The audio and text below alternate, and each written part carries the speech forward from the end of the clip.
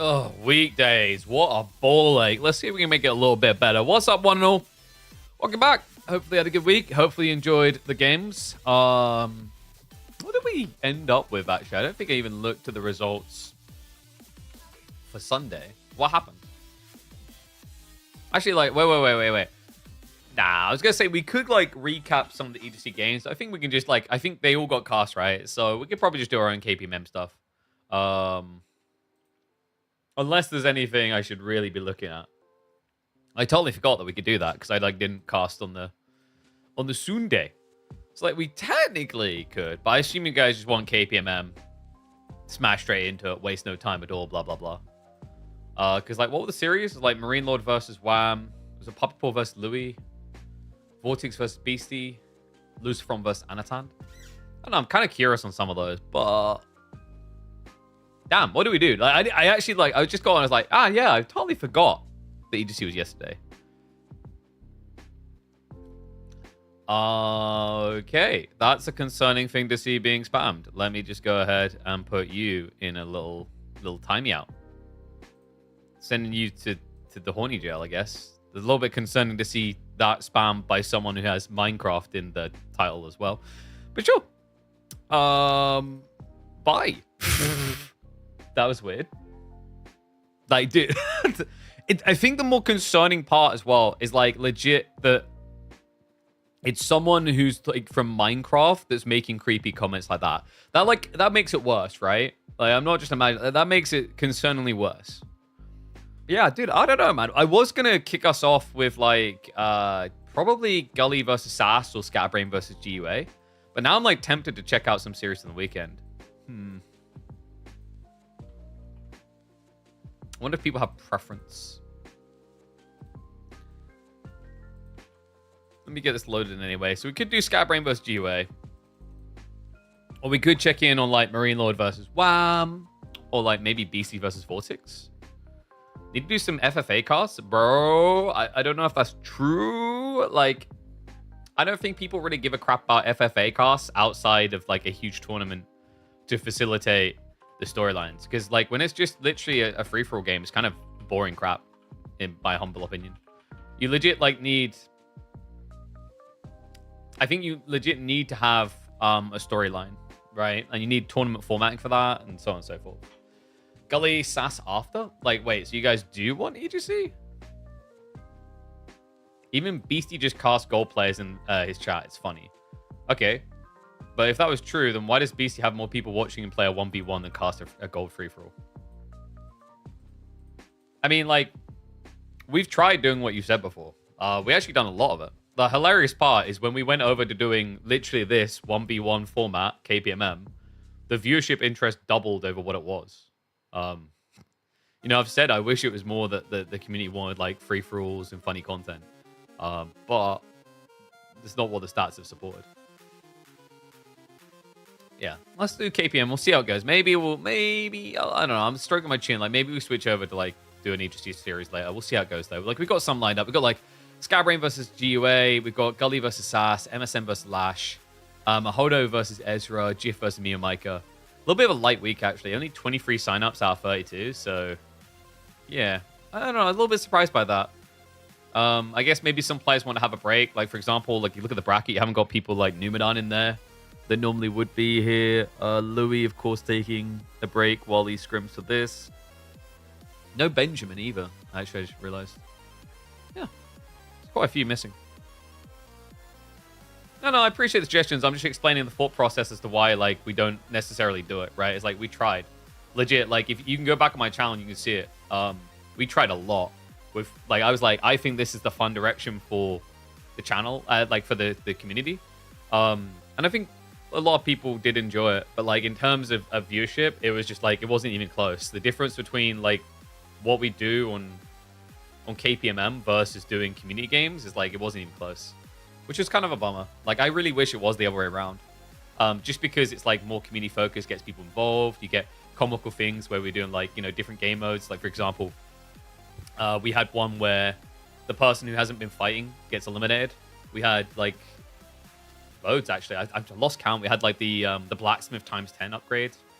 Yeah, there's been like loads we've done in the past. We had the micro maps. Micro maps were freaking hilarious in my eyes. Basically, smaller than a 1v1 map with 8 people on it. Shout out to Merlin for those, actually. Those are pretty crafty.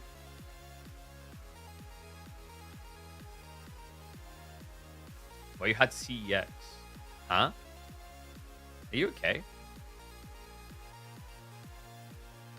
I mean, dude, like, you should always have sex with your partner. It's the best way to go buy video games.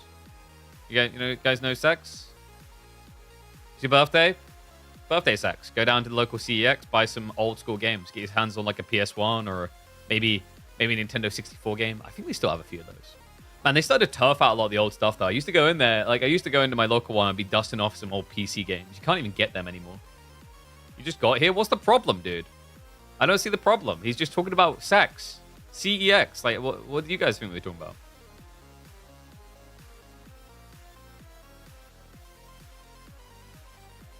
All right. Well, I mean, Poe seems to basically just not want to be here. I don't understand. Like, what did people do? They literally just come in to moan and then fudge off. I'm like, I don't know. I've got a feeling that might be someone on an alt account. 14 messages in total.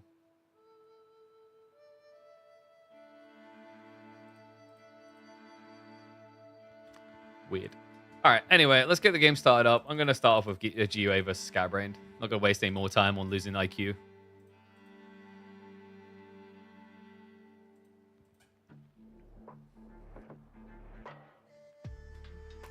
What is this? I don't understand what's happening on YouTube's chat today.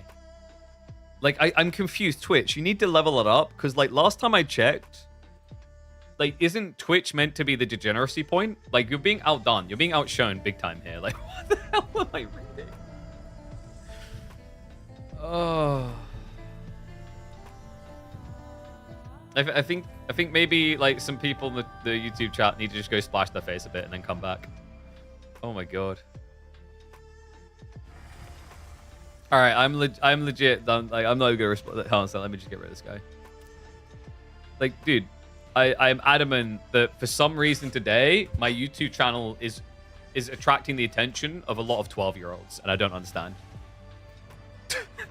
What's going on?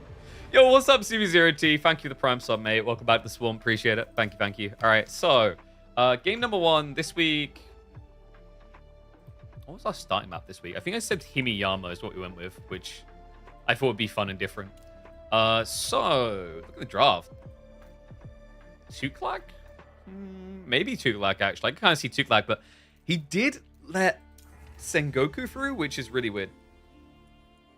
I'm not sure why you'd ever let Sengoku through. Doesn't represent the real... I know, it's just weird. We got like 2 weirdos right at the start of the day on the YouTube chat. Micromaps are not long-term content. I mean, they can be if you make new ones. It's just like, even as the initial like one-off, pop-off type stuff, it didn't do that well, right? That's what I mean. And we tried like a bunch of different mods. I was like, damn, this would be it. Like, this is the stuff that people... I think this is what the community need to be playing. They're going to have so much fun with this. And then just didn't really hit. I don't know.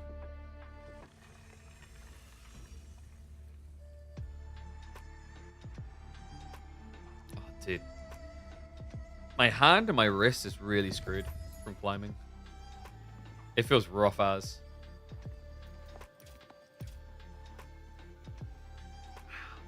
Like, basically, I went for a climb, and it was a pull-through. And, like, I think the way I described it is I feel like something popped out. Although, it doesn't look like it's dislocated or anything, but it's been feeling really bad the last few days. Also, oddly cold. I don't know, like, what that would suggest. Anyway, so game 1, we are going to be having Himiyama with Ottomans versus Mongols. I shouldn't have clapped my hands together. That actually hurt. I'll say Mongols, though. That's interesting, considering he could have had Sengoku. Doing it outright, you could have, like, 1 match segment each stream of some fun. It's not even about the streams. Like, I'm talking about, like, I put them up on YouTube, and, like, I don't think they really popped with people. It might have just been that the titling of thumbnails at the time sucked. But, like, I mean, if we go to my channel, I can show you what I mean. Here you go. Switch over. I'll quickly show you guys what I'm on about. So if we go across here, amazing channel, by the way. You should definitely be subscribed to this channel if you're not subscribed already. But if we go to, I think in playlists, I think it was put into playlists, community and modded games. We had 130 of these? Really? Oh, no, yeah, that's right. So we had we added the Hymns Cup ones there. But like, if you go back, we had things like, what's team games? Where can I find them? Oh, yeah, here you go. Me, the most entertaining free-for-all. I guess like 1.6K, that wasn't too bad. There were some that I was like, oh, I really thought a lot more people would have liked this. Try to see if we can find them now. Man, my thumbnails used to suck. Maybe if I go Killer Pigeon community games.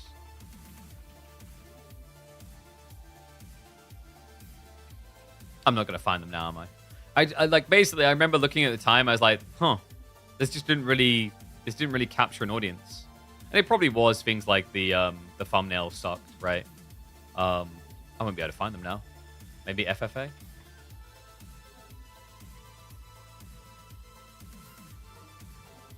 Oh, so we got someone who like... Wait, didn't I ban this guy already? Why is he showing up in my thingy chat? We've got a guy who's still popping up, even though he's technically banned. What?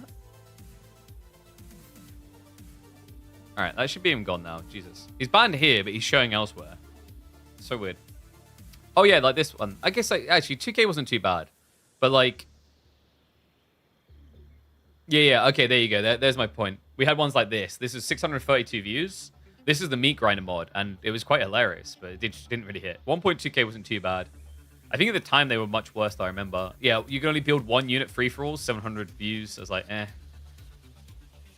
Like, compare that to just doing things like, oh, yeah, this is just a pro-level free-for-all getting 2K views. And I was like, and then this one being a pro-level free-for-all and getting 4.2K views. I was like, damn. I don't know.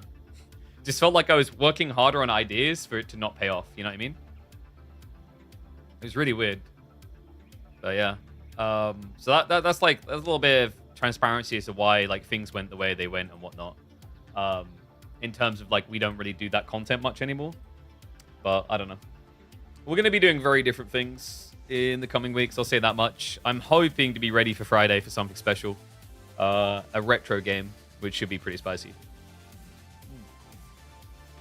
But folks, let's get this show on the road. Oh, crap. Now I need to put all my windows up so I can see your chats as well. Oops. All right, we're back in action. Was around to see when those were live. Only found you recently. Oh, damn, dude. Yeah, no, we tried a lot. Like, those times, people tell you, before KPMM started, which has been running for, like, over a year, we done a lot of free-for-all type stuff. And a lot of, like, interesting twists and turns type content.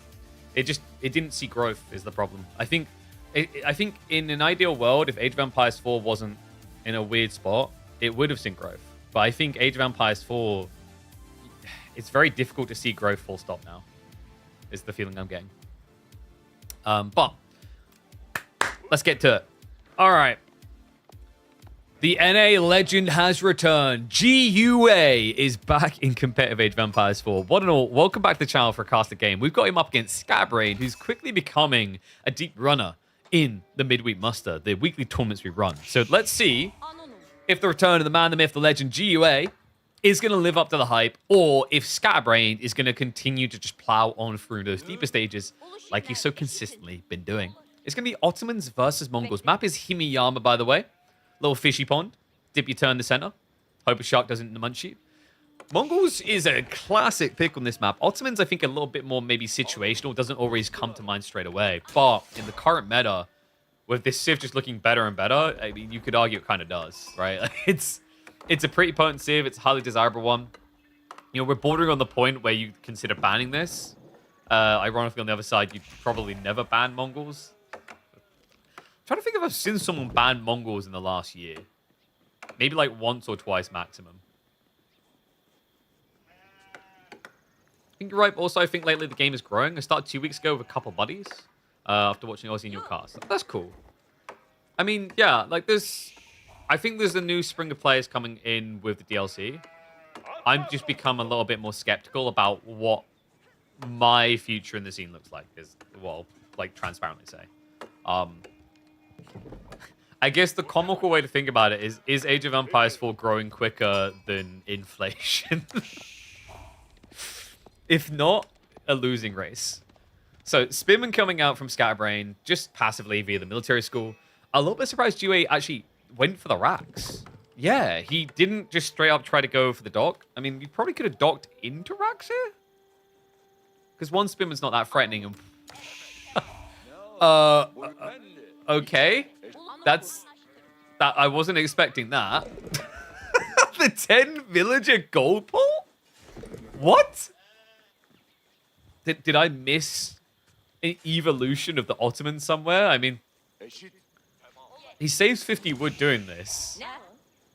Did he save that much comparatively, though? Considering the walk distance of all those people. Yeah, I'd be curious to know the mentality for this. Because, like, my thought is you're going to get to the feudal age and then not want any blacksmith techs. I think he's just worried about the spear rush, right? But, like, couldn't you technically defend that? It's a back gold.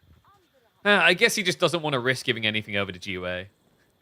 It's just a very different solution. I feel like most people would have done the mining camp, gathered a little bit extra gold, deleted it, pulled back.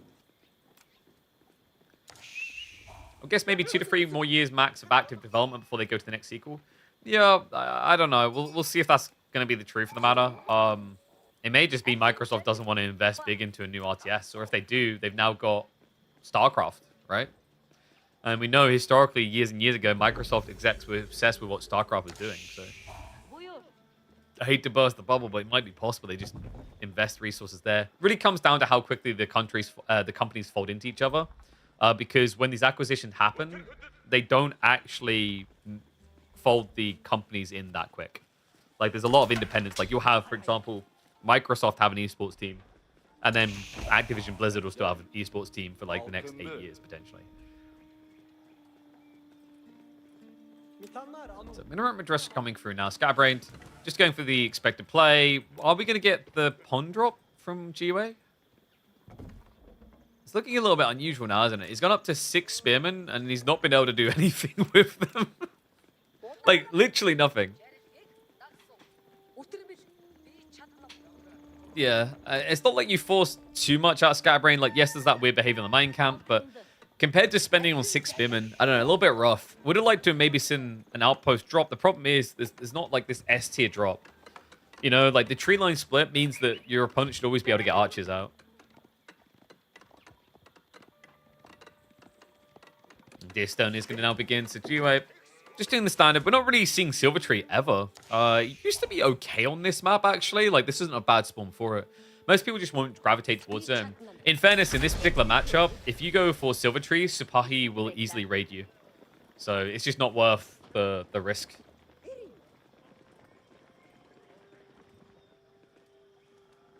Copy and paste the replay system from SC2. Oh, no, do one better. Copy and paste the replay system from Dota 2. There we go. That's what we need. Go bribe. Just go bribe good old Gaben to get the goodies. And I so wish we did have those type of functions, though. It's kind of heartbreaking. But you're not going to really see them. With the way that the replay system has been designed in Age of Empires 4, it simulates. It doesn't record. So what that means is basically you can't just hit the rewind because you're playing out the game and its moves. Like, this is all happening right now. You know, for example, I can move around like this, not just a replay, fast forward. But there are ways to do both, really. It just comes down to how you're saving the data, essentially. So Spim going to walk all the way back. Pasture's already coming in. No pond play at all in the end, which feels like a bit of a loss for GUA, actually.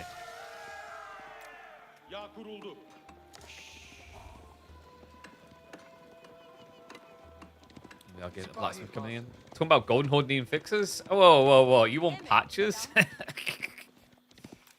And I'm sure that we will not see any patches potentially dropped mid-tournament. That's never happened in the history of AV4 before. Well, they said they'd learned their lessons from it and they weren't going to do it anymore. So hopefully not. But unfortunately, the hopefully not would mean that we'd be waiting until basically Christmas for a patch. And that would mean you wouldn't see a patch until New Year's because, like, who's working over Christmas. Last time I checked, Microsoft legally cannot lock you in the office while Santa Claus is busy stealing all your cookies. And no, that guy, just to emphasize, guys, that's what Santa Claus does. He steals all your cookies and your milk. That's not code for banging the wife. Okay? Just really want to emphasize that, as nowadays it feels like everything is secret code for something to do with banging something.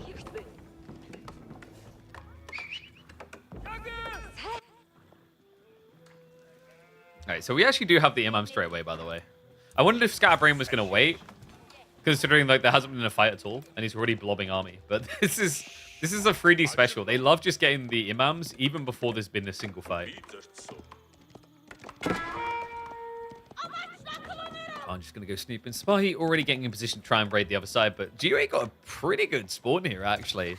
This fat tree line just kind of insulates you a little bit. Also, somewhere you can kind of gather a little bit later. Actually, I guess it's not the best spawn for Mongols now that I say that out loud. Like, with the gold being so far away, you kind of wish it was here. This is the dream spawn if you're actually a Civ that would have a normal TC. Yeesh.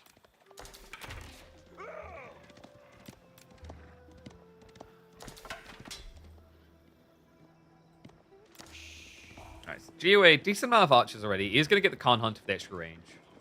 Problem is, the meta's already there. Like, I'd actually favor the meta here every day of the week over the Khan Hunter. You know, it's not enough of an attack range increase that you're not going to take damage in return.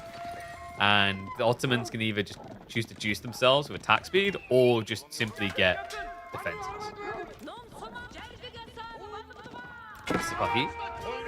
This is so freaking... Okay, well, yep, I think we know which war is better now. Oops. Khan Hunter wasn't expecting that. We're up to Sapahi.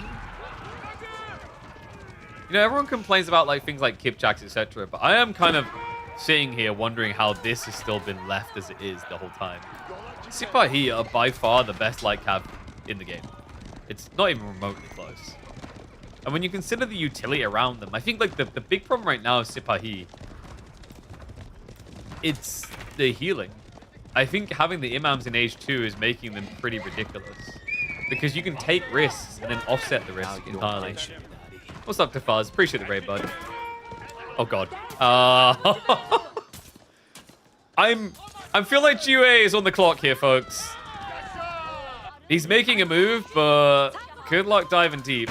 Scatterbrain is going to be caught hanging around, so that is a nice start there, sniping a worker. And he's not even moving back. He's like, oh no, this is fine. I'll build up archers. I'll deal with that eventually. Does end up sacking his spearmen, so a little bit careless there. It does feel like Scatterbrain isn't really paying full attention.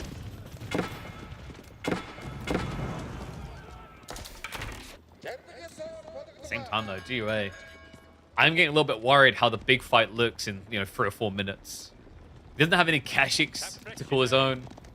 Spear count seems decent, but I've just seen Sapahi do things, man. Like, they are ridiculous. People will mold like, oh, horsemen suck. They do nothing. You've clearly never tried playing the Ottomans. Yeah, this Civ would contradict that statement every day of the week, man.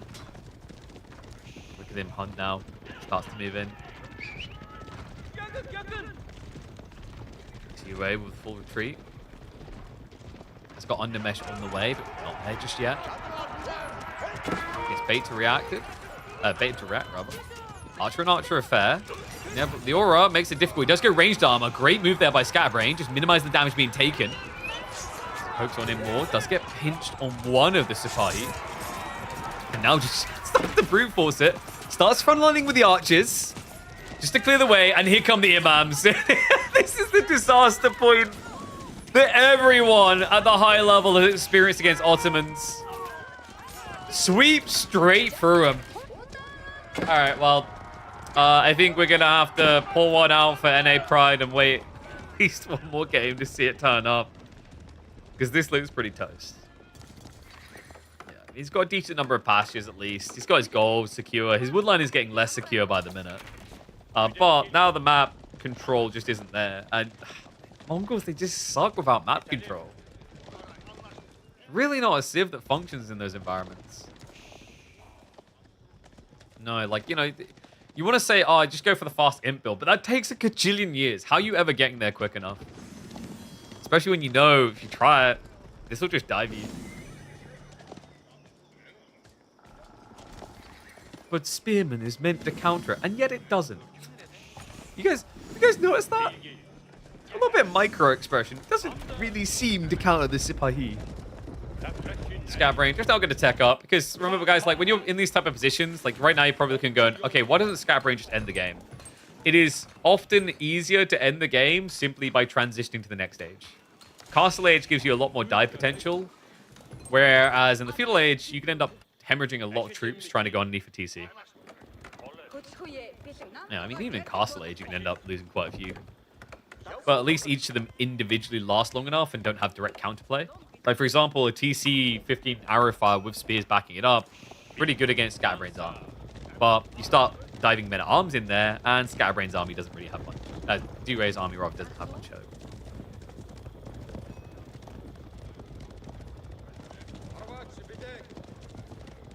Mehmet on the way.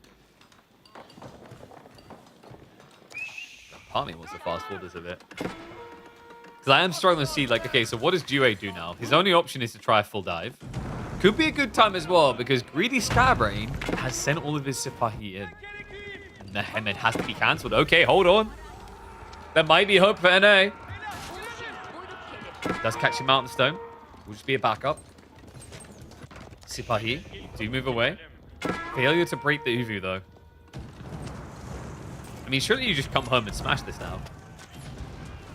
Because this is definition overextension. I mean, it's not his fault. He kind of had to. If he just stays at home, like, you're just going to be miles behind. But he's completely out of position with this Mongol army now. And you can see on the minimap, the Scatterbrain does agree. He's marching back. Rohirrim. Sorry, can someone translate Rohirrim, the word, into Turkish, please? Another careless villager loss. Tech off complete. And now comes the hammer and anvil moment. Has he got the anvil ready, though? No, his archers... I guess he's just going to wait this out. Problem is, Scatterbrain didn't get enough for double veterancy, so he's not going to have that huge power spike of Archer plus Sipahi. Vetted up. He will happily oblige this fight, though. The Keshes. But I'm a heavy cap. No one cares. Go down. Archers now scurrying out. We'll just snipe down the spearmen one by one. Sipahi halfway towards upgraded. It's got the Imam still at home, remember, so you can just steer over and start healing the injured light cav. Kind of an unnecessary run out there by Scatterbrain, but better safe than sorry. He didn't want to allow the full commitment. He knows that Geo is desperate now. He has to do something with this. Chance to it all. That Ringer Rose, he's opened up the gold again. Scatterbrain has what he needs. The veterancy on archers. Sipahi upgrade about to complete. Veterancy for archers just 35 seconds out. And he's giving chase. GUA. He's going to try to sneak a castle play here, but it won't be for free. Yeah, it's the expected timing, right? Like when you see your opponent backing off like this after doing not really any true damage, getting 1-2 work kills not crazy. It's pretty obvious that it should be a desperation play to attack up. But GUA is trying to turn this into a haha moment. He reinvests into 5 extra heavy cav. Man, this is pretty ballsy, actually. Is this going to work against Sipahi, though? I mean, veteran Sipahi at that. Capable of slaying Keshiks. I'm not holding my breath on this one. Oh. Let's see if there's a will and a way. Ends up leaving one of the archers behind. Starts to snipe down the spearman. I mean, if the spear numbers fall too low, Sipahi just destroy everything. He's on melee armor right now, which is pretty interesting here, actually. Frontlining with the archers. Does go for the full blob clash, though. Sipahi, somewhat protected, because the spearmen can't break through due to the Keshiks. They wrap around the north side. They do slay the knight. but there's no doubt about it. There's just no spears left. Sipahi, simply the easiest and best way to play offense. Look how they go, man. It's an insanely powerful unit. He finally snipes the aura, but it already had its value, right? It was on melee armor the whole time. And the melee army's gone. Backline is gone, and GUA has shriveled up and disappeared from the lake. Yeesh. Those almonds are so freaking tricky. What a rough civ to deal with. Yeah, Mongol's not exactly the most powerful pick either. I mean, he's still got China, Tuklak. You know, there's some variants here. I'm a little bit surprised he actually chose Mongol over Tuklak on that map. Because what else did they draft? They drafted Dry Arabia and Lipany. Yeah, so Tuklak could have made sense for map 1, probably. Still, he's going to try to trust in Chinese on Dry Arabia. The problem is, there's a certain broken civ, guys. There's, you know the broken civ?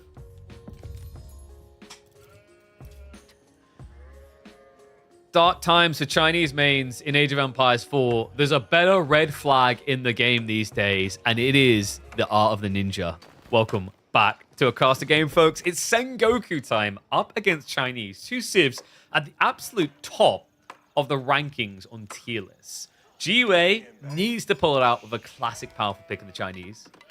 The Scatterbrain, I mean, it's starting to look like he got the better side of the draft. You know, the Ottoman pick now into the Sengoku. Sengoku that are ban-worthy to an extreme. Like, we've seen players rarely get this through in S-tier tournaments. And when they do, there's a sniping format. So what ends up happening is they'll try to pick Sengoku and it will keep getting banned away from them.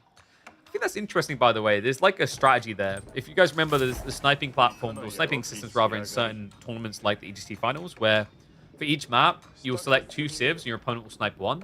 There is an interesting strategical idea around picking Sengoku constantly and then picking the civ you really want, knowing that you will get that civ every time. I'm not 100% convinced because there's still an element of control on the other side you need to worry about, but it has been a crafty idea, at least, that I've been seeing cooked. Well, we know what's going to be cooked up here. It should be surely some yatais, some hot dog stands. Didn't get the best placement for Matsuri, no? I mean, he trims the tree line, but ever so slightly.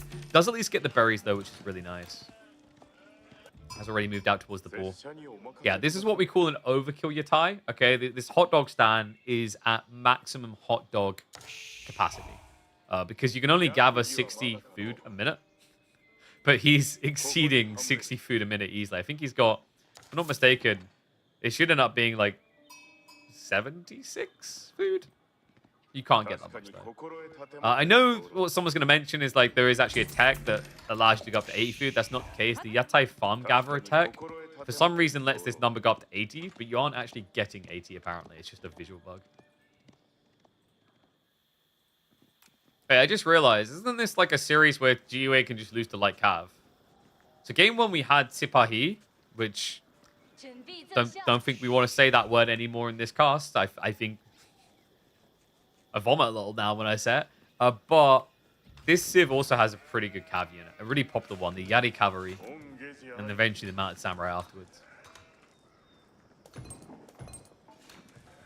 Well, we know why they're so good as well, don't we?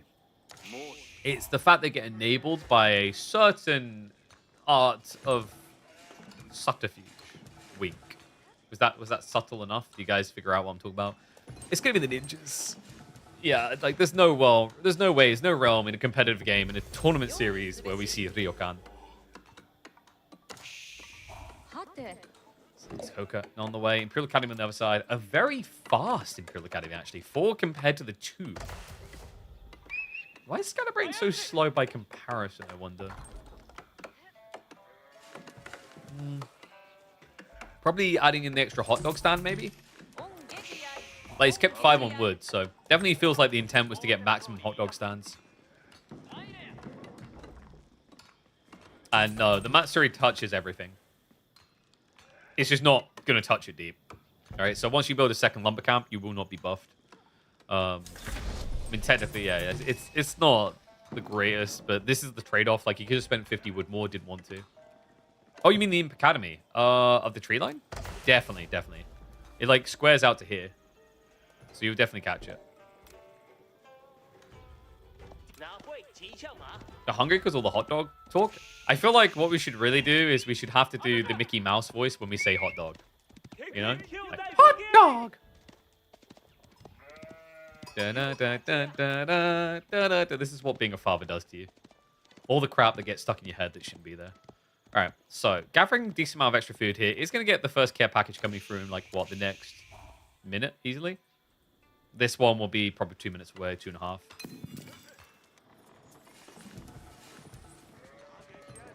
Is Giro just doing fast castle? Whoa, this is... this is an uber fast castle. The funny part is Scatterbrain is kind of doing the same, guys. Yeah, look at him. He's got 4 on gold still.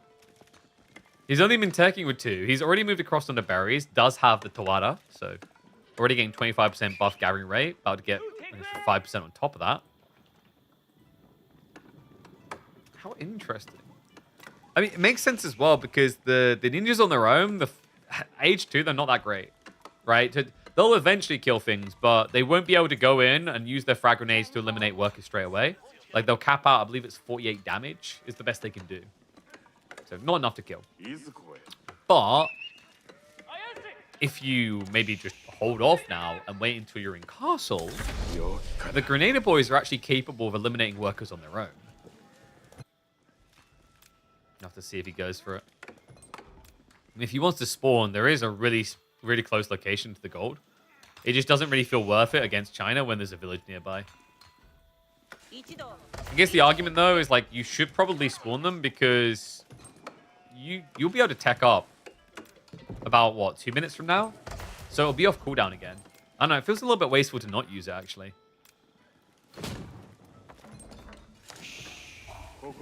He's actually spawned the ninjas at home. I think like what he's doing is probably going to keep them here just in case he's being attacked because he doesn't have confirmation fully of what GA is doing. I like this approach, though. And like worst case scenario, not needed, whatever. They fade out, and then you have them again for free. Wow. Is this a tournament? Yep. We run these tournaments every week. There we've foreseen. To the loss of hair and sanity that will inevitably come. Seriously, though, this unit is... Where to begin? I don't know how this unit actually made it through in its current balance. It does make me question it a bit.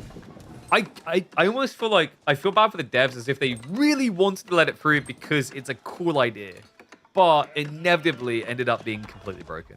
But hopefully, fingers crossed, they find a mid-ground where it doesn't feel broken anymore, but it does still feel epic. Because I'd hate for them to just cripple this into the ground and it be a pointless. I kind of feel like that's what we've got with the Japanese shinobi. Sake Brewery now on the way. Yeah, we'll be in range of the Matsuri fully. Hot Dog Stand only has got 1 food vendor in the playground right now. I do love the little tables where it's basically just a giant sheet for you guys to share.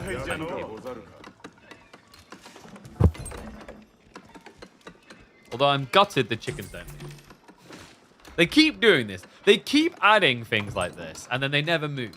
They look like they should, right? Same over here, actually, guys. If you spin it around, the chickens absolutely should be allowed to move. I wish they actually gave us an animation choice. Because for like someone who's a sweat lord, it's actually bad to have these things moving because it's visual clutter. But for a chill casual, I think you'd want to see all these things moving. My immersion, man. GUA, he's down to 3 sheep. He's out on the deer already. He's setting up outposts. This is a spicy difference. And yes, new stands appear. So like a quick way for you to visually indicate how strong the Matsuri is just check the number of little stands. Because it'll increase up to a total of 6 to represent the 30%. So that saves you having to click on it, hover, and see the Matsuri aura if you're just looking for a quick visual indication. Yeah, this is kind of a weird game, man. I don't know if this is really going to work better for GUA. Lancers versus Mounted Samurai, there's no upside for you. Like, your only upside is Chinese here is going to be economy. But because you're not playing Pro Scouts, you haven't condensed your eco anyway. Better scare the Yatai home. Villager repair, just in time. Shinobi wasting a lot of frag grenades actually at the start there. We'll pan him to get the first Mounted Samurai out. Like the only advantage I think GUA has here is tempo. Like he should be able to get knights out a lot quicker. After that, things start to look pretty shaky here. How's the Matsuri work? So the Matsuri is going to provide this aura range similar to an H3 Arhan, but obviously bigger. And in that range, it's going to buff the gathering rate of all workers by the indicated value here. So you get up to a 30% buff. It creates a weird dynamic with Sengoku where technically like their food income isn't that great in the late game, but their wood and stone / gold gathering income is insane. Well, this is kind of a redundant attempt. Oh god, it's going to get worse. The Mad Samurai. Already an approach. Remember, Scatterbrain is getting stone on gold drop off, so he'll find his way towards the estates soon. He's even got the forge already set up. And that's going to be a big deal because he'll go straight into Takeda. Takeda is a huge deal. Just came in. It's going to allow him to get not just more health on all of his cav, but this. The horse training movement speed is a game breaker in this matchup. If you're just raw knighting on both sides and you add in the 10% extra health, or 5% extra health rather, this is pretty grim. I'm struggling to see what Jiuei's long-term game plan is here. Man, I didn't even put the cherry on top, did I? We've also got the Daimyo coming. Then you're going to have the 50% damage buff, which means that these knights will be clubbing the other knights for 12 more damage. Unless you have a huge quantity advantage, there is no upside into ego challenges. I don't know, man. Jiuei maybe hasn't experienced enough Sengoku to know the full pain. Like, this might have been him stress testing the Chinese. I think this is going to be a dark affair for him. Dive comes in. Ninjas are buffing the damage being taken by his Lancers. A little bit weird from Sengoku, though. So, Jiuei will hold. That was a bit of an odd take by Scatterbrain. Yeah, so defender's advantage is one big thing. I think maybe he just overestimated the ninjas. Because the ninjas, they were hitting 3 up here, but only one knight was hitting them. Like, even though he hasn't got all his knights there, if all of his knights are attacking the debuff Lancers, I think that looks pretty rough for Jiuei. He also didn't have the Daimyo. Like, there's a lot of details here that Scatterbrain skipped on. Yeah, the funny part is, like, this is step 1 on route to control for Jiuei. I don't think he's there still yet, though. I do like this idea, however. He's going for the relics. Remember, the Sake Brewery is giving a lot of gold across the Scatterbrain. Farm's already coming in. Very early farm transition, actually. Hot dog stands have still been delivering the goodies, though. He's up to a 20% buffer from the Matsuri now. You can see he's got 1, 2, 3, 4. Could Jiuei break this now? I guess what I'm trying to think. I think if he gets up in his face, there's a chance. If he hangs back, I don't like the way this is likely to scale. Even though he's looking to get relics. Because it's just so much gold that you have safely as Sengoku. It's at least going to harass one Yatai back. Lancer dive in is good. We'll club a workout. Nicely played. Jiuei finding additional kills. Ninjas are going to spawn, though. A little bit wasteful with the grenades, but kind of an A-click mode. We'll get the other clip, which is going to deny both Lancers. And now 3 relics on the way home. More Lancer raids coming in. Jiuei, he's starting to convince me a little bit. We just need to see him balance this macro a bit better because he's holding 1,000 food in reserve. Preferably, you want to see additional Lancers coming out. Maybe just get another stables out because... Wait, what? Okay. Now I am getting chiefly concerned. He's just relying on a single stables to pump him. Damn. I kind of understand where he's coming from on, like, his income right now, but with the reserves you've got, surely a second stables is worth it. I guess he's just thinking, hey, you know, long term, on average, I should balance out here. Uh-oh. I think we're about to see why most Chinese players still value pro scouts. Raid comes around the back. Scatterbrain, he says, great, you've done all that work. Golf clappers. Ninjas are coming off cooldown in just 20 seconds, and there's a stealth forest blob in this area. Jiuei, it's going to be a Warlord 10, but he needs shivs out or perfect protection. Instead, Scatterbrain says, fine, just let it happen. Ninjas are moving in. They've not got long left, but they are going to frags out here. They connect, they find a kill, they despawn, and they will respawn in a matter of moments. Yeah, he just needs to press the button. There it is. This ability. This ability is absurd. Nothing like having 12 Shinobi for the fight. No wall law play now. Into the choke point. Ninjas are moving in. Just one good grenade is all it takes. Frags out. Wall law will reset him. But he'll definitely be coming again. Yeah, GUA has to dodge like a ninja here. Like the chosen one. If those grenades touch him. Okay, he's safe. He's safe. Tries again. Runs straight into it. Gets the clip. Gets the club down. We have got a raider on the flank, though. GA looking for additionals. He's actually doing a pretty damn good job right now, but that's because there's raids elsewhere. The second wave of Mounted Samurai haven't even arrived yet. They were busy clipping down the workers. Oh my God. Guys, you need to realize just how much in terms of buffs this is. The 50% of the grenades, the 15% attack speed, the additional health. Like, despite GA's best efforts, it just doesn't seem to be mattering here. He's not building a lead. Daimyo does want to get another one of those bad boys out. The estate side needs to get Daimyo out. He did lose the aura.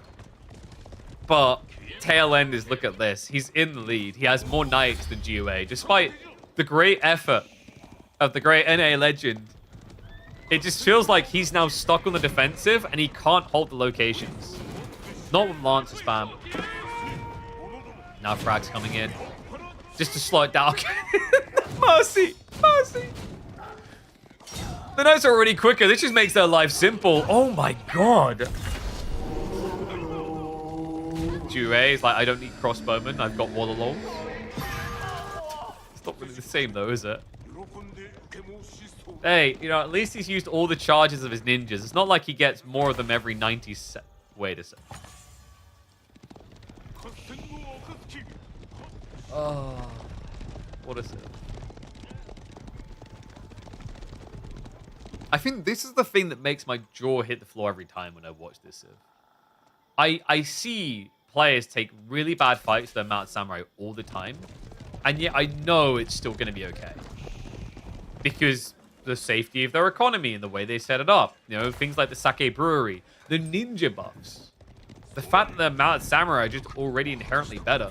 You know, like, this is the second best knight unit of the expansion. I think the only thing that's better than this is Ridari. Actually, there's probably an argument that these are better than Ridari when they have the ninjas assisting them, for sure. You know, at first when they introduced this unit as well, I thought, ah, man, this might actually suck for Sengoku because they don't have deflective armor. But then it just completely didn't matter.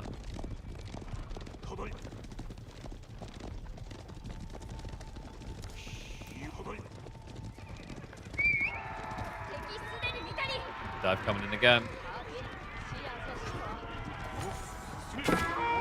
Ridari lose the Daimyo buff? I feel like you can snipe out the Daimyo though, right? It's a bit more micro-intensive. Like, if you axe throw, you can hold him down, probably.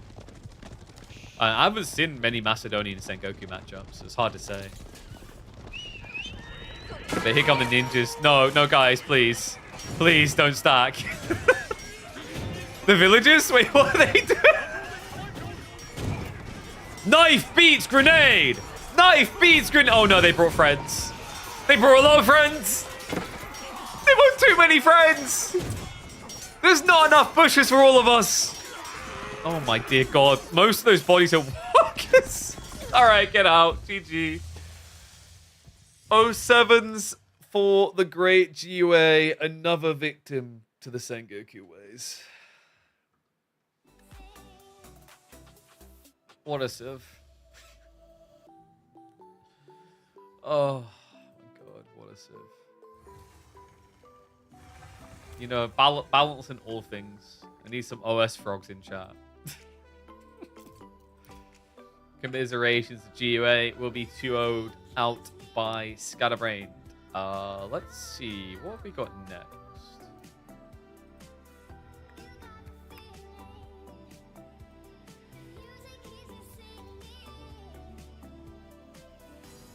We can do...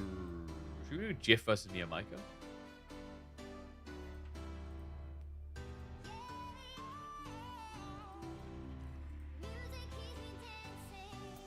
Let's go for a Jiff versus Mio.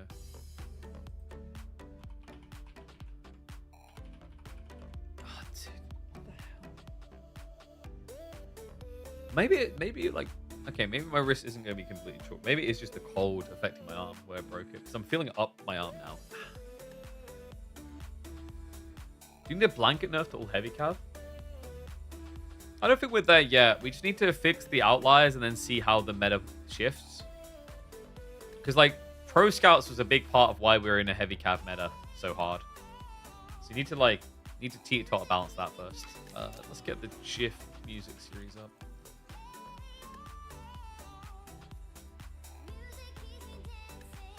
Shinobi's not OP. They kind of are in their current phase. I think Shinobi shouldn't scale so much the way they do currently. Like, once you get Castle Shinobi, they're good enough to kill workers on their own, which is kind of crazy. Oh, is there ironic?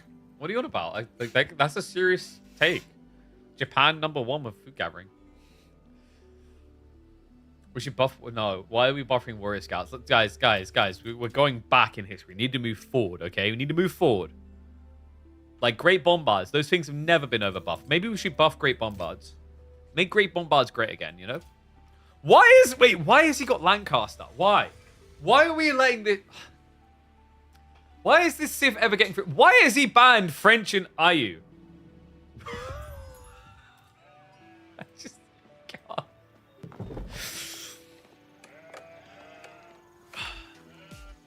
It wouldn't be a chaotic draft without Mio Micah appearing somewhere. I mean, it really wouldn't be a Mio Micah draft without pure chaos and question marks everywhere. He allows Lancaster through. He bans Ibis and French. What is this man thinking? No one ever knows. But I know what he's going to be thinking after this one. Maybe I should have banned Lancaster. Game 1 of our KPMM week number 15 showdown between Jif and Mio Micah. It is given Himiyama. Mongols coming from Mio, which is a comfort pick for him. I don't think it's going to be very comfortable, guys.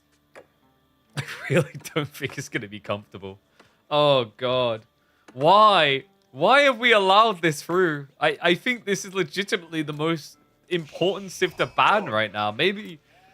I think it's like literally on par with Sengoku. Sengoku may be like justifiable to be banned first, but every time I see this make it through the draft, my jaw hits the floor. And I think we'll get to see why. I mean, Jif is no stranger to this Civ.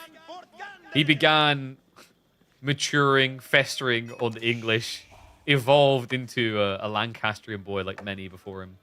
Actually, Neo was one of the first people to really start cracking into the Lord's build, wasn't he? Because I remember we had that week where he was able to beat B Shushi just by completely flooding him with the Hobbler plus Lords. And that's when I think it really started to ramp up. Like, it was already catching on, but the next week, everyone and their mum wanted the Lord spam. An interesting approach by Jif, by the way. He's expecting a Rax Rush play, so he's just waiting. Mio has hopefully got the right idea, but he's holding on to 200 wood, which suggests that he doesn't have the idea that I think he's having. Is he? Wait, no, there's no way he's going to try to pawn this. Because that would be insanity. Okay, yeah, he's just going to be in wheelbarrow. No, guys, wait. He wouldn't pawn this. Because remember, there's fish in the center, which has always been a strong, desirable play for Mongols. I think if you do that, you do just get eliminated, though. Just going to already move up the spears. And yeah, there you go. Mio's just going to go for a tech then. This is such a Mio biker economy, man. Who else runs 12 villages over to gold like this? I mean, because technically you could have just had 3 out here early and like this wouldn't have ever then been a problem. Oh my god. Alright, it just tops off the extra 56. Not really going to be necessary here. I mean, you could go for, like, well, there's nothing that you go for 56, right? Unless you want forestry, which I don't... I think the last time that I saw forestry look viable was before we changed trees, where you used to be able to, like, walk over them. Fort Gold missing for Magadai? Like, do you want to build Magadai here, though? Like, I just want you to deeply think about that. You're going to be late to tech up compared to your opponent. I don't know if that's a good thing. Move his TC in range of the goal, but then you lose the Uvu. No. Yeah, the problem is, like, once you've placed it as well, you don't really want to move it again. It's so painful. Like, you're already behind on workers. You want to make yourself more behind on workers? At the high level, a player will just use that against you. Like, okay, you've just completely crapped on your own economy. I don't even need to attack you now.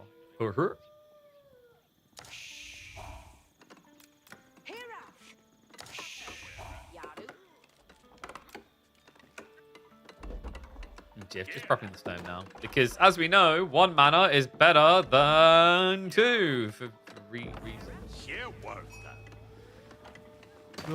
The math don't lie.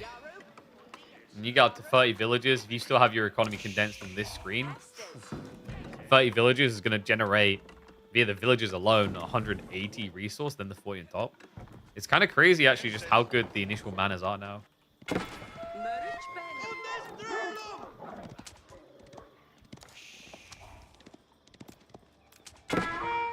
Council should be a little bit of a nuisance, but he's still not even tier 2, so it doesn't really cause that much concern.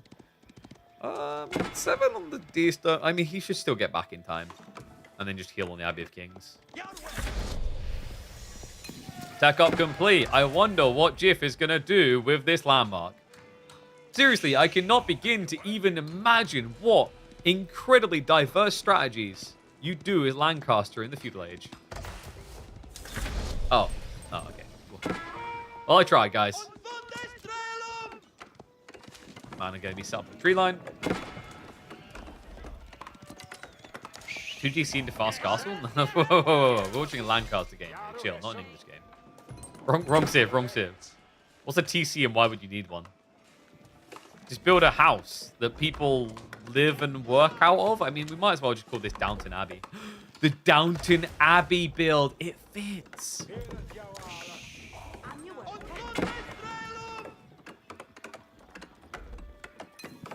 First Lord hitting the field. Usually you'd be thinking Keshik's to react to this, but there's already Spearman, which makes it awkward. He will go the Magadine. Oh, for God's sake. It's such a meme-making game. I was like, yeah, maybe you just get like 2, force a reaction.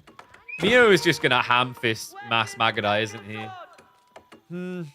He's got enough to almost queue up another double production. He'll have it in time.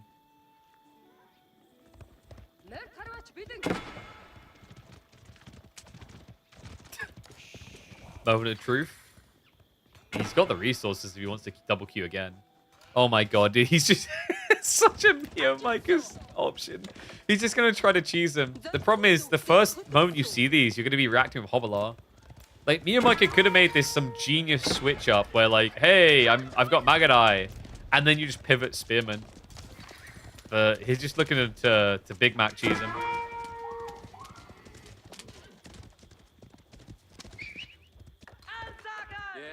These double stables. This is going to go fast. This series is going to be fast.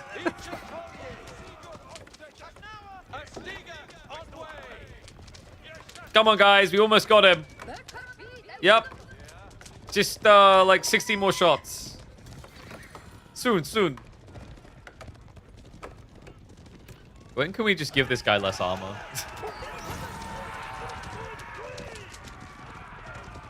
My favorite part, by the way, is when they buff the Lords of Lancaster's armor to scale with ages. And it's like, oh, that's nice, actually. Like, I don't mind that. But why are they so tanky in the second age still? Like, why? When are we gonna just acknowledge that this has never been okay?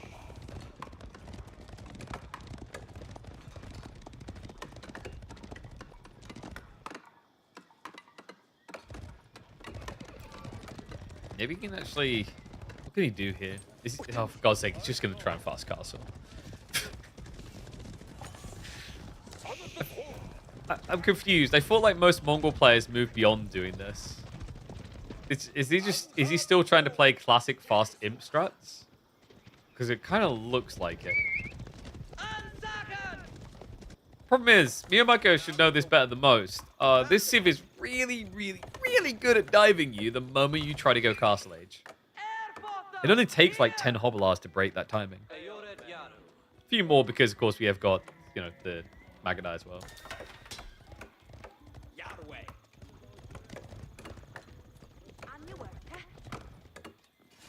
You guys are really obsessed about the Malians.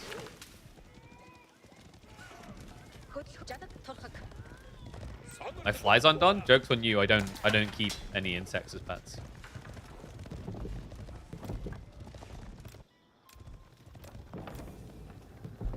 Is he gonna have to... Wait. No. It says he's got 10 sheep, but he's rushing a lot of berries right now.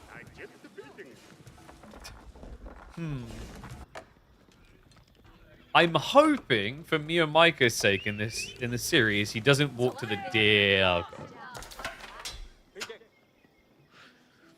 Now, he does have the deer stone.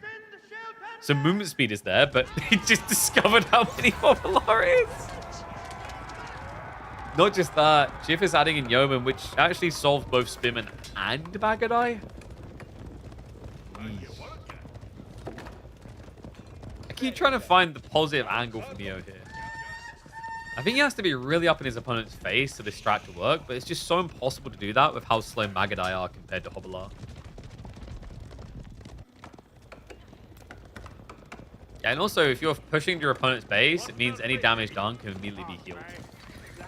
Just horrible, right? Like, the Civ, it's the crazy idea that, like, hey, everything's going to get more health with this scrap. Also, everything can be healed. I mean, in some ways, the dev's heart was in the right place. Hey, let's, like, nerf the safe build, because then they'll at least have to be up in our face. But as we know, in actuality, all it turned into is, oh, no.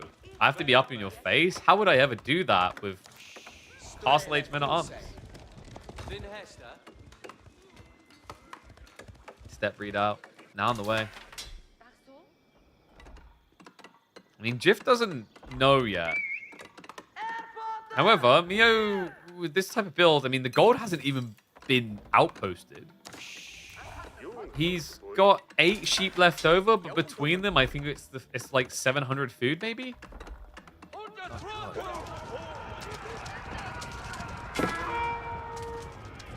Like, you're not going to be able to skip age again, for sure. Hovelar, wait. What you guys? What you guys? What's going on there? That was a little bit weird. Just 2/3 of the Hovelar stopped. Like, yeah, you got this. You're an anti-range unit. You go, boy. Boy, will he go. Jif, moving up.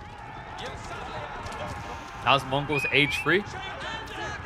Oh, because they're pretty simple civs, so we figured 3+ would be able to figure them out. Oh, sorry, you meant Castle Age. Well, they used to be so simple a 3-year-old could figure them out. It's the Imperial build, but I think if Mio Micah tries that here, he just dies. Move speed arrow to get away. Relax! It's only 28 hobbits. And we're not Isengard, so we should be safe.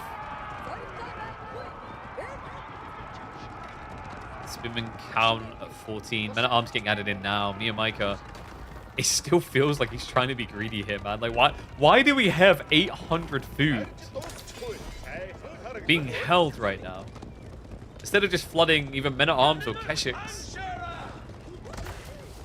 Step readout is going to be the target point. Does idle him off it. Remember, Jif has also got ranged advantage here. I mean, it's 13 of these Yeomen. Only 10 Magadai, and Magadai aren't even upgraded yet. So the range difference is really problematic here.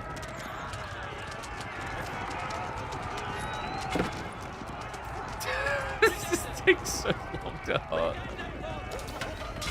Oh no, Men-at-Arms, if only. Flood them with hobbits! Drown them in hobbits! A dragon might be scary, but if it can't move... Leads with the Spearman. Gets them in front. Hovelar's wrap around the north side. Mio Micah. There's no retreat. There's nowhere to go. The stoic dwarves will be bested by the hobbits here. Oh my god, he's still got 19 left over. It's an overflow. You don't mess with the Lords of Lancaster. Tell it to all your friends. Let them be warned. This right here is Lancastrian territory. Like every single freaking map. Behold the Lords. Like, you know, we missed the other trick there. It's like you've got the hobbits, but also you actually have the ring wraiths, right? Like the lords, they're the ones that were given the rings to make them powerful. I don't know who. I guess that makes. That would make Sauron Winston, I think. I think that makes Winston Sauron.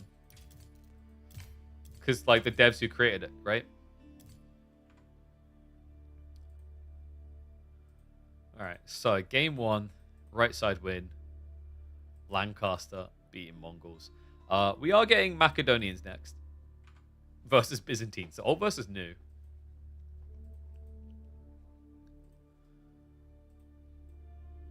Why is Japan not banned? Because you gotta let me and Micah. Wait, well, actually, me and Micah should have had that. Me and Micah loves that pick. Why does he not have Japanese?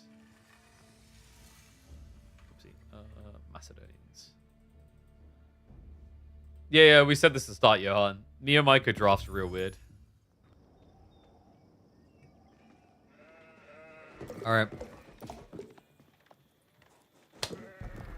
Let the weirdness continue. Old versus new. We head into game number 2 of Jiff versus Mia Micah to see if Mia Micah can bring that pristine cheese. Is the cheese connoisseur back in business, or is he about to be ran out of town bankrupt? Welcome back, folks. Dry Arabia is giving the map for Macedonians up against the Byzantines. Kind of curious to see how this one plays out, actually, because I don't think I've seen this matchup at all. Weirdly enough, you know, not that many people have been practicing Macedonians, which actually surprised me. And then Byzantines kind of just seen everywhere else. Honestly, shocked we haven't seen more Macedonian picks, actually. I think they're pretty good. They're just kind of currently linear in how you use them. There is some variance builds, right? But like most of the time, you're just thinking, I want to get Ridari. If I get Ridari, I win.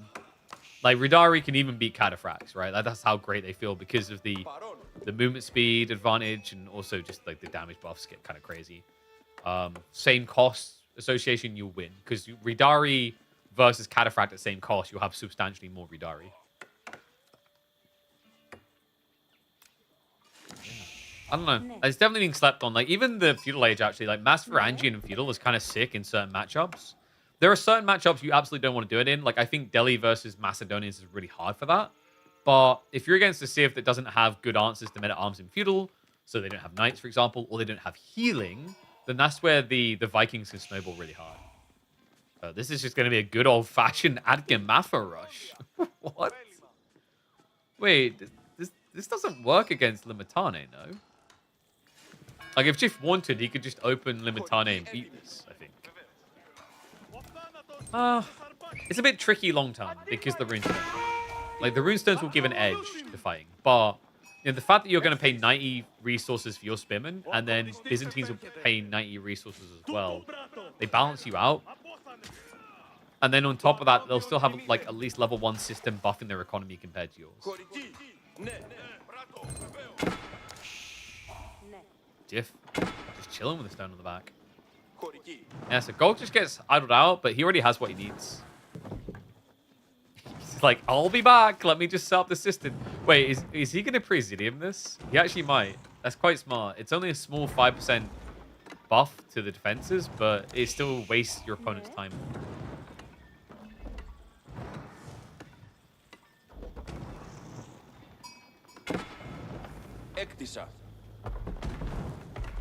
Dry great that the Civ is mega poor. Agreed, but the thing is, if you just play Cav spam, like in theory, it should be pretty decent. Like I'd put Macedonians mid of the pack for that strat alone.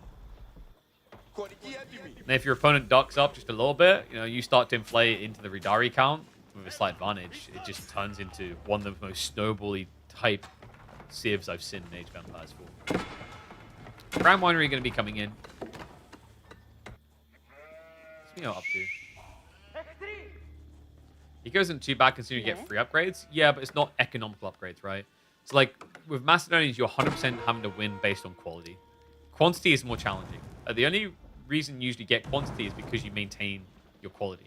If that makes sense, right? Like, if my quality is better, my units aren't dying as much, so I have more than you do. But it does take time to build that up. And like I said, I think certain Civ matchups just screw with that. Like, I think Delhi should be a pretty reliable counter to Macedonians. Same with Ottomans. It's going to be a Hippodrome build. Yeah, I think our boy likes some Ridari. Jeff did get idled off, but at this pacing, I'll be able to at least get level 3 system, which is pretty good. I think the Macedonians can feudal MAA rush over Biz, considering their typical their tech up is quite slow. I'd be inclined to agree. I think like Lombos is a little bit of a stopper. Like Lombos can slow you down, but to your point, like you have to be able to get that count high enough then. Like I think technically the strategy against Macedonian men at arms cheese is meant to just be to go into outpost spam. Which is funnily enough how Byzantines used to deal with like HRE men at arms cheese. You know when they were doing 2 TC still, you'd like build 3 or 4 outposts and just be safe.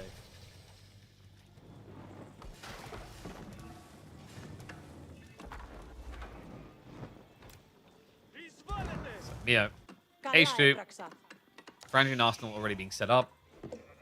I'm assuming this is just going to be a raw cav, which to me is very easy for Byzantines to defend. Like if you just raw cav, they just spearman and longbow.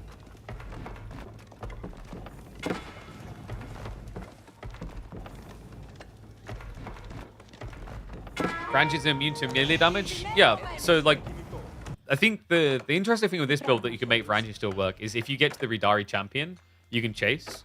Because like in theory, Grand Winery should be much better for the mass men at arms strat for Macedonians. But I actually think you lose a really critical tool if you do that.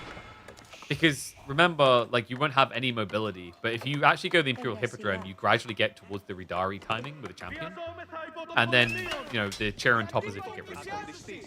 So I do feel like when I've been seeing the Varangian cheese, it's been Grand Winery a lot, and I'm not the biggest fan. In fact, Mahoda had a great game for this, where he went for the Ridari champion instead of going for Grand Winery, and it gave him the movement speed.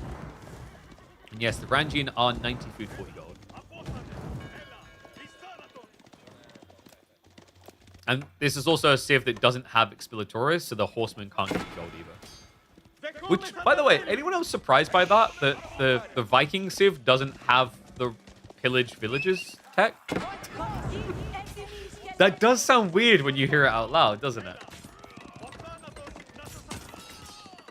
If now just rushing up an outpost defense. Yeah, but because it's a horseman opening and the delays, I'm going spears first. Limitana are going to be able to hold this. Outpost will successfully go up.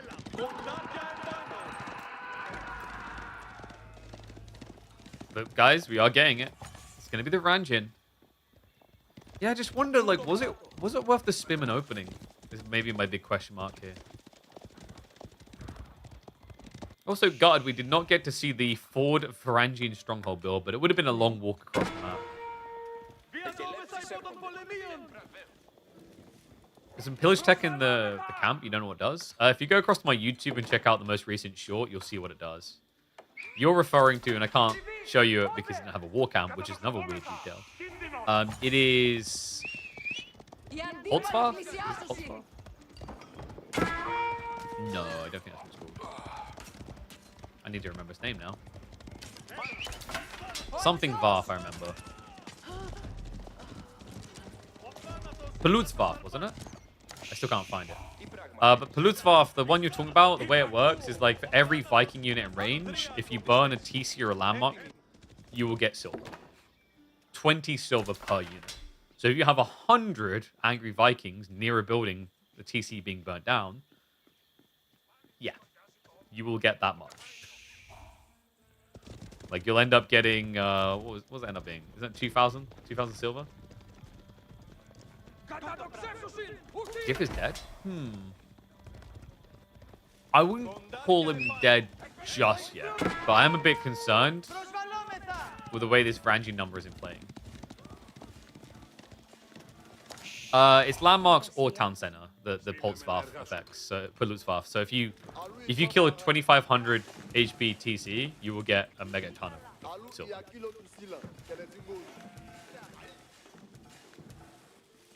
Why is Jif going jabs actually? I mean, your base damage is higher, so I guess for poke it's better, but obviously for prolonged engagement, Lombos is superior. Especially if you're trying to go castle, and it looks like Jif is trying to go castle. This game is quite confusing. He's definitely going castle. So if Mio just dives him on time here, you know, it's not like it's a Macedonian Golden Horn Tower. It's not going to have crossbows. Went jabs to get camels, age 3 versus Ridari. Sure, but I'm thinking like earlier, like it's not going to be Ridari yet, right? So I'm wondering if the Lombos would serve him better for this. But I think it's like if your opponent doesn't dive, you can step up and poke and move. My God, it's working pretty well here. Wait, he activates Berserk? Okay, the Horsemen need to absorb a lot of shots here because the Javelins are melting through this.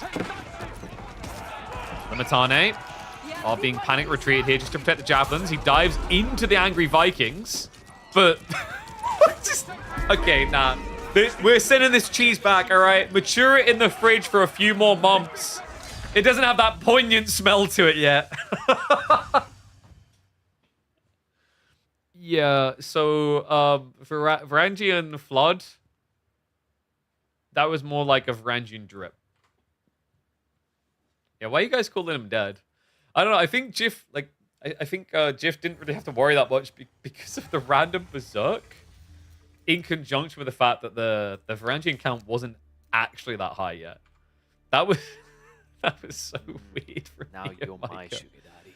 Yo, what's up, Lock? Thank you for the raid, my friend. I hope you had a good stream. Welcome, one and all. You just missed one of the weirdest Varangian rushes I think I've seen to date.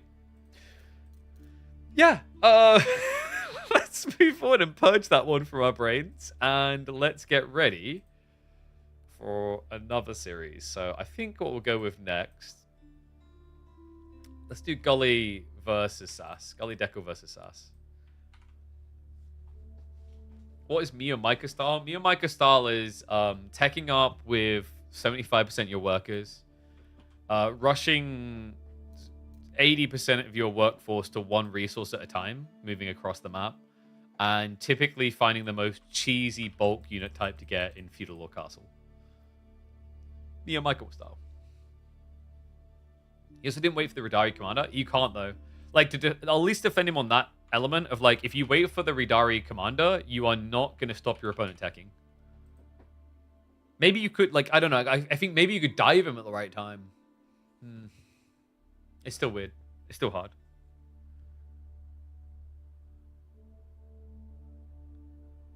And yeah, we'll get around to Mahoda versus Ezra. But for now, let's get ready for Sass Gully game. Wait, what? He gave him Sengo. Why do people keep doing this? Why are we doing this to ourselves, guys? Wait. Am I seeing that correctly? That he priority banned Shushi. Wait, what maps did they pick? Himiyama, Dry Arabia, Frisian. Am I missing something with the priority ban on Shushi here, guys? Because I don't feel like it's that threatening of a pick.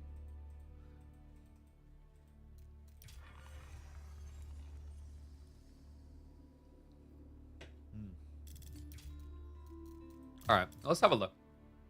This game 1, it's going to be China versus Mongols. Isn't it just like, is this, I don't want to say free win for China, but pretty strong position for China, no? Guess we'll find out. Let's get reloaded in. All right. Actually, I guess, oh no, because it's Himiyama. Yeah. No, okay. Yeah, we're actually cooking it. All right, we're actually cooking. These two are big fans of each other, and I'm a big fan of this. China would often seem like the obvious pick to beat Mongols. But folks, we're visiting a pretty little pond where Mongols has historically had an upside. One and all, welcome back to the channel. It's time. That's right. Gully Deckle, the kiddo, up against Sass the Turk. It's going to be a fun one. Mongols versus Chinese. If this was Dry Arabia, I just say that this is kind of a bit of a throwaway pick, or Sass is relying too much on the Mongol comfort. But I think the pond play makes a difference here. You know, this is something that you can use to threaten out Chinese. Especially considering that Chinese don't build the way they used to counter Mongols. That's right, guys. Once upon a time, actually China could just Dark Age counter Mongols because they would supervise buff Iraqs. But then Chinese players started being cheapskates. They're like, we don't want to buy a taxman until I can get a discount. You know, and don't judge them, guys. I know there's at least 15 people in chat that are always like this. New game comes out, they're like, I could buy it now, or I could wait for the Steam sale. You're all like them. You're all just like these Chinese players. You don't want to pay full price, and why would you? You know, with the timing that people get, you don't have to sacrifice a villager, and you get almost 50 resources off. Of course they're going to wait for Age 2. But the trade-off is, it does mean that Mongols get to be the bully in the Dark Age, and on this map, that can be advantageous due to the pond. What's interesting is we're actually not seeing that at all. SAS is going to be rushing to the second age. Yeah, no pond play today. Third series and no pond. Why bother with a pond with only 4 fishes in it? Because it's actually a lot of food. That's 2,400 food in that pond. That's why you bother with it. 2,400 food, and they recently buffed shoreline gathering rates. So, like, for reference sake, on land, 2,400 food, that equals 12 extra sheep. It's actually pretty damn good. If you need proof of that, just look at the amount of Phrygian Marshes games where someone builds 1 dock, and that's enough to supplement their economy. Sheep haul, how are we looking? Whoa. SAS is losing. Yeah. There's not really any sheep left either. So he's just behind Raw. Yeah, 11 sheep. Meanwhile, Gully up at 15.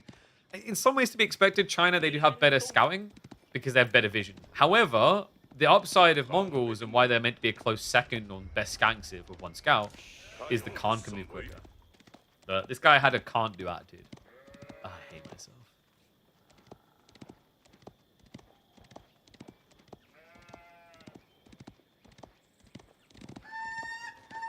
Imperial Academy now going to be coming through against the Deer Stones of SAS.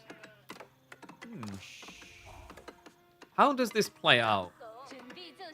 I'm assuming Gully's going to try for Pro Scouts, maybe? A little bit dicey on this map, because everything's very smushed together.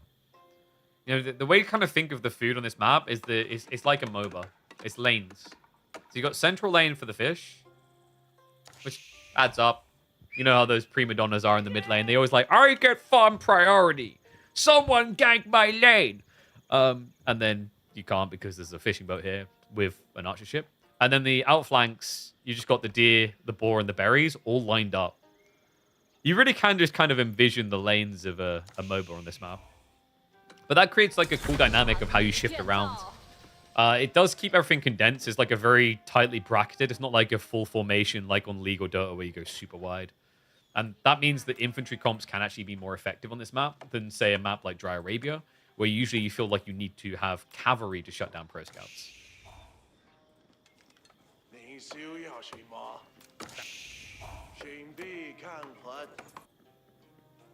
So SAS... Is he getting a Magadai opening? There's no one on gold, which... Has he scouted that? That's really important, actually. Because if this was Pro Scouts, Magadai can make a lot of sense. If not, not so much. Oh, what's up, Fat Blob? Appreciate the gifted sub, man. Legend as always. Look at you, giving Gully Deckle his pocket money.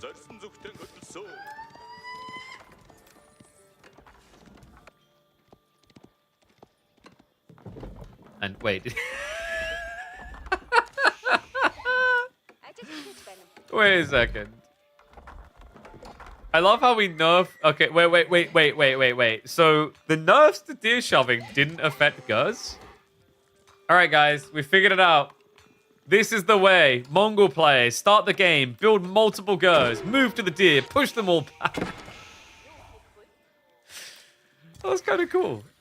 So he gets one home, gets a better gathering rate. Horsemen spawn immediately. Looks like Gully is going Archer plus ponies. Still no Pro Scouts on the menu. This is a full attack timing. SAS already moving up with the Deerstone. We'll be going to the Magadai.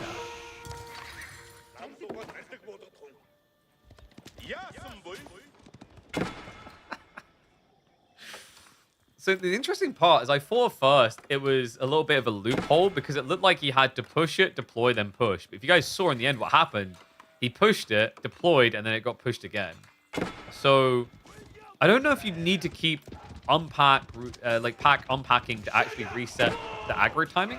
Because remember, they nerfed deer shoving, so it takes a lot longer for deer after they've moved to move again. But it seems that the pack up Mongol buildings were not impacted by that change. So do with this info what you will. Sure, there won't be Reddit threads after someone gets too good at that. In fairness, it's like a very technical thing. Most players are never going to do it.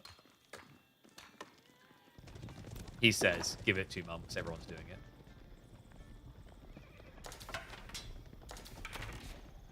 Sass feeling very ambitious. I'm coming. Oh my god, they're so slow. Wait, guys, I know how we can make this look faster. If I move the screen the other way. Oh my god, look how quick it is. Wow, it's so fast. It's going to be fast, though. He actually has the spear mobility on the way. Full calf. Interesting. Okay, so Keshic plus the Magadai. Gully can technically just bulk archers full to defend that. Keep some spearmen in reserve, but like the idea is that archers should whittle away at anything that comes close. And I mean, you have quite a lot of wood here, especially with the spawn. Look at this. Really nicely wallable area.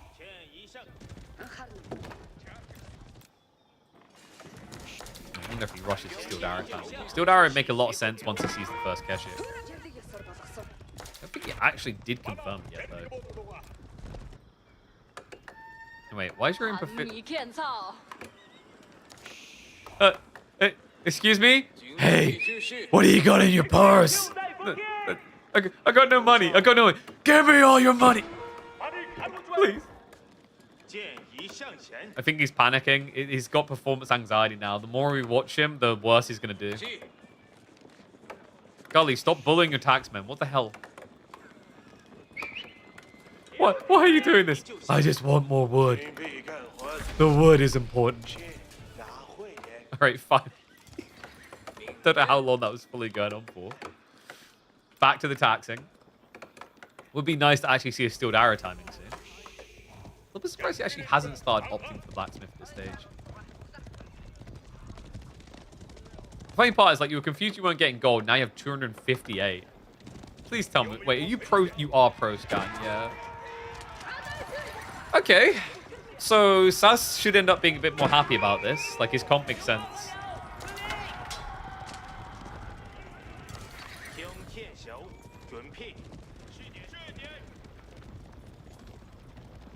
Well, look at the plus side. I mean, you'll have 6 scouts by the time you have pro scouts. I guess that's a positive. The comical part is that you're supervising it. I mean, yeah, like, so you do at least balance it out again. Otherwise, you would have been pretty screwed on the efficiency.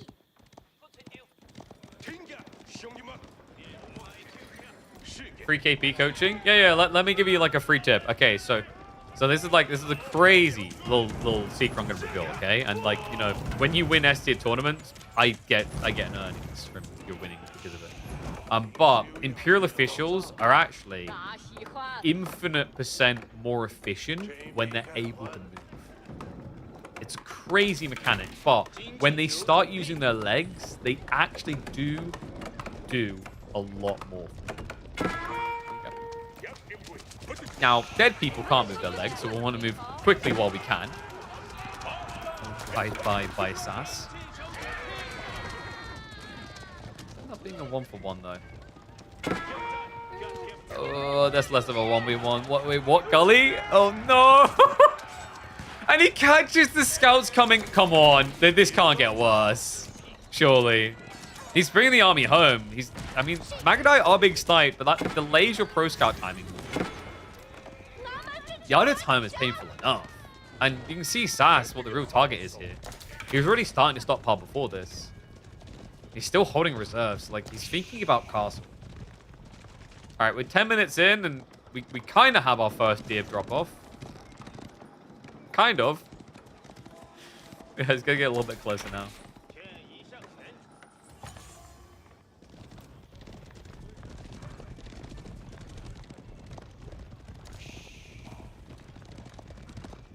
Okay, interesting. Sass goes for a recommitment forward.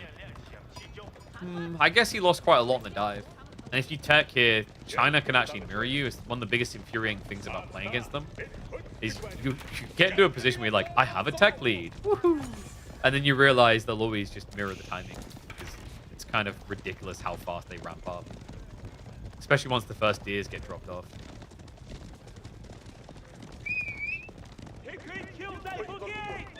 Got him! No pro scouting in these territories. Sad part for Sass is the Deerstone is just so pointless right now. It just doesn't really have a purpose at this stage.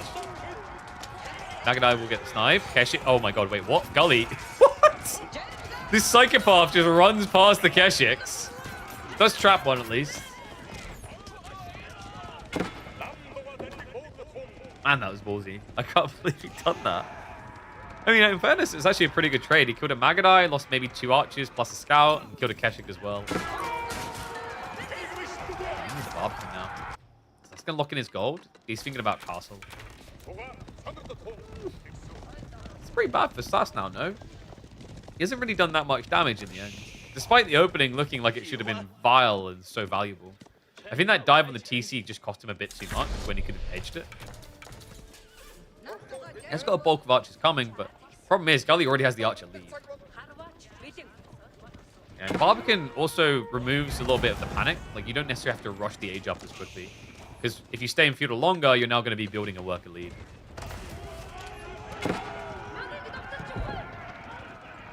Yes, IOs count as workers, hence why Gully is 4 ahead. And then the rest of it can be made up by the fact that you move your TC at the start of the game as Mongols. Because they're picky, you know, like, have you ever been like home hunting one of those people's like, oh, the bathroom is 2 millimeters off on the entrance. I can't buy this place. That's Mongol players. They're like, oh, if I just go 3 centimeters further, the optimization's going to be better. It's like, yeah, but we're losing workers the more we do this, guys. Please stop.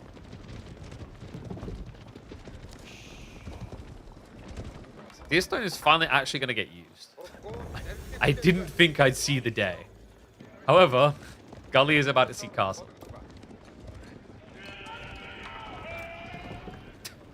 Actually not content with just letting it exist here. Just keeps poking at it. Oh no. Come on. He was so close. His own Magadai got in the way, unfortunately. Maybe a little bit ambitious of a defense by Gully. You can see what he's paranoid about. Problem is that attack speed aura come into effect. That's forced to retreat. Deerstone will be able to unpack. Gully, not feeling comfortable, now just re-injects all of that economy into military. That's got defenders advantage as well as military lead. Kesha count isn't insane either, really. Now, the problem is, though, Gully, he slept on this. How are we this deep and still no Steeled Arrow? Sass just getting a blacksmith advantage here.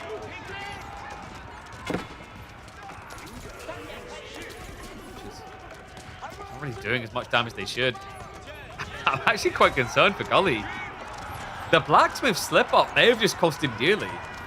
Military lead was it 20 plus before? Now down to just 10. Great hold. Able to stand on the edge. Not in a need to leave here. An unusual one from Gully. I mean, first trapping the taxman and now just forgetting the text. Guys, it's because normally he would have a Steeled Arrow 2 minutes earlier. That taxman was sleeping so long and screwed all his timers. That's the hoping we have here. Oh yes. Like the logical optimization not being reached has forced everything to be suboptimal now. Still, Gully will find his tech. He's got enough gold for veterancy, so Sass will be able to burn down, get a little bit of damage done here, but inevitably will need to find a way towards castle. Yeah, if this was another Civ, you could probably dive them when you hit the tech up. I wouldn't be surprised if Sass is reluctant to do so against this Civ, just because of how fast they can get their tech speeds. Then again, if he knows it's only this single archer range, he might just dive it. Because if you get rid of this, there's no archery upgrade, and the Spearman upgrade isn't actually anywhere near as strong. Ooh. Hold on. Gully's greedy 5. Alright, we might not even get to the castle. He's going for it. Attack speed arrow gets activated. DC coming in with the assistance. Spearman going to pull back. Could actually get cheeky with the garrison, but because this village is inside, he doesn't want to. Spearman just going to A-click their way through. Sass still a decent number of Keshik left over, though. Gully just trying to get more workers inside to provide firepower for the defense. Tech up does complete. But Sass is now leaking into the back of the economy. Club down 1 or 2 taxmen. He will stay here as long as possible as he looks to reduce the count down to 0. The inevitability suggests that he should have to leave, but for now, lasting surprisingly longer than you expect. Keshik's dive past. They do find the gold workers. Barbican should be his staying power in this area, right? The Keshiks, there's not that many of them left over. It's still going to end up costing workers, though. And Sass, kind of wild just how much value he got out of the last few units there. Oh, he's just getting ran out of town. Keshik hunt down more, not being target-fired either by the outpost, which means he'll be able to club down additional workers. First Lancers have come into play, though, and Sass now needs to find a quick way into the third age. Yeah, because like this is the brutality of Song Dynasty. Look at the worker kill count. Sass killed, I think, 2 taxmen and 6, 7 workers. Yet now Gully is only 2 ahead. Oh, no. I mean, this is the power of it, right? Like, Song just now giving you an extra villager every minute compared to a standard Civ allows you to lose some and still not panic.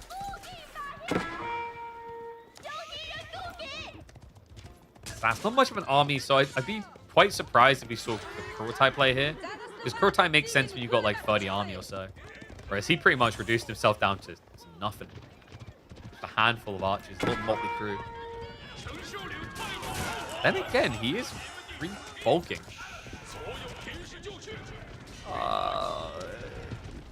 This shouldn't work, right? Like, this absolutely shouldn't work. Then again, I don't think Gully has much food left. Oh, no. Wait.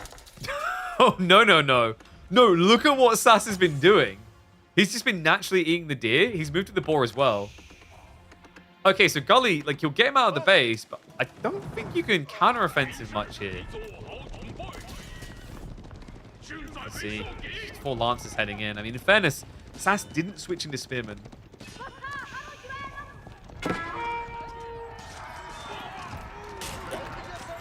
Will be enough Keshik to at least keep him honest. Gully does start to back off, but he's got more knights coming. I think maybe he sniffed the weakness here. Sass needs to attack. He knows he needs to. The fact that he's not built any Spearmen, though, doesn't look good. I get the idea from Sass. Like, he's trying to... There we go. He's adding spears now. He's trying to use Keshik to just outmass so that he can micro and heal. So just trying to outflex based on micro and fights. Makes sense when you're both castle. A little bit harder to do when you're feudal versus CA.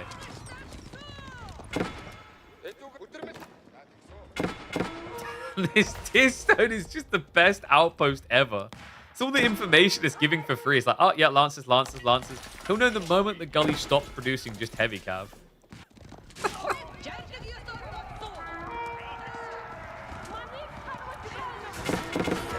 That's what I meant. When you outnumber, you can just sustain heal through. Like, oh no, my boo-boos get kissed better. Does overcommit a bit there, though. Still, got numbers. Just needs to optimize it so he's tanking with the right target. Spinman are starting to end the fray. They have been hardened up. Bloomery is... Oh my god. And the Lancers... Oh, they're finding their way in now. Sass! Well, his eco is starting to take a bit of a skull dive here. He's returning fire, though. Archers are going to be able to find the berry workers. Giving as good as he's getting, but Keshik's struggling to give enough anymore. Now, he does have some pastures behind this, so he's got that longevity. While Gully is using this momentum to go for the most difficult switch in the game. Granary transition now on the way.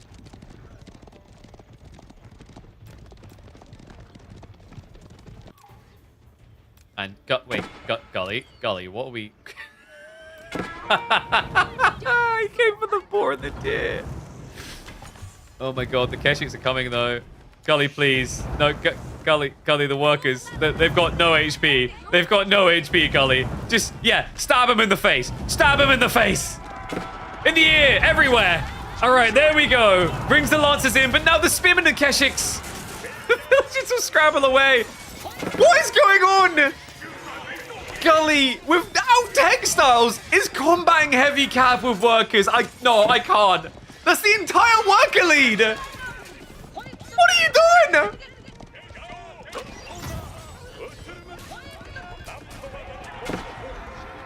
Golly, looking about as intelligent as a seagull with that maneuver. Sass reads straight through him and comes out the Brainiac. Keshi's just doing so much damage. Lance's count, practically nothing. Remember, he needs his food. He's still setting up the farms at home. There's another worker on the entry. More club down over here. That's almost a 10 eco lead for Sass up against Song China. What is going on? Oh my dear God. Doesn't Sass usually mold about like Keshix being underwhelming? He's always trying to angle to get him buffed, isn't he? I mean, I think they're looking fine at this. Damn, he's actually winning the game from the age behind now. Now you want to textiles? I think we may be a little bit late to this party, Gully. That probably would have been good 30 villages ago. Oh my God. What an insane game.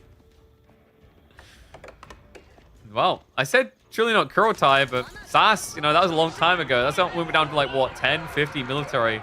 So at 25, he begins to tech up. Kurotai is going to be the choice.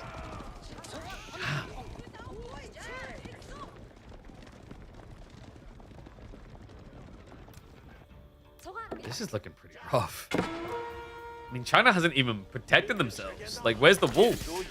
You know, like, did you not read up on your history, Gully? These youthful people, these Zoomers are too busy on TikTok. They need to open a history book and read how you kept the Mongols at bay. Wolves! Actually, even that wasn't that effective in the end, but it slowed things down. Now, Gully has at least got relics behind this. So that's padded him. He is looking to Master Knights again into the Keshik play. Sass. Sass. Oops. That was a pretty big slip up. Still, the other Keshik's going to make up for it. He does find his way into the economy. Again. An ambitious monk was thinking about, well, oh, now it's just minus 80 gold on the ground.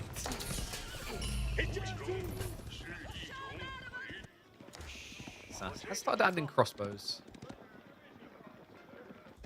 All right, so where do we go with this game now? We've just gone like 8 feet deep into Weird Town, haven't we? And we're still diving. How did we get to this point is what you got to be thinking.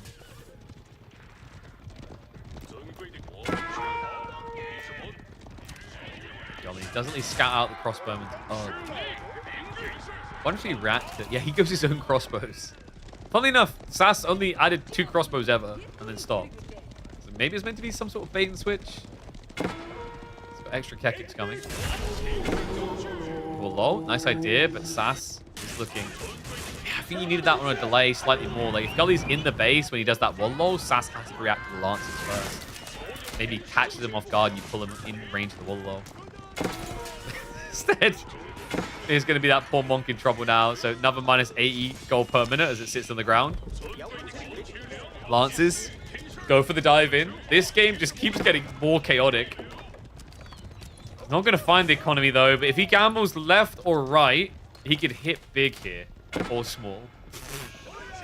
Yeah, only 2 workers or you find 20. And oh my God, he gets the 10x multiplier. Ding, ding, ding, ding, ding, ding, ding, ding, ding, ding. Sadly, it's against Yam, which kind of makes him fast. Nice blocker on the choke points there. Does stop the lance from flooding through. This is not terrible for Gully, though. It's gotten all pressure off of his side of the map. Can't breach walls if you don't build one. No, better mentality here. Don't need walls if they ain't got walls, right?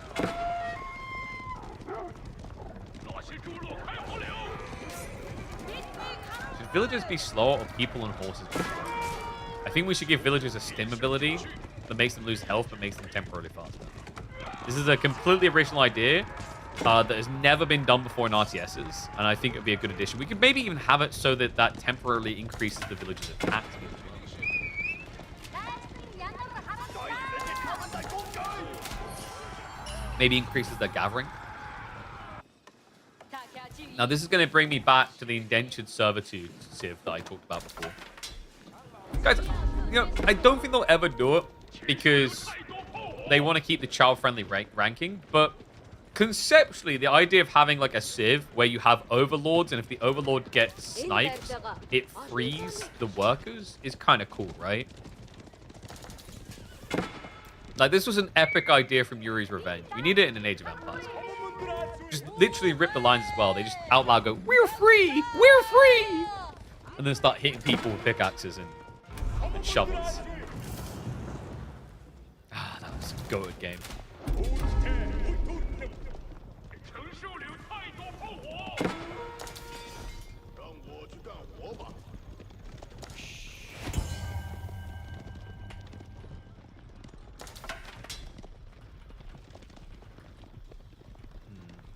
Trying to think, like, actually, what the move is here. Is Sas going to try for, like, maybe a fast Imperial now? Well, it's not really fast at 27 minutes, but, you know, an Imperial switch suddenly could be pretty effective.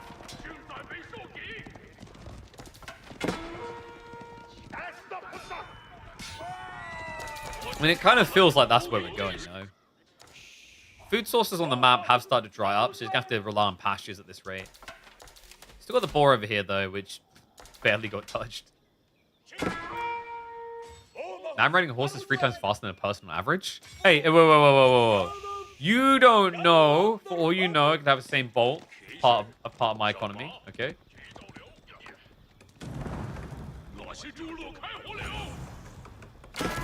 Increased gathering is not stim pack, is whipping. Yeah, that's what I told you. Like, we need that civ.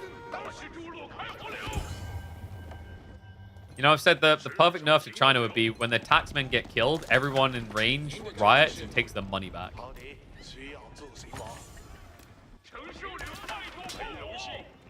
Although looking at this game, I'm not sure if China needs a nerf. Just gonna find a worker out here. Might even find more. Hello. The problem is there are outposts littered everywhere, so really get many kills. Deerstone makes us retreat. I mean, at this point, it's not worth it, Gully. Just let it be. Let it be. It's literally in Mongol territory. Just let it be, man. Oh, so many lancers for that. 7 lancers dead to try and kill a Deerstone. Proof that deer do beat horses. Alright, Sass is definitely going Imperial after this. I mean, why wouldn't you? You just watch your opponent throw, what, 1,000 resources plus down the drain? You get away with it. No. See, this is the thing. Like, I just said that Age of Empires 4 is trying to keep the game child-friendly, and you went with Dominatrix. That's obviously not going to work. But the other way isn't going to work either, where you have Overlords. With S-Blade. Not the woodworking type.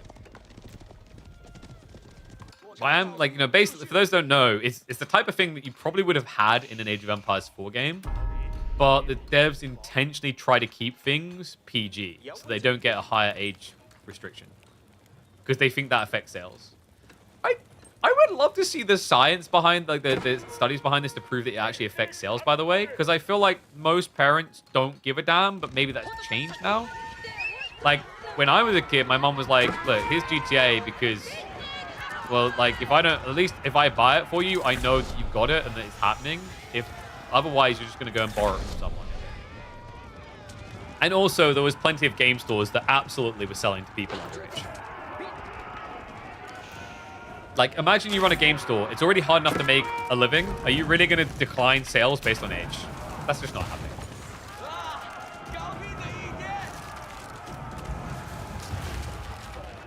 So Imp has been achieved. Gully is angry about it. Takes his frustration out on 2 outposts. He's like, you're not Balloon 6! And that's the end of it. He's now going to, what, go Imperial? He did go Yuan, by the way, which is a huge boon. We've got the Pagoda play now, so we'll be able to get more resources out of each of these. 250 resources instead of 80. Actually, if I'm going to dive in. Can blood be enabled in this game? I'm pretty sure it can't. Keshiks. Aren't doing quite well considering they don't have elite tech. We'll eventually get cleared out, though. The Khan, however, oh my god. He got in. Someone stop this man. It's okay. It's okay, Johnny. He only has so many arrows, so he'll run out of arrows. The rest of us will be... No, he has the infinite ammo cheat. This guy hits for 25 damage. He can free hit. Which I guess is technically going to be 4 hits, right? If you keep up with your classic attacks.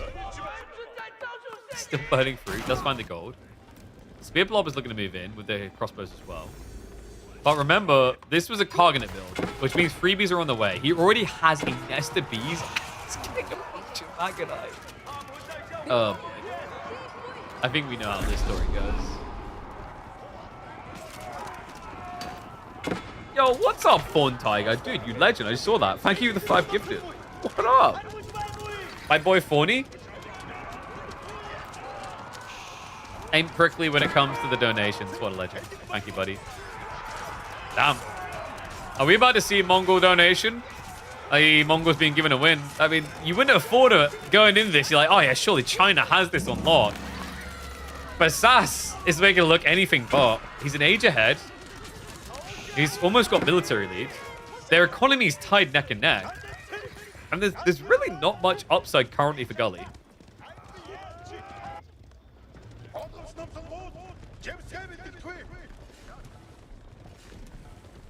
If you remember correctly, it had an effect in place like Walmart and similar supermarkets that limited the products due to age rating in games. Oh, you mean they bought less of them? That might explain it. But like you're not buying physical copies of AoE 4. I don't think there ever was physical copies of AoE 4, if I'm not mistaken. Was there? I'm pretty sure there wasn't. Age of Empires 4 physical copy.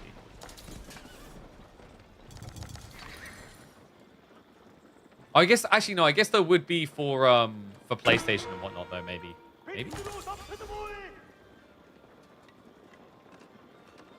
There probably was. I never saw them in stores though. Oh. Oh, the witness is going to continue. Are you kidding me? Guys, this doesn't seem like a good idea right now. Great Wall Gatehouse needs more workers on it, but you can't place more on. Kurotai's going to move in range. It's a bit ambitious. Choke point's going to be held though. Gully will be able to get the landmark. He will not pay the ultimate price. Yeah, and Sass probably wants to start moving that Kurotai pretty quick here. That could have went so wrong. Seriously, the Great Wall Gatehouse placement is always so dicey. Nest of Bees now to be countered by Nest of Bees ×2. Actually, ×3. And also, by the way, he did get Clock Tower, remember. He went back to the Yuan, so he can scale a really good siege army. The problem's going to be this. The Magonite! We need real walls! Not fake walls! Oh my god, not the farms. Not the farms! Guys, he doesn't have song! The Magonite! Find the crit hit! Gully, a youthful lad, but the reaction speed of his great-grandpa right there. Oh my god. The villagers just got cut down. Ain't a haircut, that's a buzz cut. 65 to 97. Sass now looking in firm control of this game. Nest of Bees will eventually eradicate the Magonite, but the bait and switch on the landmark was a game changer. Gully, he needed it for the goal, but he completely neglected his food for it.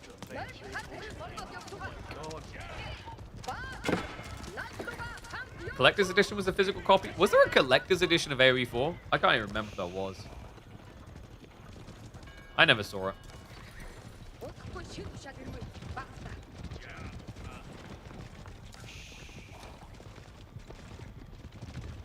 Maybe they make an anniversary edition and then send like, maybe they should wink send those out to the content creators of the game. Wink. They just realized I got sent like an Anno 117 collector's edition by dev I have only created content for like 4 hours. But I never got anything cool from Age of Empires 4 that I've created content for 5,000 hours. It's kind of weird. Why don't we have cool things for AoE 4? Actually, that's not true. They did have the Xboxes, didn't they?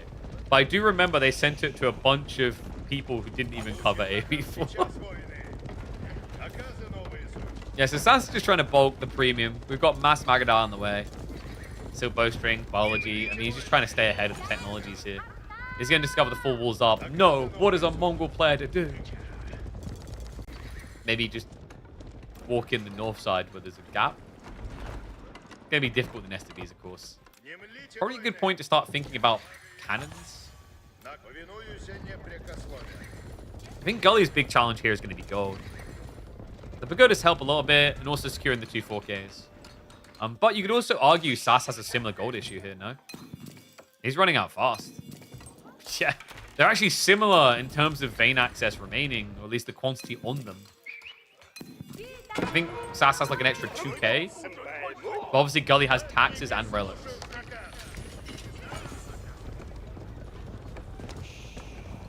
And finally has a PP power coming. Let's say you kind of need one to break the Great Wall Gatehouse.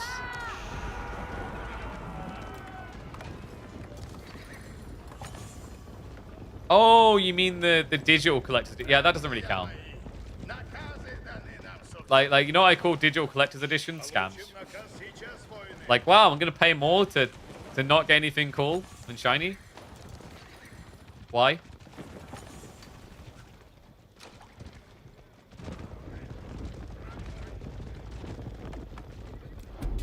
Golly does have additional barrels as well. Can't Sass just break this army with mass horseman blob though? He already got biology. He just needs to get elite horsemen. Yeah, I think you just got like 40 horsemen here. Pretty damn good against what Gully has. I think it's support big megacorp. Oh yeah, of course. I forgot. Microsoft really needs my money. Guys, did you know, like, you should subscribe to my channel, everyone, so you get the Killer Pigeon Collector's Edition. What it is the little digital badge next to your name. You temporarily don't have to worry about ads. So I called it a Collector's Edition, so it's, like, so much better. You should buy it.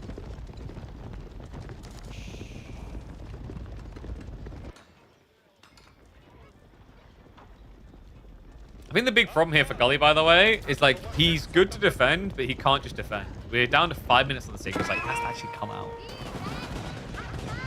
Gully, you can't be that degenerate kid in the basement who never sees sunlight, plays video games. Actually, no, you can't. You got to come out.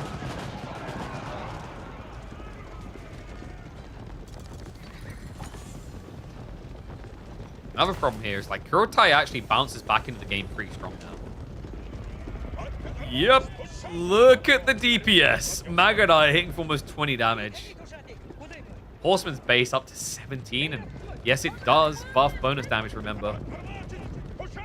Change they made a while ago with the Kurotai. I think Sass has played this pretty damn well. Like, he's sitting on such a big reserve of resources too. Like, if he ever needs, he can just immediately pull a huge replacement army. Gully has the right idea, trying to go to hand cannoneers to control the dynamic. But the Magadais, you need so many Nesta Beasts to deal with this. 150 HP on those bad boys, and the Whippy Pow has begun its machinations. Woo. Oh, no, no, no, no, again! What happened? The Rams! Golly, for God's sake! Twice in one game! Mongols learned how to deal with walls pretty damn well. Farms Ira again. He uses that opportunity to bait a bad fight as well. Golly! Losing twice at the same time. That's right, guys. They're just Chinese villages. We can replace them. Oh, wait, it's German. It's right, guys. They're replaceable. They got lots of people. Yeah, we just get more of them. It's fine. God, horsemen dive in. I mean, it doesn't get many in the Nesta Bees, but there's plenty more where that came from. Sass has got 5,000 food in reserve.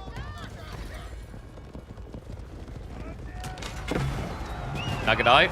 Ah, who cares? Just shoot the martyr. Oh, no. Wait. Guys, again. What?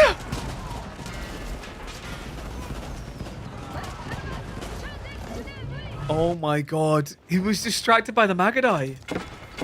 I mean, in fairness, who expects that dive? And Also, keep in mind, like, in Gully's defense, Sass is attacking the whole time with the Hui Pow. So the pings on the map mean nothing to him there. He assumes it's just that. Instead, he ends up losing all of his siege and still has to answer Mass Magadai. This is not going to be the Magadai this time. It's going to be Horseman going in. I don't really see the way, guys. Feel bad for Chinese? Don't. They've had it good for a long time. Even though sometimes you have Chinese players like, no, we haven't, KP. Life has been so hard. No, it hasn't. You just didn't want to play the way they were meant to play. They're finally starting to suffer just a little bit. Let's let them suffer longer. Think about Abbasid players. Think about how long they suffered. Maybe it's finally time for China to get that experience. 100 villager deaths now. Oh my god. He's not done though. 101 Dalmatians. 102. More sequels to come. The final fight approaches. 2 minutes left on the clock. Gully can wait no longer. The Wee Pow, an effective tank it seems. The Kurotai is going to pack up, redeploy, give him that burst he now needs. The line's been thinned. Horseman now able to counter-offensive. Bombard's turn around for shots as well. Gully, time is no longer on his side. It never really felt like it was. He steps up, gets cracked to the teeth. Game 1 will be an unexpected Mongol dub. What a wild and wacky way to do it. Classic experience we've all had at some point in our AoE4 games.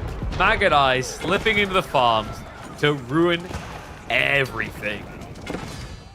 To think this miracle comeback really all began with the wacky villager pull to try and beat Keshik. So pretty much this game can be summarized as Gully attempts to beat Keshiks with villages and Magadai with villages. What? Oh my god. What a game.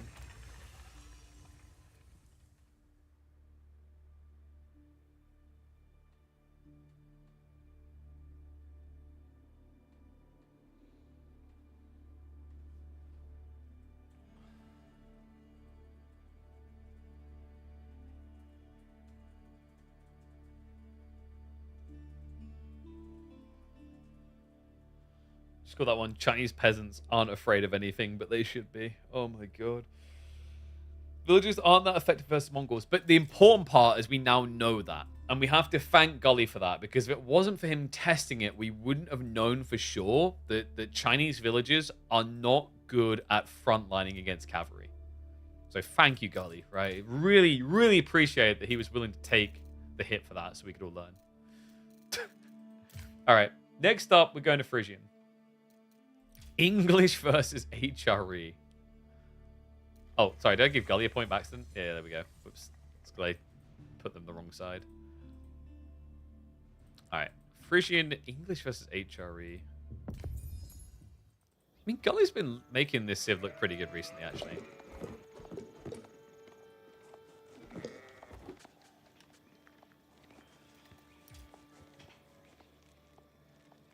English and Germans. History seems to always intertwine them. Let's see what happens when we throw both of them into the swamplands. Sass currently leads this series, but Gully is looking to strike back with what might be his most comfortable Civ in 2025. Let's get into it. Welcome all back to the channel for a casted game. Gully with the English on Frisian Marshes. Bit of an unorthodox pick, not really one that many people go to, but Gully has been leveraging it well. In fact, last week, it got him a brilliant victory over Lucifron's Tuklak dynasty. Maybe it's the answer to this. Sass with the HRE, which is, I think we can say in fairness, from start to finish of this map's existence, been a coherent and constant pick. Even back in the early days when people were thinking French and Rus, this was there alongside them. While French and Rus fell off on this map, HRE never did. Yeah, just a damn strong pick, still to this day, for this map. Maybe not top 3 anymore, but a reliable, I'd say top 6. No pond play, by the way. No, it's a little bit surprising, actually. I think Sass could have got away with it. Considering that, like, English aren't really going to Dark Age rush you guys. Like, the English has a petit problem with trying to Dark Age rush you. They don't have spearmen, so it's really expensive. And sheep haul. Looking fairly even so far. Going to be 13 sheep to Gully's 14. He's going to be able to maybe snatch an advantage in the center. Gold placements, not too gigabusted one way or the other. Both of them fairly exposed. How do you want to play this? I'm assuming Gully's going to go 2 TC. Actually got a really good spawn for that with the stone placement. A bit further back. You maybe even think about dropping the TC like a little bit further down to bridge towards the berries and the food. Not that you tend to care. Like, you know, yes, fish gathering is great, but the English farm buff, a little bit better than it was maybe given credit for. You know, 5% increase doesn't sound like a hella broken amount, but it just pads you on that timing, that transition to safe long-term food. Holy crap. Xy's been busy. You put together a simple Google Sheet with TC payoff times. Not sure how to link it, though. I think you just drop it in the chat, can't you? If you've done a Google Sheet. Probably, like, join the Discord and slap it in the Discord chat. I think a lot of people would enjoy that. What a hard worker. When it actually tested them all. Or at least done all the math behind it. We appreciate people who are mathematicians around these parts. Mathematicians we're less enthusiastic about.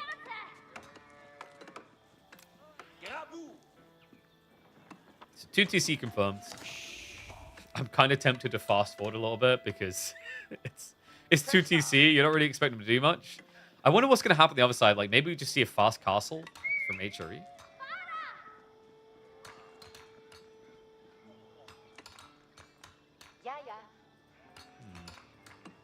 I mean, could you attack?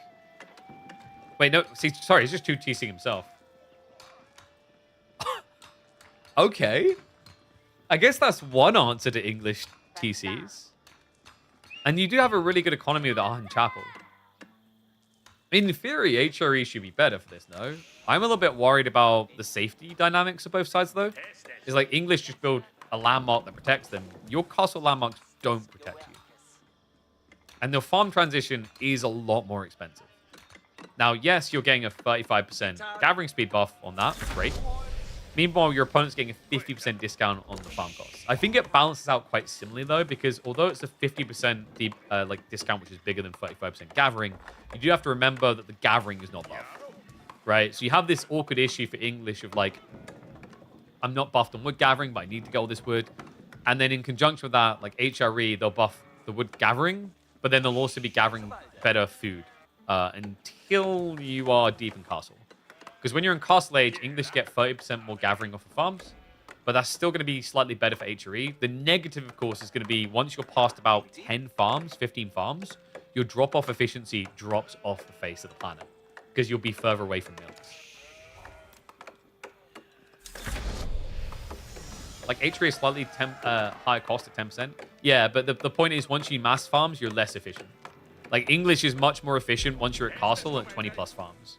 Because they'll just build a cluster and gather and drop. Cluster, gather and drop.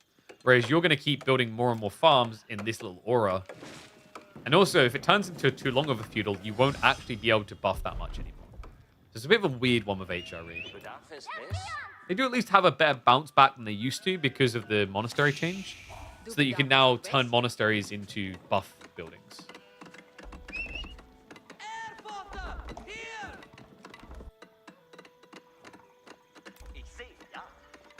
TC coming in soon. Both on the gold as expected. This is just the norm with 2 TC builds. You need to protect your gold source so you have a way into the 3rd age. You like that he went for a second prelate? He kind of has to, right? If he wants to be on gold anyway. He'll initially be on extra food. So you're probably going berries. Because your sheep count is, what? Yeah, 12? Not a million berries, but it's going to be a backup option. Oh, there you go. Actually, does just straight up go for it. I guess he didn't want to walk back. The reason you have to do it this way is because you've just built a second town center. You're now spending an extra 150 food a minute. So you need to get something to pad that. Right? Everyone hungry in the kingdom. So this will pad him. And then when he's got enough food gathering back here, maybe as in a few farms, that's when he could think about like going on the gold more. It's gonna be a stables drop, so we'll be opening the horseman.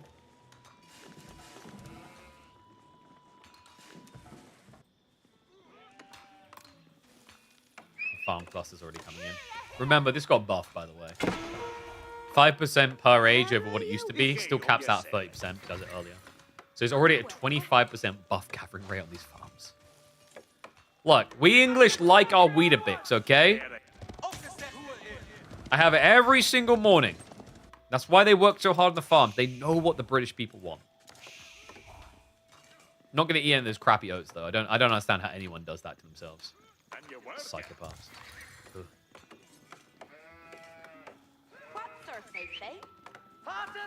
Don't want to go through work or like cover your shift today? Sure, just like, I don't know, just go in the office and stick me on the screen. Make sure that the volume's turned up loud. And we'll just give like a TED's talk on game development and Age of Empires 4. That should cover you for the day. By the end of the day, you'll either have a raise or be fired. So, you know, like this double or nothing.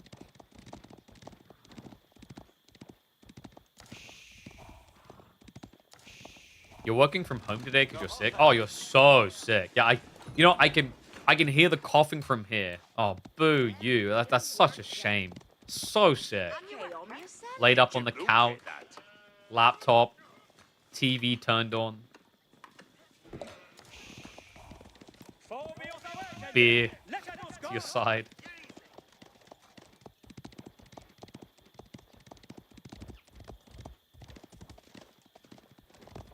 Look at Starbucks. You don't think you can be working from home? You can if you like are the one putting in your orders for yourself.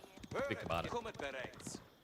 Like, oh yeah, I'm gonna order like 15 coffees staggered across the day. Oh, gotta get up and make another coffee. Technically, you're working. Just walk into a Starbucks and just take the equipment with you. It's like, I'm working from home today.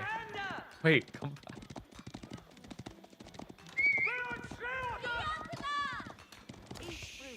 The horsemen are gonna attempt to be relevant. Smiley face. They are decent against these villages, remember. Like you can't short bow attack. It's just not worth it.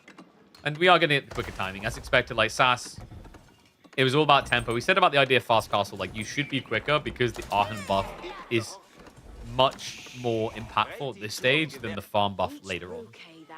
The Gully gradually will feel better on his incomes. He's not too far behind his castle timing as well.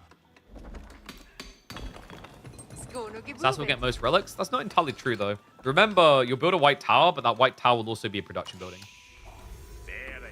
And his food income is already better. Did he pull many from food? Yeah, I think he pulled, like... Was that all of them? Food? If it is, Sasa's going to run out of food quick, guys. He's only got 4 sheep left.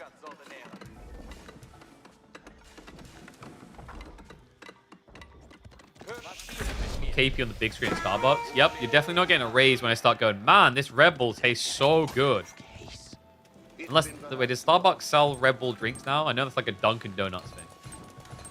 And I'll be real, mixed bag. Some of those flavors weren't that impressive. I felt like I was like, huh, if I just got a Red Bull on its own, it would have been better.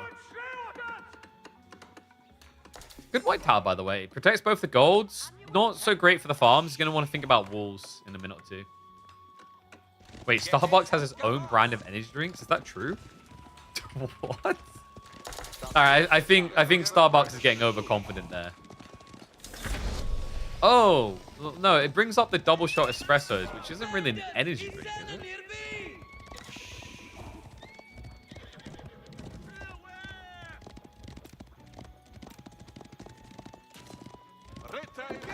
They definitely do. Okay, well, I'll take your word for it. Americans, you got different standards. Like sometimes I feel like Starbucks only exists in the UK because it had just about enough success in London.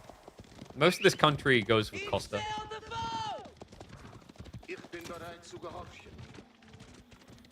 You know what I'm actually surprised by now that I think about it? I'm gonna have to bring it up my Red Bull guys next time I see them.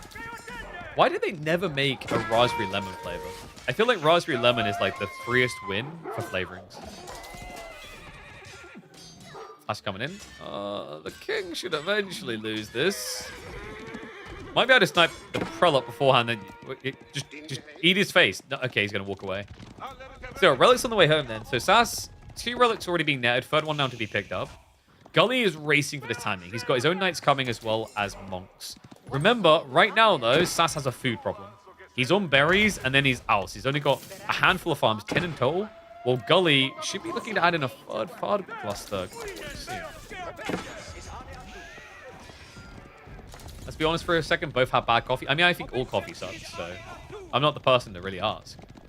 Coffee and tea sucks. Like, black tea and, you know, like, coffee. I mean, like, the only tea I like is like the Arabic tea.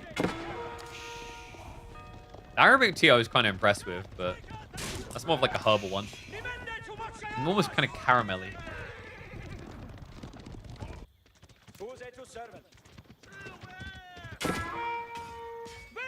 You don't understand how anyone can buy takeout coffee. Maybe there's no like tables left inside the restaurant. I know that's not what you meant. I'm just being pedantic. Come on. Like, just kill them all. Kill them all. Kill them all. Kill them all. I mean, expensive on the knights, but no relics for you. That was ballsy. He can actually pull them back, remember. He's got Abbey of Kings. That's actually a pretty good trade for Gully. 3 prelates for 1 knight. Can I get my British license revoked? What are you on about? I do enough sarcasm for like 15 British people. I think I'm safe. And then I do that thing where like you just stomach all your feelings and hold them inside, and then just like, you know, get on with it. Yeah, I'm British enough. I think I'm safe.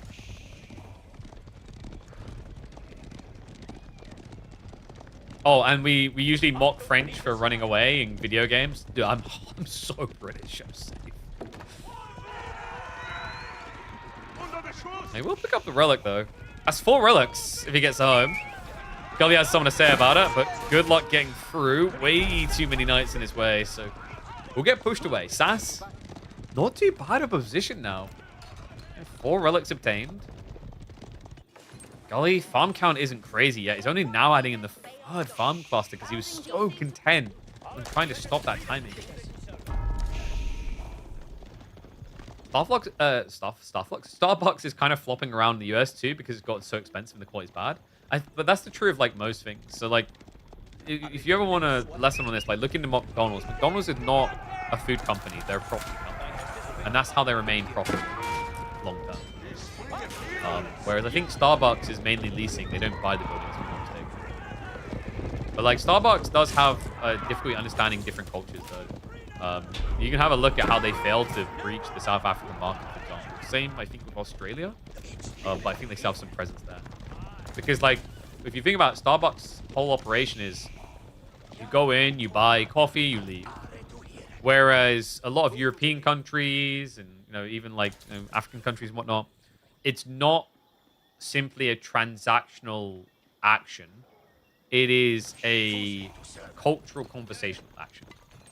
You know what I mean? So, like, for example, a coffee shop in a lot of the good old colonial UK places is you go in, you sit down, you catch up with a friend. Whereas what worked so well for Starbucks in America is it wasn't that. It was just, I'm like on my break, I'm going to grab a coffee and then head back. It's very different kind of like places.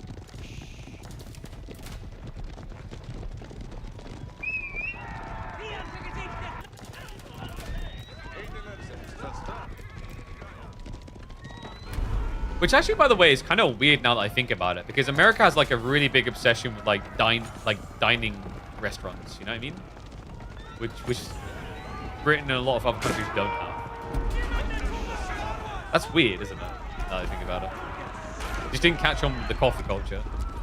Knights riding in. Bit of an ambitious dive, but suddenly being chased by melee units, so walks away, secures double Sacred Site, and. Well, now it looks like it's time for Imperial Age. Guys, we got a wall problem. We got a wall problem. We got a wall problem. Run! Alright. If your horse is too heavy, too bad. We're not fat shaming, you just deserve to die. Alright, several knights going down. Gully is switching fully though, guys. He doesn't care. He's going spear crossbowman. He's just going to do what every English player does the moment something goes slippery or wrong. Time to just hunker down. smile and giggle.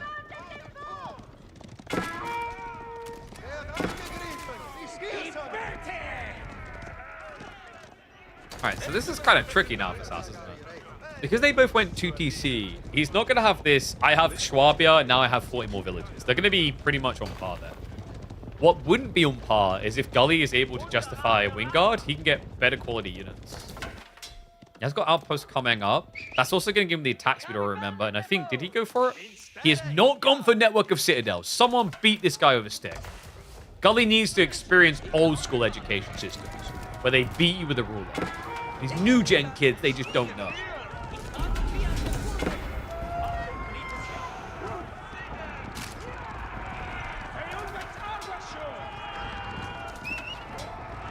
Every day you learn something new about the US skins. There's like some joke in there about wills and lawyers. I'll come back to it. Because we've got a big flash coming in. The crossbows, like... I mean, this is without the attack speed or... Sass can't break this, surely. There's just enough spinning to hold him back long enough. Like, he's just going to get eradicated. Ay, ay, ay. What? Oh, Sass learned the lesson that many do. Knights don't like running into a giant line of spearmen and crossbowmen. I felt like that lesson is usually learned in day one, though. I guess he got baited by the fact that his warriors are glowing. Like, whoa, glowing. I play RPGs. Usually gold is almost the best tier, so we're going. Isn't it usually the best tier?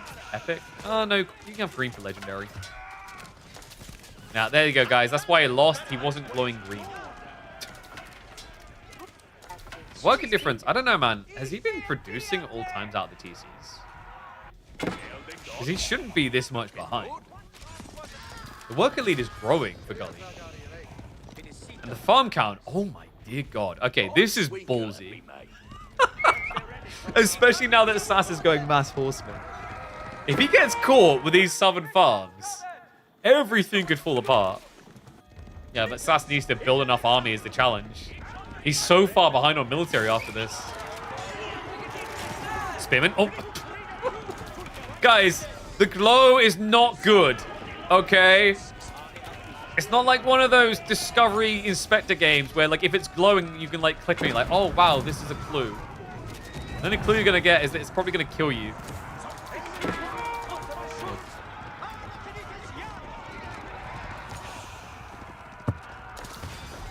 Well, he's getting ready for Imperial first. That's upside for Sass. The downside is Gully is quite close to your base.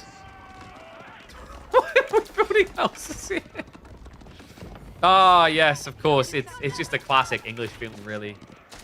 Once you've lived on our island long enough, you don't want to be there anymore. So we will just, you know, vacate. We migrate to Spain and Portugal.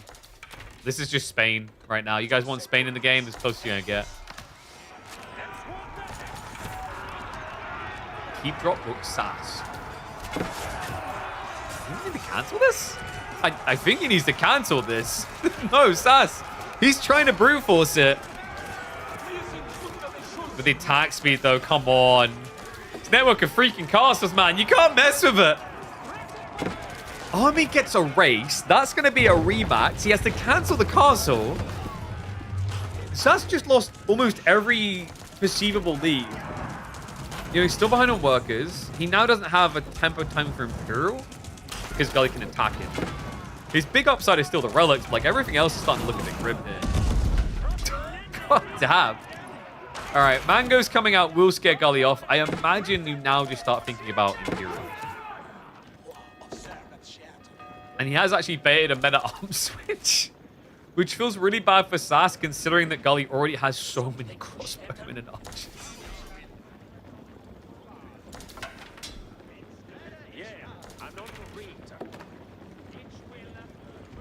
Sass had an early castle lead, got 4 relics. I mean, it's just that one fight. Like, Gully essentially threw away his knights. Sass kept massing them. There's never a transition. And Gully, with the farm efficiency behind it, just gets spearman, crossbowman going with great ease, remember.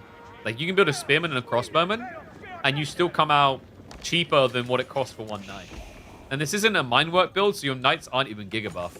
Then you have to dive an attack speed aura. This Civ is so toxic, man.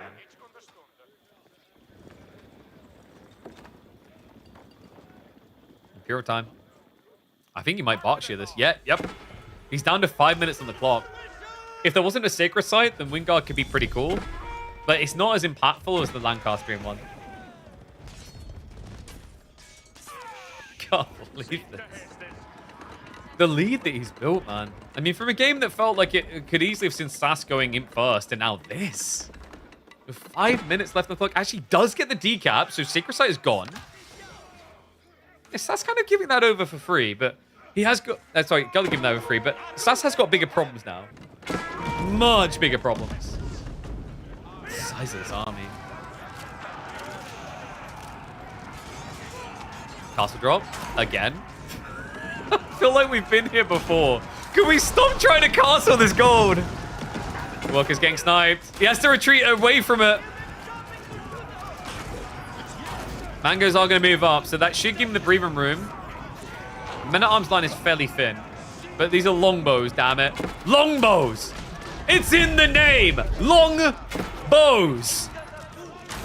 Be a long bow for those workers. Almost a 30 eco lead now for Gully. The burn begins as well. He's trying to force him to come out and repair. Mango's just kind of getting dodged, getting tired. He's got his own Mangoes. The villagers, they go for the panic build. Gully has lost his front line, so he will now retreat. But god damn, was this expensive. I guess Sass just tries to L's back next to this. Doesn't at least have to worry about Sacred Sites, so that's the upside for him. The castle drop coming in. We're going to fix the mistake, says Gully. 10 more minutes for a win. Wait, 10 more minutes? Yep, just your average length English games.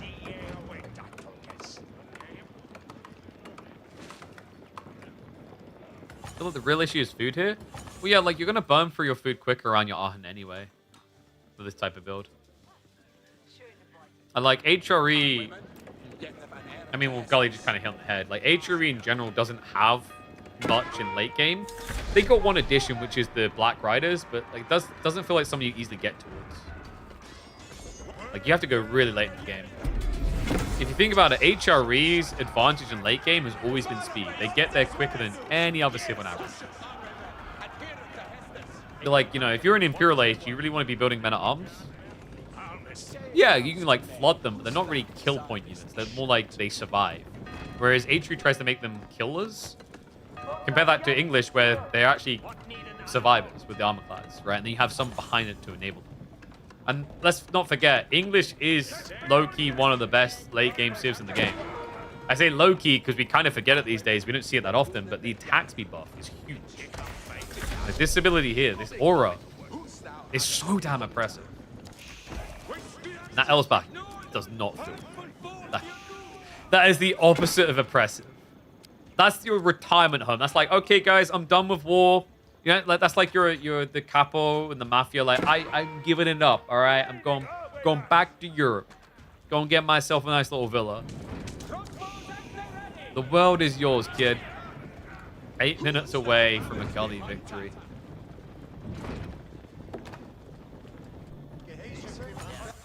And I mean, in fairness to Sass, he needed the gold, but the fact you couldn't sneak to the 8K, it's just so much map control for Gully 1. It doesn't even really need it in that much of a rush.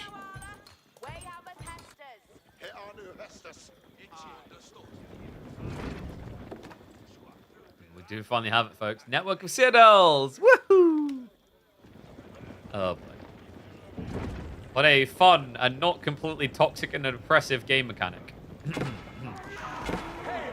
Wait a second. That's exactly what it is. Damn, Treb's OP. Guys, I found a better longbow.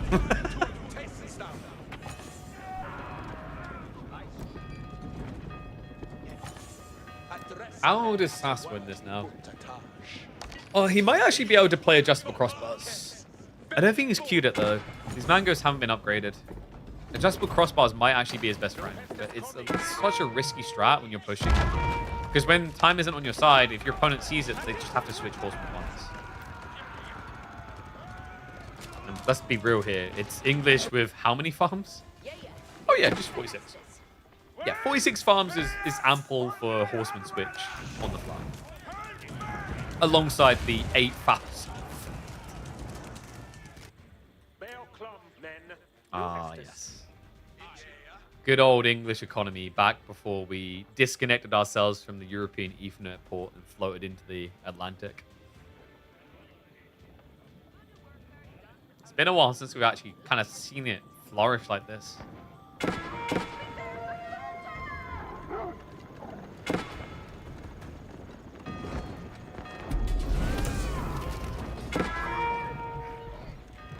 Really, like, the crazy part to me is actually just how little walling Gully is required. It's just so open. Yarp. No borders here. Why would we build walls when we live on an island? Funny part is, like, Sass, because of the sacred sites, he hasn't been able to raid like he needs to. At this point, it kind of feels too late. Like, you'd have to wipe Gully's army, what, 3 times while taking out some economy to feel like you've stopped the food. That's how good it is.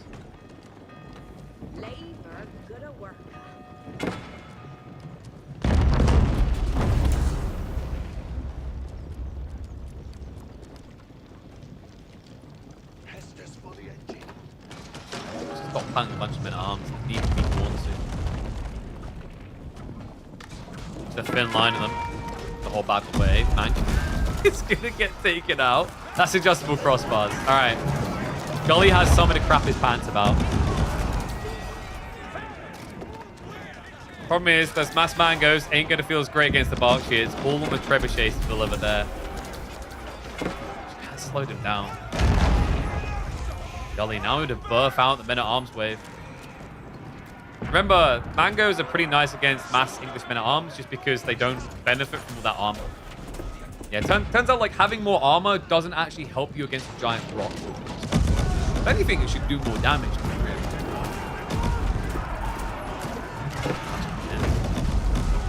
Men-at-arms, which should win, but the funny part is with the extra attack speed, it's not as one-sided as you'd think. Not to make the fact there is no elite army tactics for Sass's men-at-arms wave. He does have raw numbers on his side. Able to push this away. Gully in a panic now, switching into mass crossbowmen, but it does mean the Berkshire is going to break. Being chased away. Wave after wave coming out. Needs more... Oh my god! I was about to say, needs more production. Maybe the crossbow variety, but he definitely has enough racks. What the hell? He's got 24 barracks.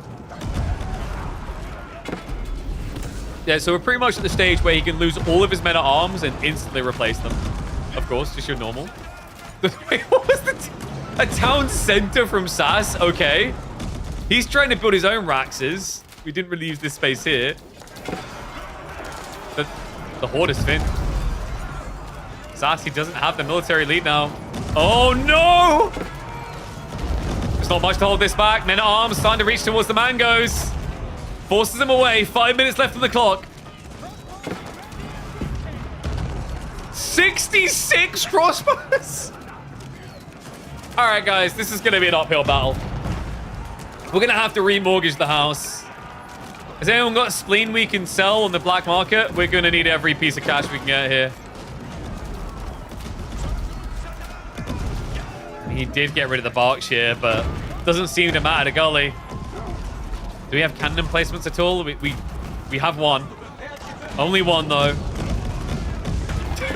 Mangoes and the choke point are going to be good. So Gully shows it respect, backs away, but he's now 4 minutes away from victory. Jeez. This is getting ridiculous as well. Like, attacking every 1.72 seconds. Longbows, of course, going to be faster than that. Men-at-arms, juiced up on the attack speed. Doesn't have an outpost right now, which is a little bit of a weird positioning, actually. Feels like it's worth it to still push in. Got the volley already. Like new auras are coming online, though. Activation caused by the horseman diving in. Okay, that's kind of self-griefing. Like, he wants to get rid of the sacred site, but he just buffed the English army again by doing that. Remember, you have to have the units in range to trigger it. One of the annoying things when dealing with English. You get punished for actually trying to be active. And the horseman can try to ride across.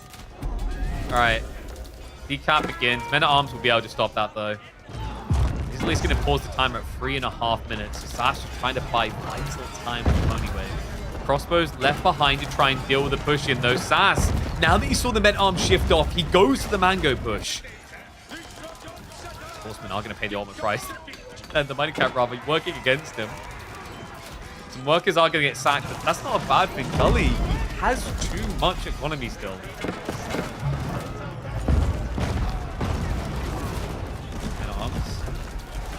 Are just going to give their lives to push those mangoes away again. Castle's almost dropped.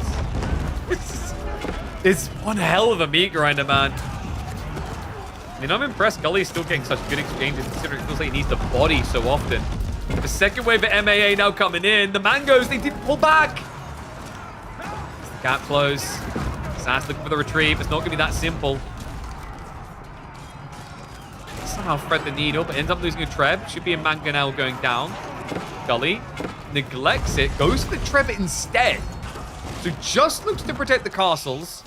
The castles are already gone.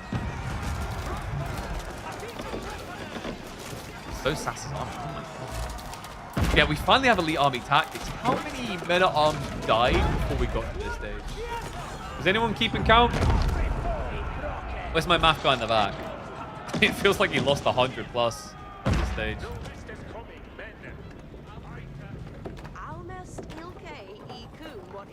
Why is he making men at arms versus basically pure expo? Because if you go mass horseman, Gully can just go mass men at arms. And then you just get whacked down pretty easily. Like you saw how not close that fight was between elite horseman and elite men at arms. So you kind of need the men at arms your own to threaten. You could try doing crossbows, but the problem is if you do crossbows, like Gully's still doing lombos. Lombos can destroy crossbows. Especially with the attack speed buff. Love the fact that Gully just keeps stepping up like, nah, I'm not going to let you crawl in here. Get off my lawn. Men arms wave spreads out.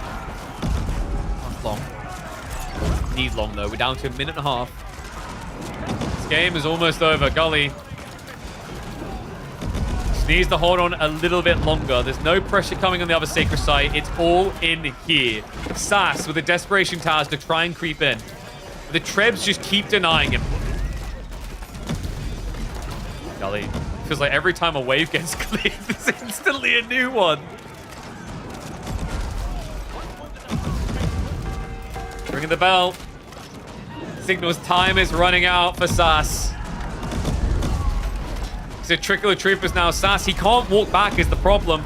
If he does, he loses the outpost. So he has to just keep sending them in one by one. There's a lemmings line of death here. And the new wave arrives. Adds in spears as well. He just wants bodies to hit that back. Mangoes have to retreat. It's a panic. He can't get away quick enough. Siege gets denied. This game, that should be it. Gully strikes back in the second and shows you why his English has become his most powerful pick in Age of Empires 4.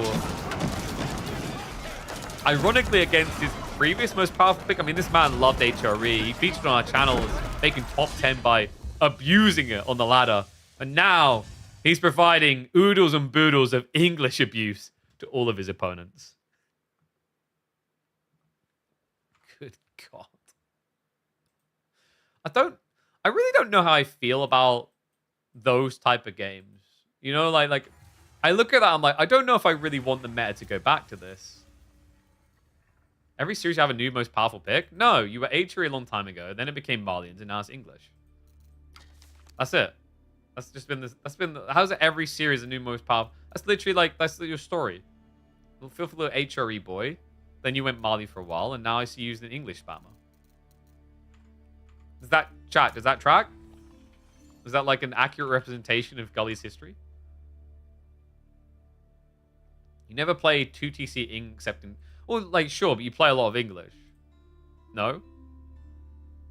We've cast a few of your English games. Like, remember that ridiculous meta arms spam one in Dark Age all the way through? I do. That was a filthy game. Who was it against? Was it Johan? It might have been Johan. I think that one made it onto the channel. All right. Final game is going to be on Dry Arabia. French versus Japan.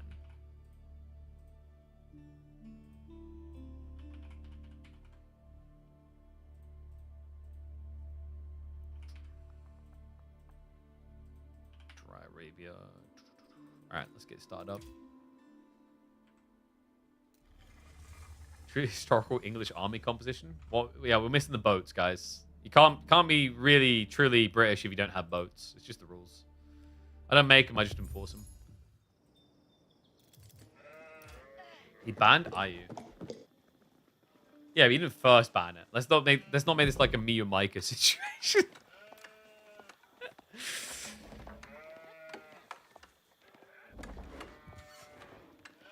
All right, wacky game number 2. Gully is looking to flex his wings and show us he's more than an HRE, Malian, and English main. Look at this. Japanese made in this day and age. Who would afford it?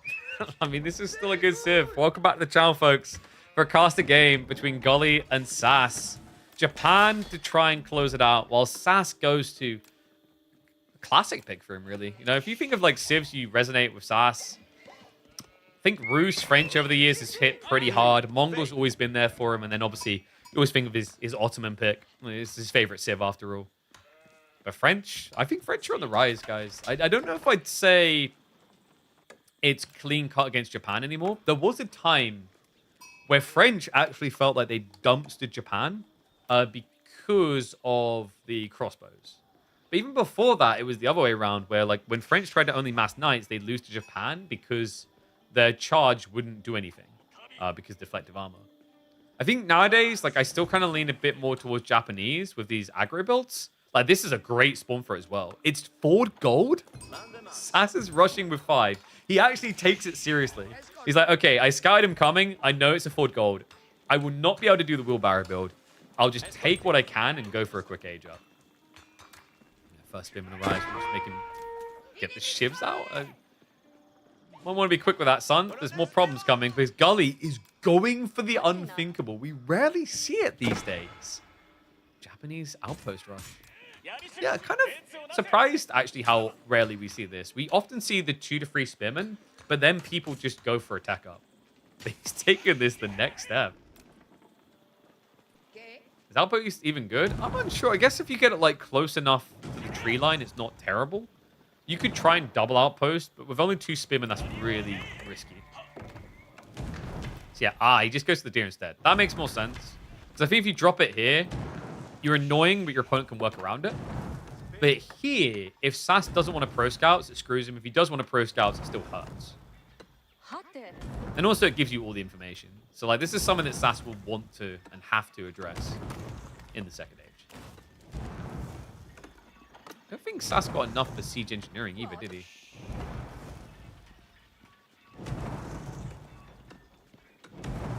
Pretty sure he didn't.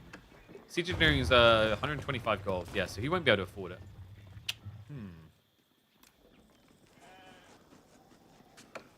So you're going to have to, what, rush villagers to burn this down?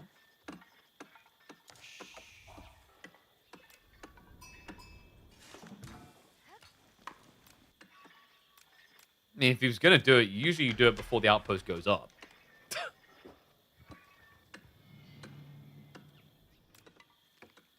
And sorry, I was double checking the cost of siege engineering. What am I missing game? Did he repair and delete? Did he really? Wait, what? No. One's in chat if that's what happened. Sorry, I literally alt-tabbed out because I always forget the cost of siege engineering. Just double checking it.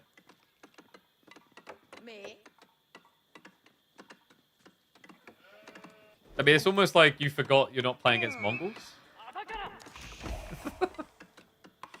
It could have been that Sass wanted to maintain it because he's obviously going to want to be on gold again. So, like, you know, it's not an uncommon thing that if you're French in particular, you'll try to repair the mining camp because the logic is a full Arnold, I'll be back type feeling. Because, like, when do you ever in the history of AV4 want to play French without gold? That sounds terrible. That sounds like a nightmare.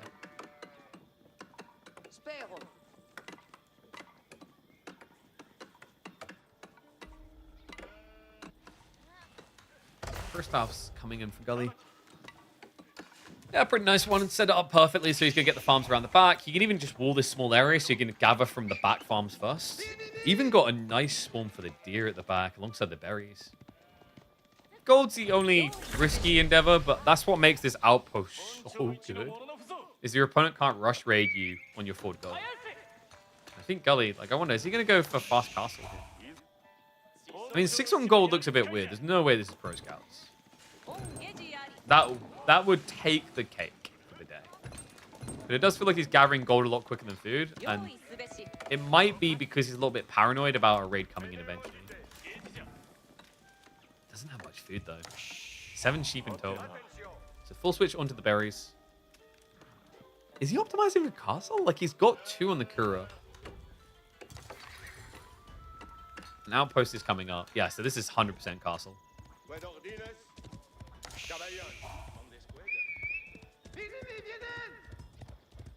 Wait, you had to check the VOD? Could you imagine needing to check the VOD?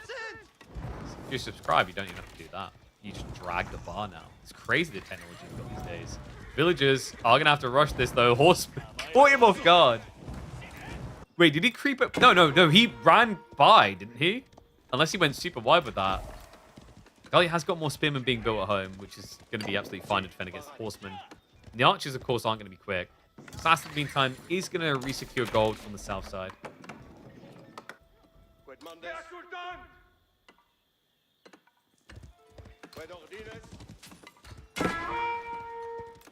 Will Gully weaponize the bills this game?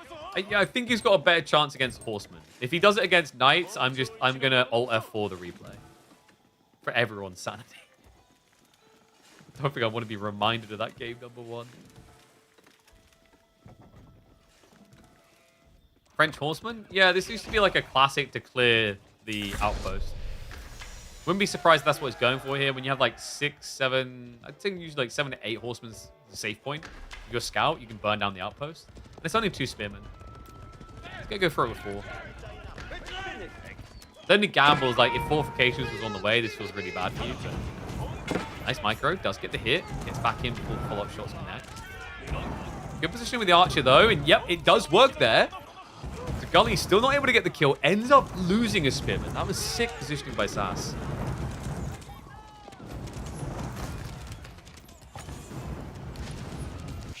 Still, Gully's got to be happy with this. Because you can't really dive your opponent's base with horsemen up. You're going to be looking for knights. And your knight timing is going to be so off that by the time you're up to maybe 4 or 5 knights, mounted samurai can start to arrive.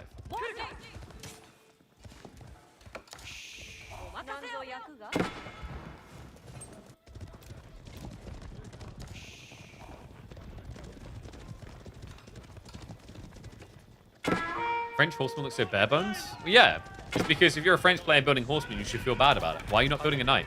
Why do you hate playing the Civ the right way? Meant to get your own head on it.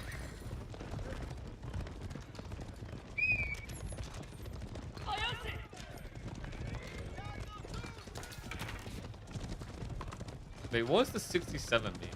Is that something I'm missing? Oh god, I just googled it. There's the word TikTok in it, so yeah, I'm missing something.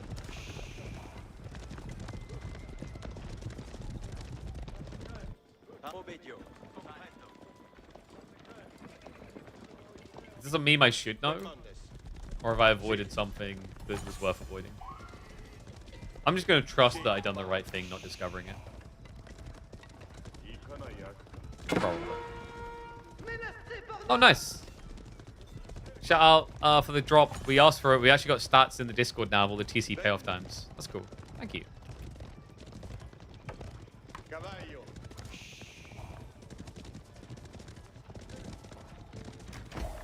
It's everywhere? Is it really everywhere, though? I've been spending a lot of time on YouTube Shorts. Not so much on TikTok, currently.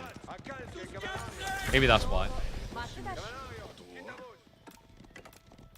Been too busy ideating. You guys should see my list of, like, ideas for content at the moment. I need more. I've got, like, 50 ideas, 60 ideas listed. I need more. Nice pound to the backside. This had to go speed. Oh god.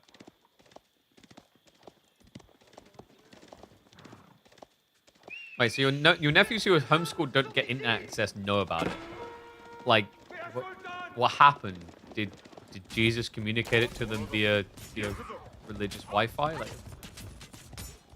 is your mum, like, is your aunt coming? Is sister rather coming home and just like doing TikTok dances?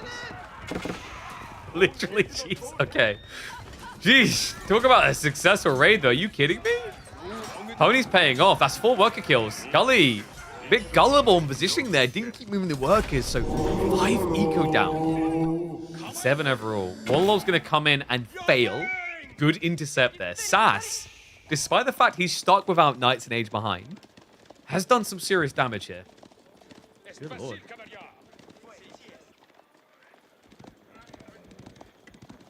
What if the decrease of RTS popularity coincides with the rise of short-form content? Yeah, but like in general, that's been gaming across the board. I explained this a long time ago on this channel, like a broken record. You know, there's the reason why Call of Duty got so popular and RTS has declined. You know, people in general just don't have time as much as they used to. A lot of people don't. I hear all the time from people like, oh, you do gaming for a living? Man, I wish I had enough time to play games. And like the people who do find a little bit of time to play games that they can hop in and out of. You can't really do that with RTS. Especially Age of Empires 4. Age of Empires 4 struggles with the fact that it is a slower-paced RTS. It's a good and bad thing, right? Like, it's more inviting to people who are not good on APM, but also it's more time-consuming. Spinman will finally do their job and get in position. Mad Samurai on the other side did find a kill. It's going to need more than that, though. It definitely feels like Gully has been hard slowed down on this Age up. Feudal aggression is key. Don't have time for long game. Be aggressive. Okay, you're saying that while we're watching Sass, a guy who has historically tried to end a lot of games in Feudal, only for them to then turn into 50-minute games. It's not as easy to end a game in Feudal as you think. You know, like that's like Monopoly Man logic. Like, it's easy to not be poor. Just be a billionaire. Well, like in this game, you can't just start out a billionaire unless you're HRE. It's so much easier to try and end games after going castle. The reason why we get a lot of games that look fast in Feudal is because at the pro level, people are winning the GG. In pub games, like, you get 2 types of people. The one that will GG because he lost 1 knight, and the one that will not GG even though he only has 6 villages.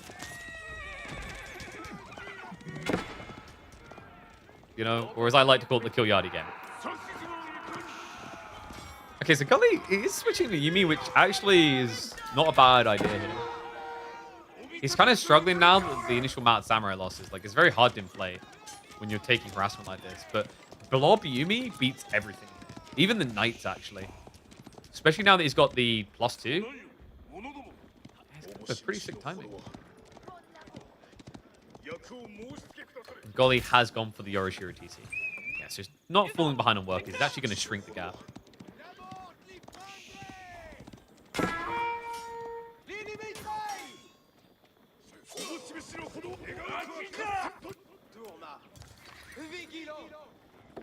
Do you blame the tower? I mean, what, for this game not already being over? That's kind of the point of the towers. Wait, do you guys think the towers existed to be productive to games? They're meant to make games last longer. I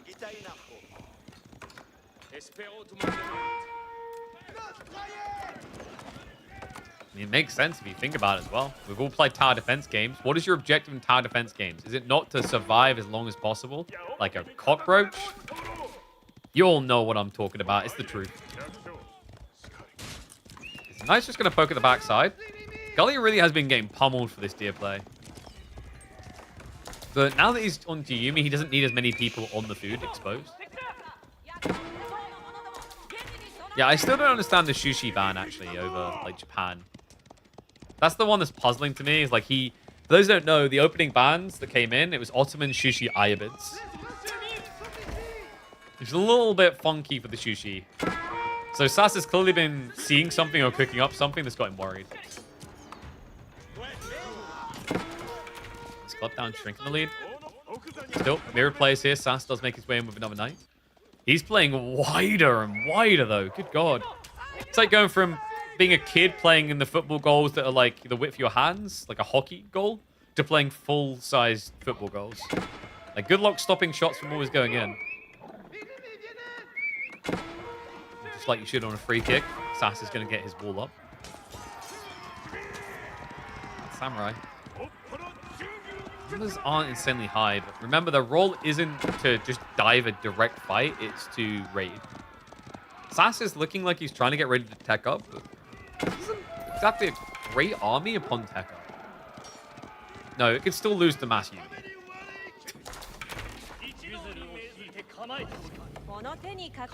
You have people leave 20 minutes against fast in H3. People will win English games longer just last with just people. Exactly. Like it depends on the person you get. Like, dude, I've queued into 2v2s a few years back when I gave a random matchmaking a chance and regretted it. And I'd have like a person lose a villager at 10 minutes to a night and they just leave the game.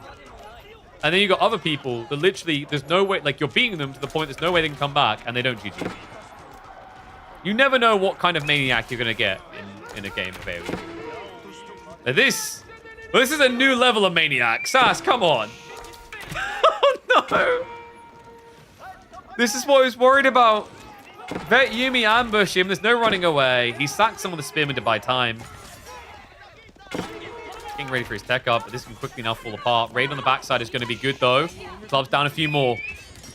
This will be how he survives. Workers try to ferry themselves away, but even level 2 wheelbarrow is not going to protect everyone. Samurai's still being shut down. Sass with a 14 worker lead. I mean, where there's a will, there may be a way. As the wills of many a Japanese villager are being written right now.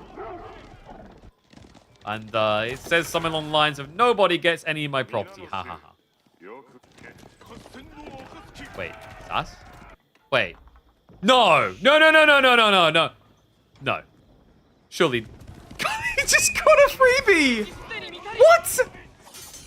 Oh my god. No wall. Has at least got textiles to minimize the losses, but the Yumi, they're waiting to receive. He just walked them out to their death. Okay, guys, let's go back in and take our chances with the psychopaths with swords. I'm sure they won't kill us faster. All right, so much for a worker lead. Oh my god, it's gone. Sass still hasn't aged up, by the way. What's going on with the macro here? He's got too much food, not enough gold. This game's getting kind of weird. This game started off weird. It kept the weirdness. It's weird o'clock. Oh, wait, he did age. I'm an idiot. I missed that. Thank you, my brain. I looked at the food. Wait, why has he got so much food still? It is a lot, isn't it? Was this planned? Or was it harassment on the gold? That's what I get for taking my headset off. I'm starting to realize just like some of the noises that I become very reliant on. I don't know why at the moment I don't like have my headset all the time. And I've noticed when it comes to tech ups, I will honestly miss tech ups if I don't have the noise indication. Anyone else notice that? You may be noticing a worker leave the gully now. Oh god. Well, Sass, I think that's going to be the 07 moment. That's just too many mad samurai. Sass, he just doesn't have the gold to try and remax an army. He doesn't have the way. It's going to be a 2-1 victory for the kid. He will emerge victorious in the round of 16 and carve his way through for a matchup up against Scatterbrain. I mean, this could end up being a pretty good week for Gully, actually. Considering there is no big Luciferon lingering in the second round, this was a pretty impressive comeback against Sass.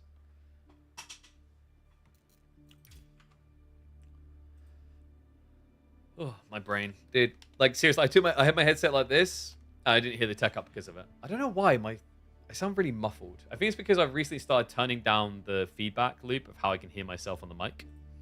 Because usually I can turn this little knob thing up, and I'll hear myself really loudly. And I just got tired of my own voice. I don't know how you guys tolerate it, to be honest. So, 2-1 victory. The Gull rises up. Raish Al Gull has made it deeper.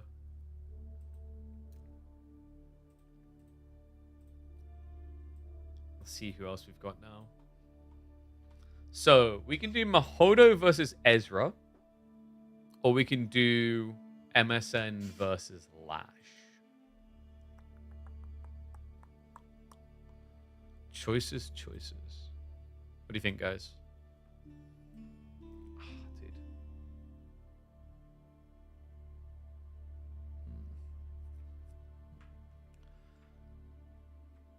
Was MSN winning? Let me have a look at the drafts. I think Mahoda might be winning, actually. Oh, dude, they picked Pigeon's View. All right, tell me someone was a Muppet and let Sengoku through. No, I didn't get through. Oh, Mahodo's got his Macedonians, though. What's the draft for MSN versus Lash? I'm going to judgment call this based on drafts. Knights Templar was let through for Lash. I think I want to see the Macedonians, though. You guys remember how Mahodo played this last time, right? It was quite comical. Yeah, let's go for that. All right.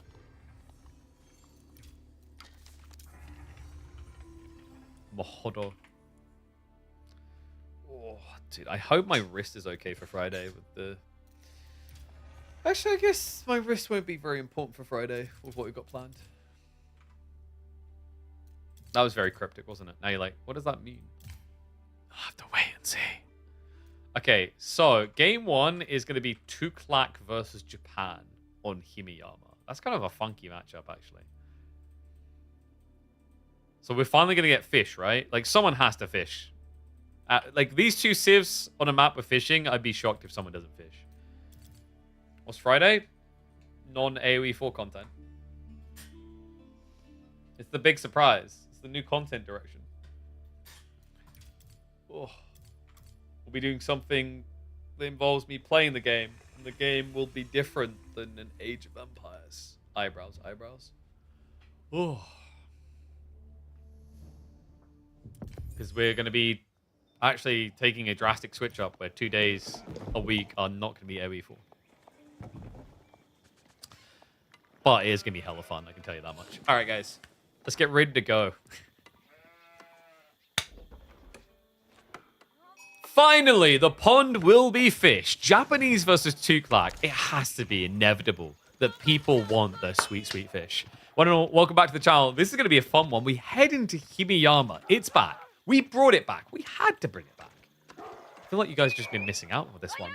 And look at the picks. Tuklak for Ezra up against Mahodo's Japanese. This is going to be an intriguing matchup, actually. Ezra has been hard on the grind again. Ezra, if you're unfamiliar with him, ranked 136th in the world right now after an abysmal last season. Last season, he finished in 2400th place. So this is actually so far his best placement any season, full stop. Before that, it was ranked 600, 500. In fact, look, you can see him here. It's been a little bit of a struggle to kind of hold the top. There's been moments where he's crept up there, but it looks like he's maybe playing his best AoE4 at the moment. So it should be a good time to check in on this. I mean, Tuk with fishing is where they look best. Love this play from Mahodo. Just utilizing the fact that Japanese do get the spearmen quicker because the Rax is cheaper. The problem, however, is that the Tuklak have got a natural defense against this. It's literally the economy defends itself. This little guy here, there you go. Yeah. And the cool thing is, if you look at the position on the shoreline fish, he actually got a really nice positioning here to stay close.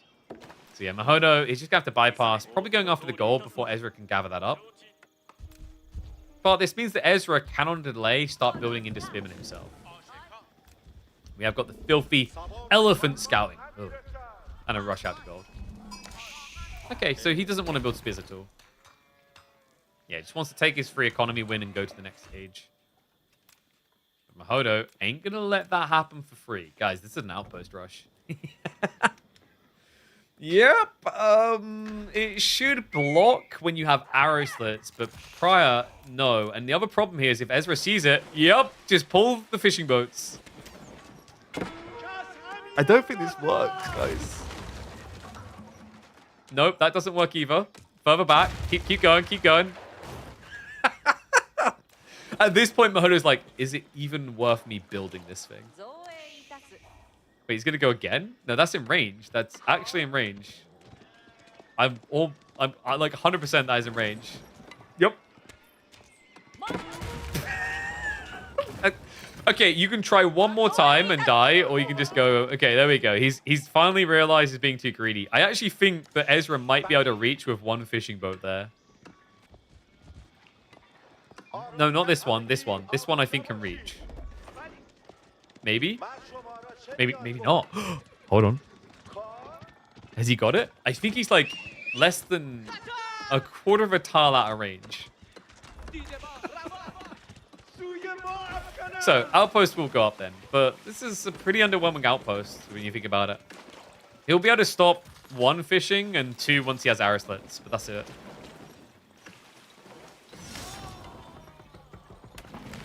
Wait, Ez, why did he... Wait, why did Ez... Wait, what? Yeah, so because he didn't have enough pop, he prioritized the villager and deleted the fishing boat. That's unusual. What? I mean, in some ways it's not the wrong call, but it feels really rough to do that. Could you not have just rushed the wood instead? I guess not. I mean, proof in the pudding. He's still pop capped. Damn. That does feel pretty bad, though. So it has to burn a fishing boat before it even returns its investment. Alright, I think Mahodo might be okay in the end because of that. Like, that's pretty crippling on the timing. And Kuri's now on the way. How do you deal with this as Japan? Because we know what's coming, right? Elephants has to be the way. Where is Dimmu and Beastie? In their respective houses.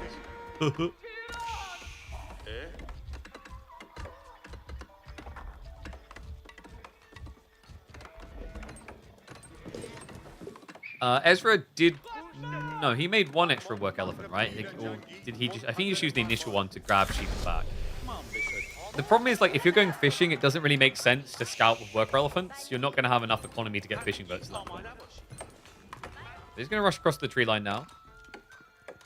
Just go archer opening here, maybe.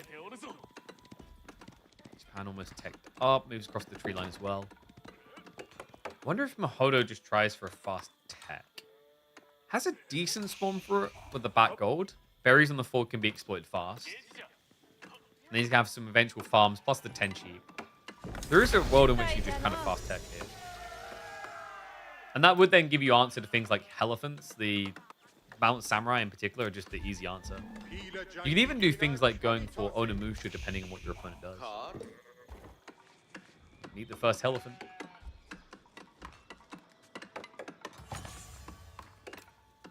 Archery to support. I guess this comes down to whether Mahodo feels like he needs to address the fishing. Because it is a pretty important boon. Remember, there's 2,400 food here, but it's actually more than that for the Juklak. It's a little bit more. It's actually going to end up being over 2,500 food because of the extra 5% on drop-off.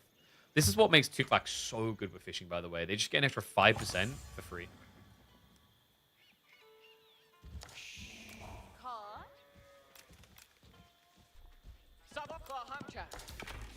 Archers are going to be moving across with the elephants already. Mahodo forced into the Yumi. Not the worst idea, though. Scaling Yumi can be a substantially effective answer to the elephant strats. Even if you have to vet later, it's a huge increase in DPS. Yeah, not as effective as Sengoku. Sengoku is giga chatted when it comes to like Yumi spam to counter this. And that's because of the Shinobi.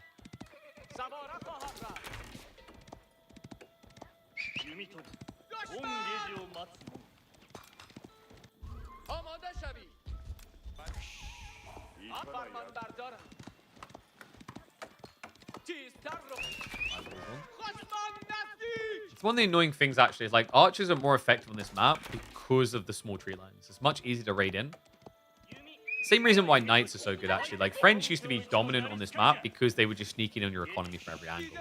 And that problem has only been amplified by recent additions and changes to the game, because it used to be you could build walls a lot quicker than you currently can. Yeah, like that change, I think, actually was pretty debilitating on maps like this. Because it used to be you regularly see people just try to short wall across, or outpost up. We have seen this effect actually play out over time on maps like Borderland, because Borderland has the same effect with the tree lines. Yumi Spear's going to move in. He's going to be able to idle out the economy here. And Ezra's not reacting at all. No, I thought he'd spring into action already. Maybe didn't expect it this early. triple healer elephant should be more than good enough. I wonder if it actually might have been better to have double elephant with a few more archers.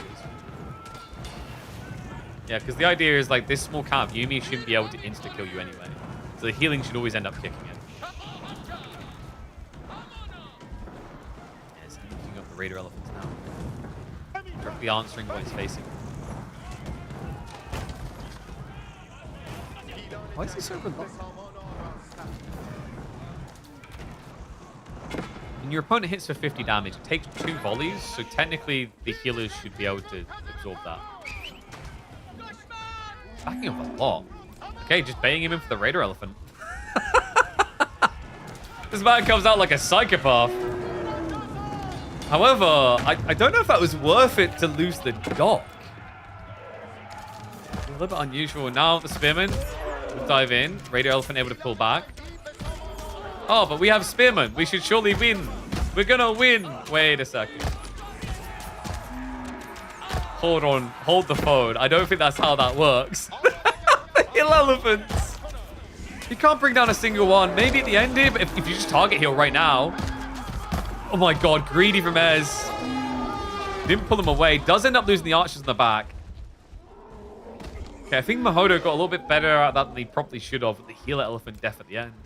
In fact, you can see it in destroyed value. That balanced out to almost an even exchange. It's kind of weird that Ezra sacrificed the dog. Now Mahodo is going to try to snatch the food away. Yumi Bannerman also has now arrived.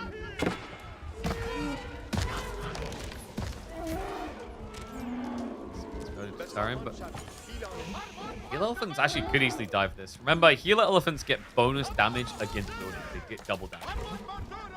They're pretty decent at clearing them. Seems like he's going to back up, though. He doesn't know what's waiting behind the tree line is the problem. And with healer elephants, if you miss position, you just die. Because they can't run away. I don't know if you could tell by the way they look. But, everyone always asks the questions, why are the imams on top taller than normal imams? Because they're fat. I didn't want to be the guy to say it, but that's why the healer elephants move so slow. They would actually be moving at supersonic speeds if it wasn't for these chubsters.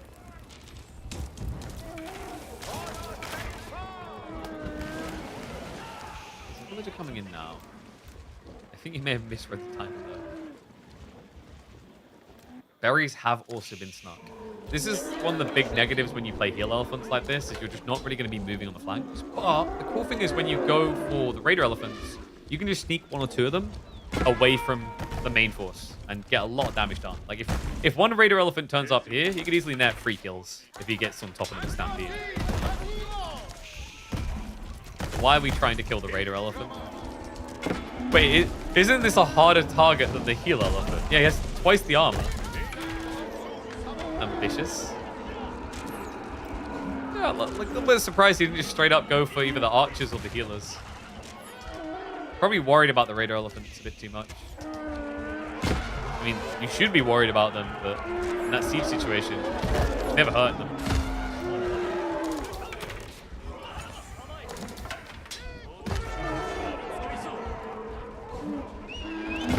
Give me weighing. It's just only lobbing up. He really is. Archers only. If he can clear that backline of archers, he can think spears afterwards, but not beforehand. Ambitious scouts sticks up. Get slapped down.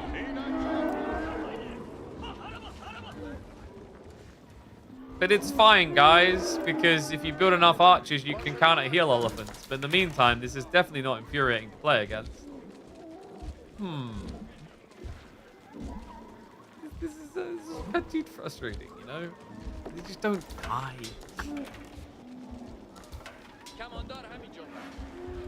Whenever you play against this, it honestly feels like you're waiting for your opponent to kind of make a gluttonous mistake.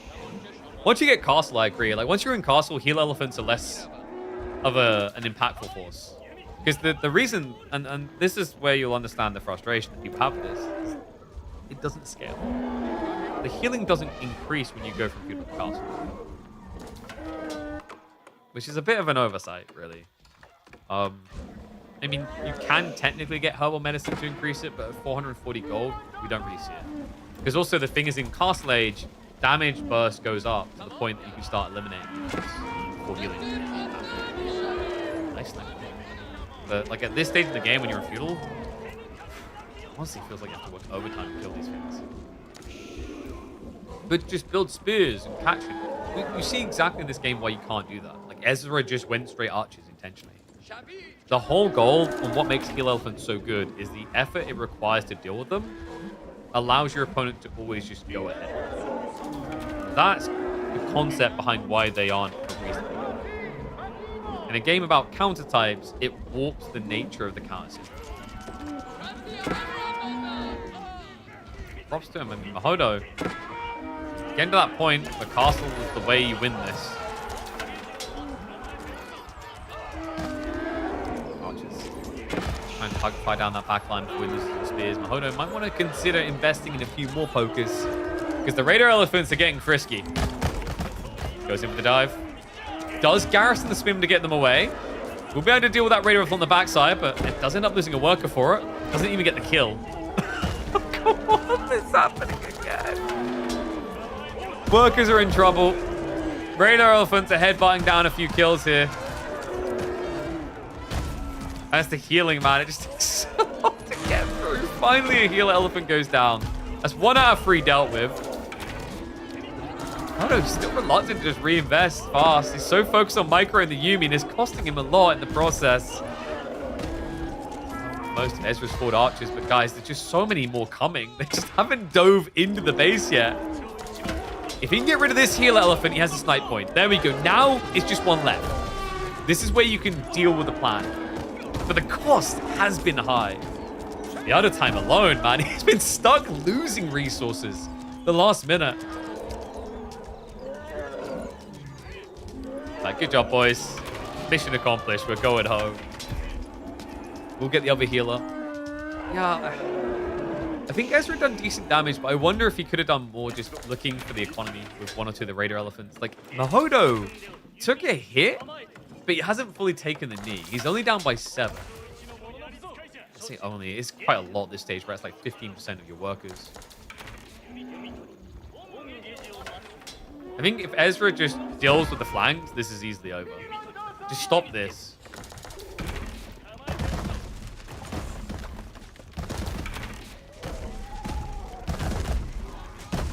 This is the thing. For every game that we see where healer elephants get solved, I feel like we see 5 where they can't be in time.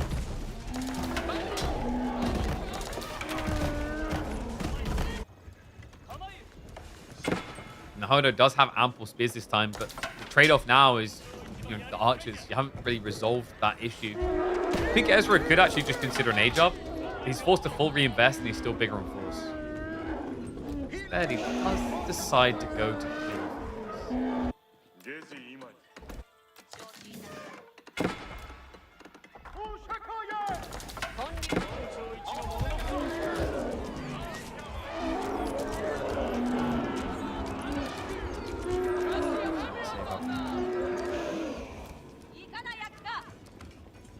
I mean, the good news is, because the heal elephants died, it's not as much grunting. Actually, that's not true. The Raider elephants are even louder. Why are the Raider elephants so loud? I don't get it. Oh my... I just remember we need to stay zoomed out. Let's look at something else.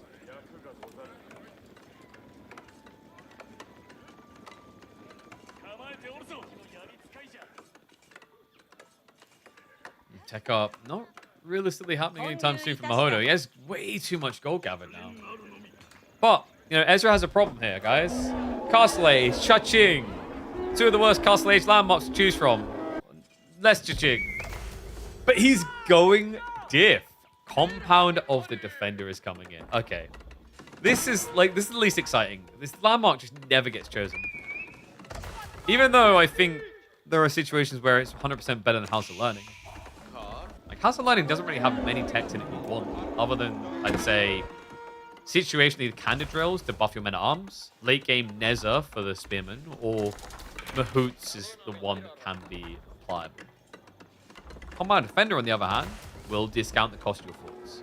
The only problem is it only discounts the cost of building the forts. It doesn't affect the Governor upgrades, which is why I don't think many people care. Complete. Wondered if he was going to go straight on the stone.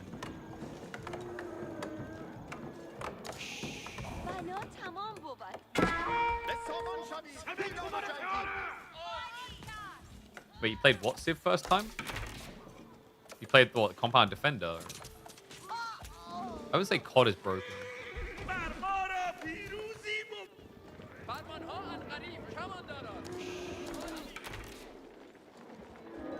Well, this is your first time Tuklat. Well, it kind of says everything it needs to, then. The two Tuks are just kind of nuts, man. I think their mid-game is weak if they don't have the advantage in the early, though. Like, that's the truth. This is a great position, right? Because you just teched up and you have veterancy in 5 seconds with an actual army.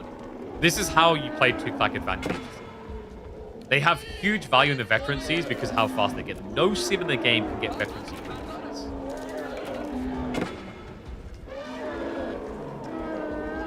Odo. Good luck, son. You're gonna need it. Archers now with a dive. No elephants here, but they shouldn't really be needed. Odo has to brute force forward. Archers continue to idle. I don't like the fact that Ezra's keeping all the elephants here, though. Just, like, send one. Just one over here. Find the economy is the name of the game. He's going to trample in. Ezra, if this is your first game, there's a very important button that's actually more useful than people give it credit for. Especially when they can't run away from you. Let's just headbutt it down. Arch is now to thin out the remaining spearmen. Mahodo. He doesn't really have that much food. No, getting idled out over here as well. Still so many elephants. Yeah, they have an ability. They literally have an ability that does AoE damage as they walk. If you sent a villager over here and trampled, you'd almost insta-kill all the workers if you stayed on top of them the whole time. You do, I think it's 8 damage every second. I don't know, man. Ezra should have this already. He just needs to find the eco and then it's done. He's wasting time on empty outpost, though. Spinman. Oh, he's going to garrison inside. And by the way, Mahodo somehow did find the way to get his veterancy for the Yumi.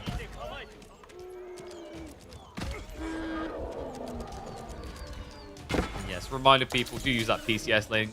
PC Specialist got some deals. I think they've got maybe some Cyber Mondays. Be sure to check out their PCs. They've been sponsoring us since September. We do love them. Unlike these elephants, we hate these elephants. I don't know, man. Like, Ez is not really ending the game. But Mahodo doesn't really have food, so this should be over. Especially with farms coming in. I love watching people with Tuklat farming right now because nobody knows what the optimal farm layout is. Yeah, okay, guys, I'll tell you what the optimal farm layout is. What you need to do is you need to start your villagers gathering on farms, and then you need to calculate the time it takes them to gather to maximum. And then you want to set up a route for a worker elephant to patrol around on. You get it? Because then, like, the whole idea is if you time it perfectly, they'll drop off the elephant as he arrives on the farm for each single farm. I'm not gonna calculate that. Someone else can do the maths. Can't patrol a route. You just have to shift click a lot. Just shift click a ridiculous amount. Actually, you can't. Apparently, you can patrol. Is it broken? Is it bugged? Damn. You guys ever think about the level of efficiency people could reach with that? Where, like, if you drag 10 over to gold, 10 over to stone, and then you patrol between the two, you could perfectly time it for drop-offs, maybe? You can only patrol on a line? Fine. We'll do it the easy way then, cowards. We'll just have, like, a line of farms. Right? So what we'll do, we'll, like, set up a big line of farms here with one elephant patrolling up and down. And then we'll set up a smaller line of farms to the left and the right with elephants patrolling up and down. Okay? And that is how we'll get 100% efficiency farming. By making giant peni farms.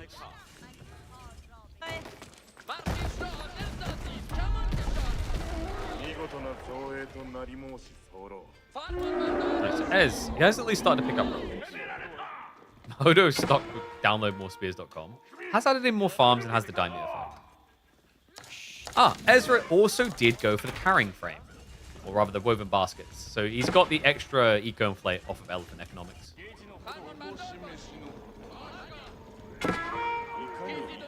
KB's opponents don't raid. It would have worked for you too if you just stonewalled your farms. Sorry, that's probably a cruel thing to say on this map. It's bringing back memories. I love the fact that the elephants are just getting ignored. I mean, in fairness, he's actually clubbed quite a few workers with this. Mahodo is slowly slipping his way back into this game.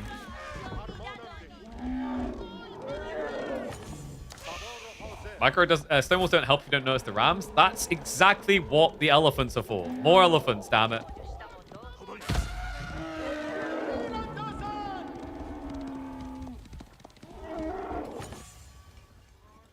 Alright, Mahodo's got quite a lot of farms now. Is it me or should Ezra have ended this game? He has literally got 2 war elephants. 4 war elephants in total. If this is not kill point, I don't know what is.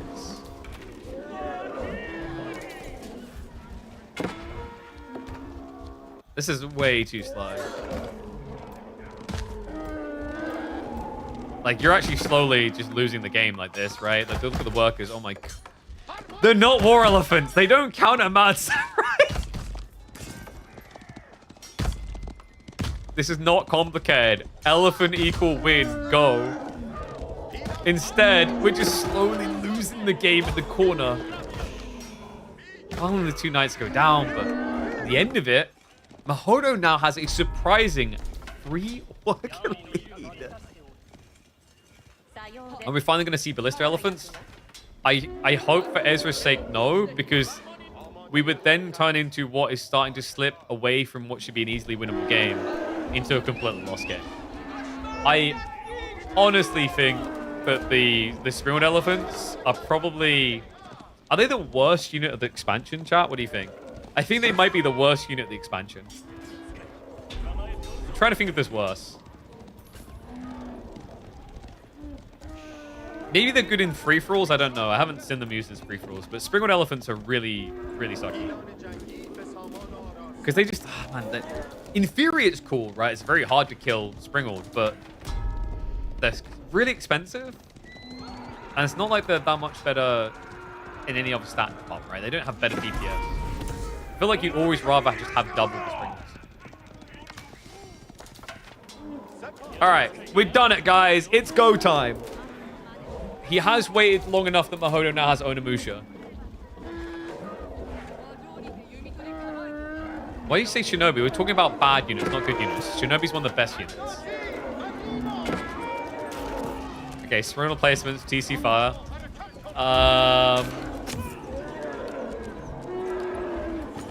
Why are we leaving again? Oh no! Ace, no! Mahodo, he's hunting more workers. I think Ezra's misreading the starvation for Mahodo. He's gonna run out of gold eventually, oh, granted, but like he does have 2 relics that he got home. And he can always just do this. Like just Yorishiro drop them out.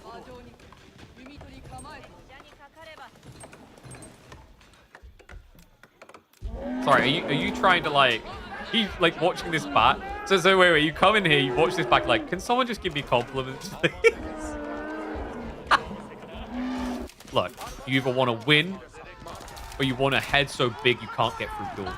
Just because Marine Lord's head is too big to get through doors, he had to do the winning first, all right? We got to get you to win point. And like, this is the win point here. Select all army. And then just A-click. Well, that was the win point about like 5 minutes ago. Now I'm a little bit less certain.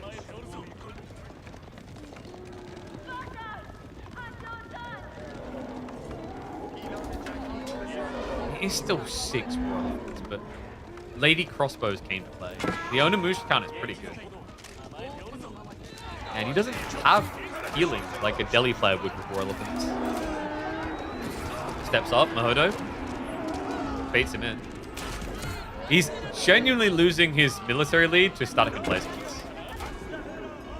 And remember, there's still an option for Mahodo, you're sure, drop the TC in the future to build a bigger lead. But now he's opted not to, so he went for Yorishiro drops on double stables, racks, and the blacksmith. It's gonna be creep. Oh no, not again. Alright, this has to be go. If Ezra walks out of the base again, Mahodo's gonna club down 10 workers. He actually saw him moving, by the way. That was intentional. Ezra saw the knights moving out. He goes into the base. Please let the war elephants do the sieging. Great elephants. Oh no, not in his face! What? He turns around now. Now it's the real elephants, the war elephants. But the Onimusha are sniping them down. One by one. Mahodo, spearman line is spinning. But he can kite with the Onimusha still. Maybe he wants to start moving now. We're standing still a lot. Finally moves. Ezra looking to break him. In the meantime, Mahodo is not coming home. He continues to dive. Ezra now with the worker lead. He's shut down the farms. Mahodo has limited firepower and no easy way of replacing the losses. Lucio, what up? Appreciate the sub. Thank you very much. You don't want ads to get in your way here, which is why you definitely sub for this channel, because this is an intense moment. The Mad Samurai just got a freebie. There's nothing at home to defend. Oh my god. Mahodo dodges death. The elephants are threatening, but they're also slow. Sneaks out, but not unnoticed. The snitch of the Imam will be able to inform. So Army's going to move across. Mahodo has to keep running. Siege is in on the force to remove the passive income. Bad Samurai just need to find more workers. Villagers still running. What is this game? Mahodo has got enough Onimusha Spear to scare this off. So his workers will stay alive. It's a siege under the TC, though. All right. We're getting pretty ballsy now. Please kill the Spring on placement. It's such a grief right now. Ezra needs to be very careful as well. He doesn't have many range units left. Onimusha could clean this up. Gets rid of Spring on placement, but hold on a second. He only has 5 range units! If Spears just kill that one Rainer elephant. Yep, now you can just kite it down. Those war elephants are not safe. He's losing to the TC. How is Mahodo even in this game? This should have been over 15 minutes ago. Workers that moved across the front line now getting harassed out. Looks like Ezra is thinking about a siege switch. That's not going to be happening now. Onimush is still just able to kite away. Mad Samurai, they go in again. It's almost like we know where to find the farms.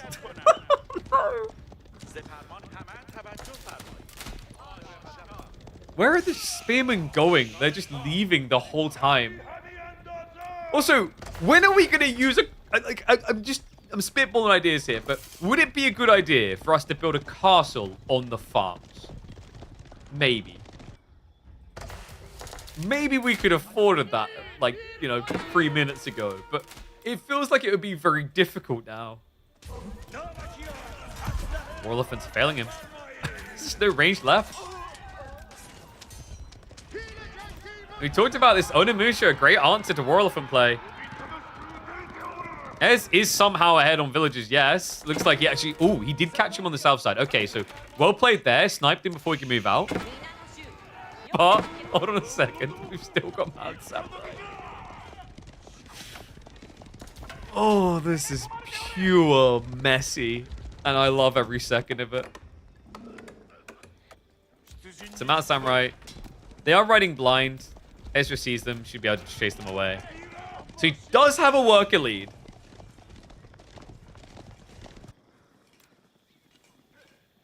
But how is Mahodo not dead?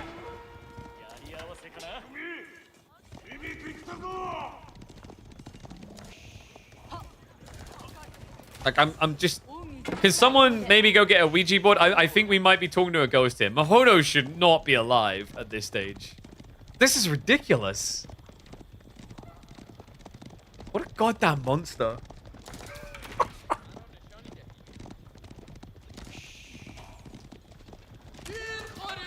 Freaking Ghost of Tsushima over here.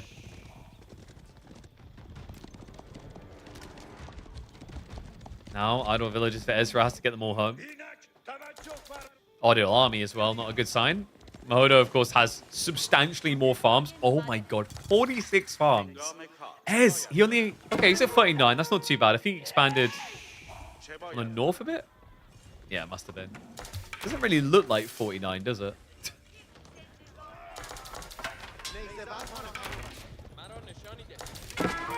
And this is where we see the horse archer role taken. Onimusha just cutting the reinforcements. Village still being idle. Mount Samurai get on the tree line again. He's going in again. Oh, God. Can someone order a first aid kit, please? Guys, these war elephants are not that threatening with these health bars.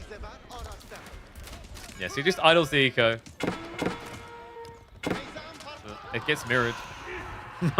No. Just slowly wearing down the defenses. Oh, please, can we stop sending workers to the tree line? They've seen enough death. He doesn't have textiles either, which is a bit wacky. I mean, it's more expensive. He is 2 TC, so he can afford losses. But guys, just wait, just process that, by the way. He's 2 TC, and he can't build a worker lead this whole time. Number 9 bites the dust.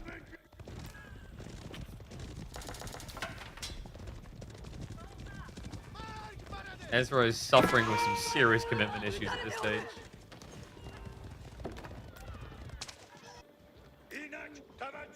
Mahodo does indeed have the military lead. I mean, if 3 Mad Samurai can do what they've done, what does 8 do? At least gonna come home to close down the Onimusha. I swear, if they take an elephant with them, I'm losing it. He'll just try and run away. There was actually a way out. I don't think he's scouted that, though. Nah. Most players don't scout the absolute corners of this map because the sheep don't tend to spawn there. Onimusha do get clubbed down. A lot of stone has been gathered, so I think Ezra has finally accepted that it's probably a good idea to build castles to defend your base. Right? Okay, well, it's a start.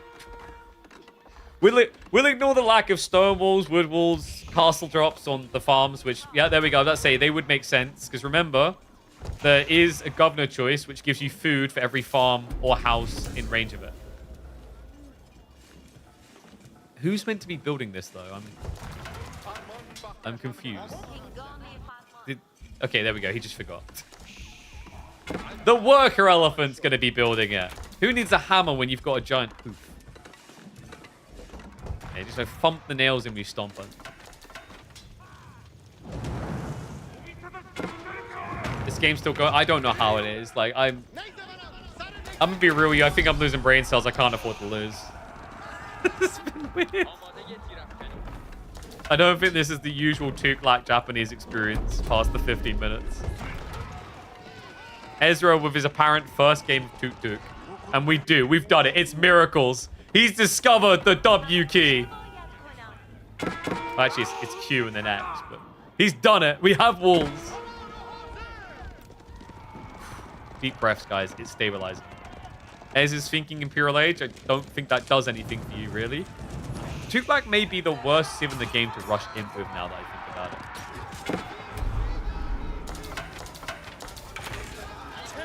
Hard to get plowed. Harder than the farms in the area. But Mahodo, how? From the dead. The Polish zombie has risen. He's not far off of Imperial. He has got military advantage. Looking for a way to flex. I think he's just going to slow down and maybe take the tech win instead. Please, can we upgrade these forts? These are not... We don't even have a governor! Okay, we have one over here. He has chosen Governor Bakar. What? And Multan. Okay, so he goes to the TC production speed. He thinks he's playing Chinese.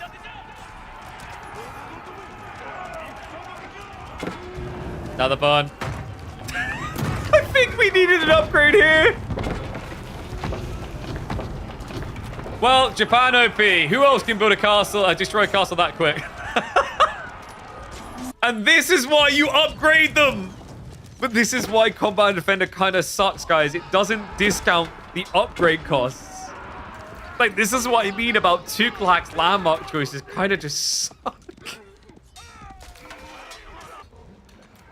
You know what's interesting as well? Like, if you just wanted raw health, it'd be more sufficient to build a stone wall around the fort than upgrade the fort. You'd have more effective HP that way.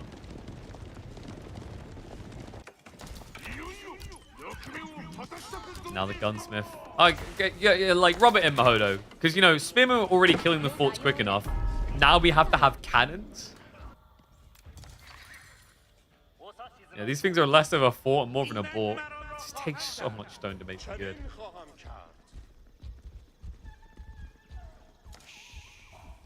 Keep looks like it's the top of the Delhi fort. It kind of does, right? It's like, all right, guys, we couldn't actually afford the walls, so we just built the gate. We'll get there, though. I promise. I promise. We just need to make sure that people only attack us from this side. And then we're in business. Bad news in for Ez. Imperials arrived. In this 40-minute game, that probably never should have made it past 15.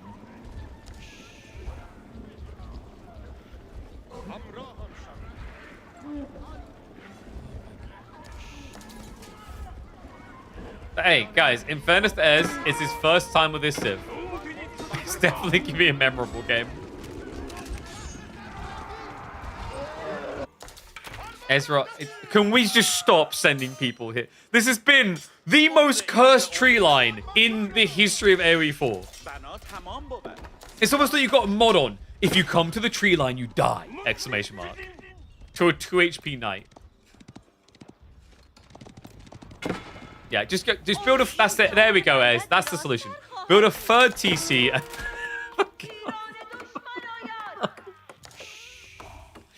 Alright.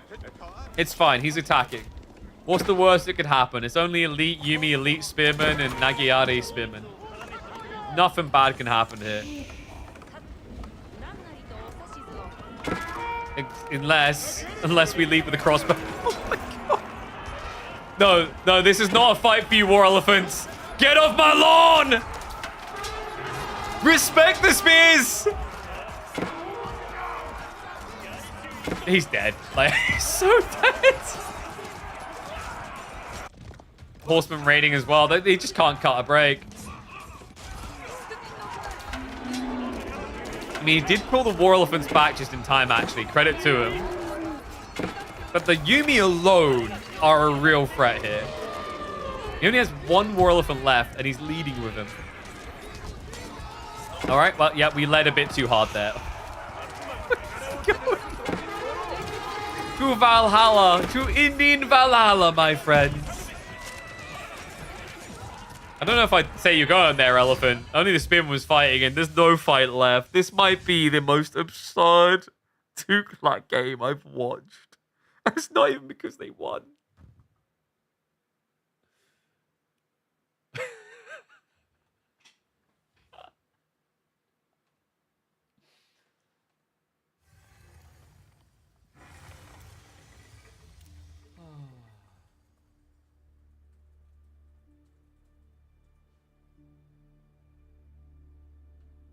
I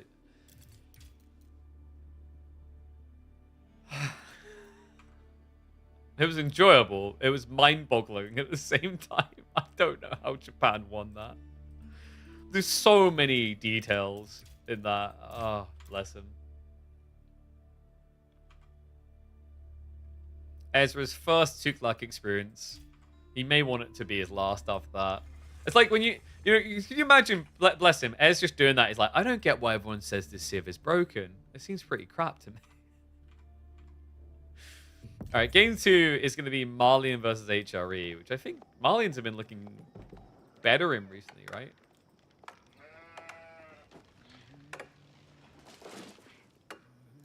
Oh my god. What's the copy best?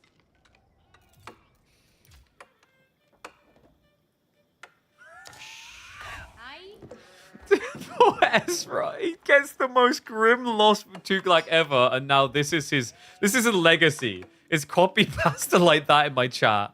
Oh my god. Look. Hey Ezra, my son is a huge fan of yours. Anyway, over the past few days of watching you play this game, he's got much better at playing baseball. I just want to stop by and say thank you for teaching him how to throw. All right, come back. Incoming. Ezra can't let it lie like this. He's got the HRE for game number 2. This is his moment. This is what fame is, Ez. Suck it in. You can taste it. The glory. Everyone knows your name. Malians. For Mahodo. That's going to be a Dark Age rush, and that's already not looking good. Don't watch that game? I don't know what you're on about. We're doing a competitive series here, Ezra. We get to watch everything. It's important we watch everything. Hey, chat, what do you think? Do we call that last game the most absurd Tuklak game I've seen? Or does the biggest Tuklak throw ever sound better? I have a feeling you guys might prefer the second. 1's for absurd, 2's for throw.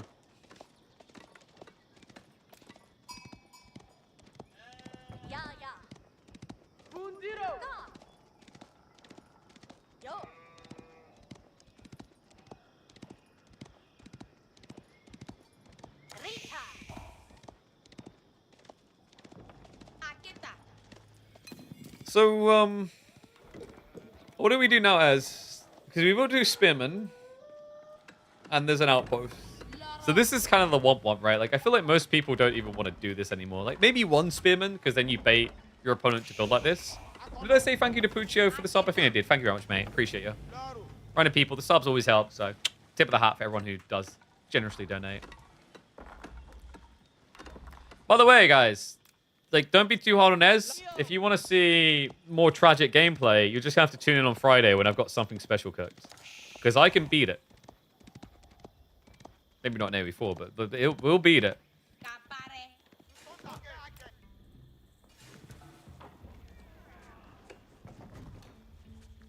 Okay, so presumably we're looking at a standard Arhan here. Is Ez much of a mine work boy?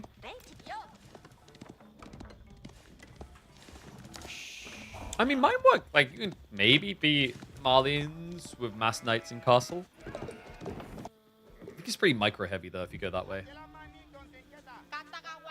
Wait, you're mocking him on water now? I mean, like, I'm just gonna be the one to burn your kite there.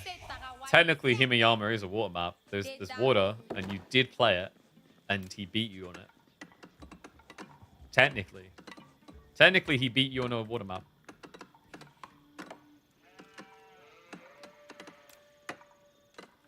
You won water? I think I recall you losing fishing boats and he didn't.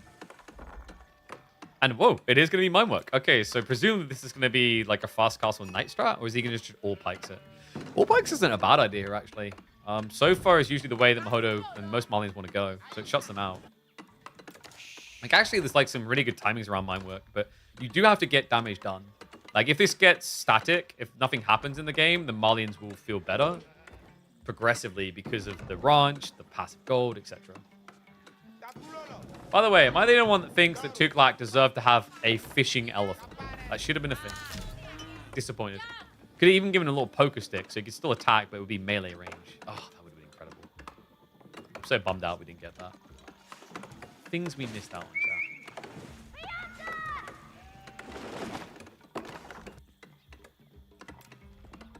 I'm curious to what's going to happen now, considering the panic from Ezra when we open this replay.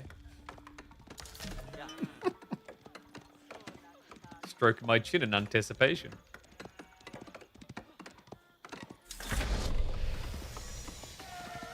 Wait. So we started off with, I won water, and then when we contested that, you've changed your answer to Himeyama as a hybrid.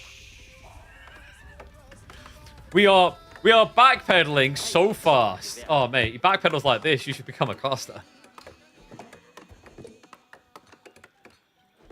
KP on Mondays and Thursdays, KP special on Friday. Yeah, probably KP or specials on Friday and Tuesdays, I think, will be the eventual goal. But it's not going to be just about Age of Empires 4. It's going to be a lot of different games coming in. We'll have some retro games, some sandbox games. We're cooking up something fun. I'm excited to see how it pops. I have to get someone on board to help with coding, though. Otherwise, I'm going to have to learn to code again.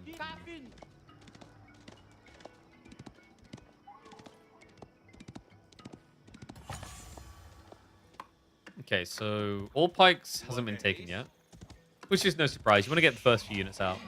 He is out on the 4 deer, though. Sofa already coming. Code you looking for? I want to try and sort some chat integrations. I want to get things that can read chat, for example. Which I don't know. You probably can do that with like C#, which is what I used to code in years ago. There's probably easier coding languages.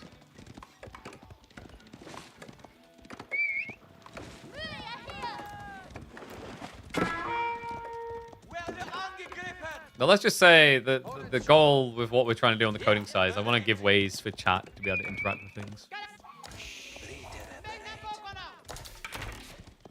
That's what I've always wanted more of. Like I was saying the other day, it would actually be really cool if I could actually get like a word randomizer set up so it would roll a word every minute and you have to use that word in cast, for example.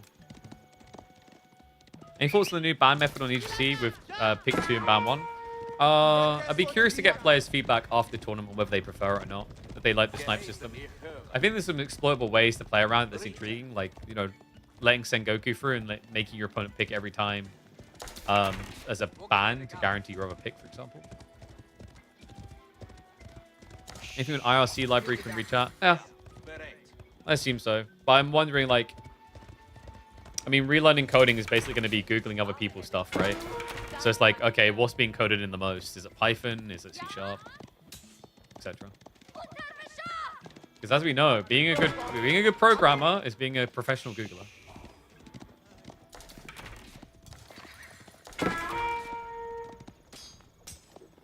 So, Mahodo... Is he really worried about what Ez is doing right now? He's got 6 cow already. Ez is going for archers. I'm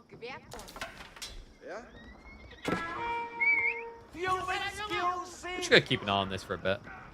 Some people like the archers in one location, okay? You don't want to lose track of them, guys. Very important. Also, they're wearing pink. The archery range is pink. You can't see anything. It's blinding. An Isaac mod that had chat support. Interesting.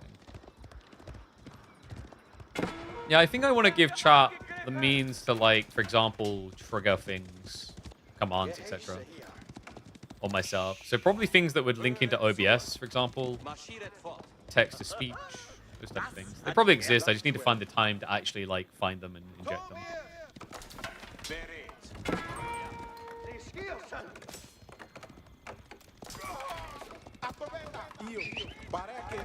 Basically, I'm setting myself up to allow you guys to brief me when I play video games.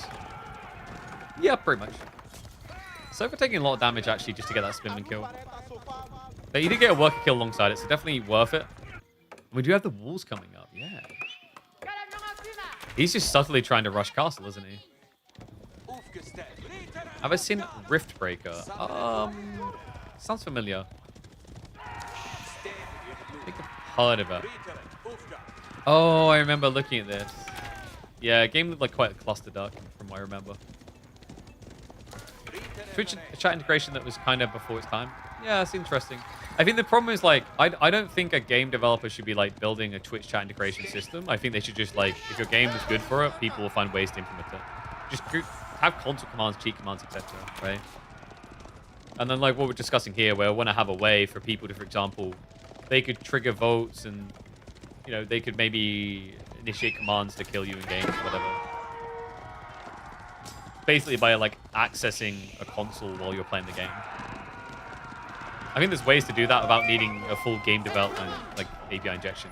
As long as you've got, like, a mod, like console commands, that kind of thing.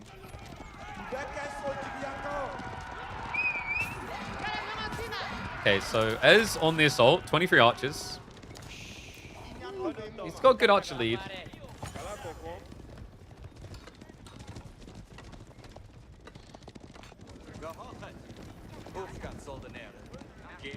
Yeah, I think like what I'm looking for is going to be a lot of things around basically reading messages that Twitch does and then figuring what the info means for different things, right? So that'd be like voting by typing something in chat or like typing a movement to do it in game, things like that.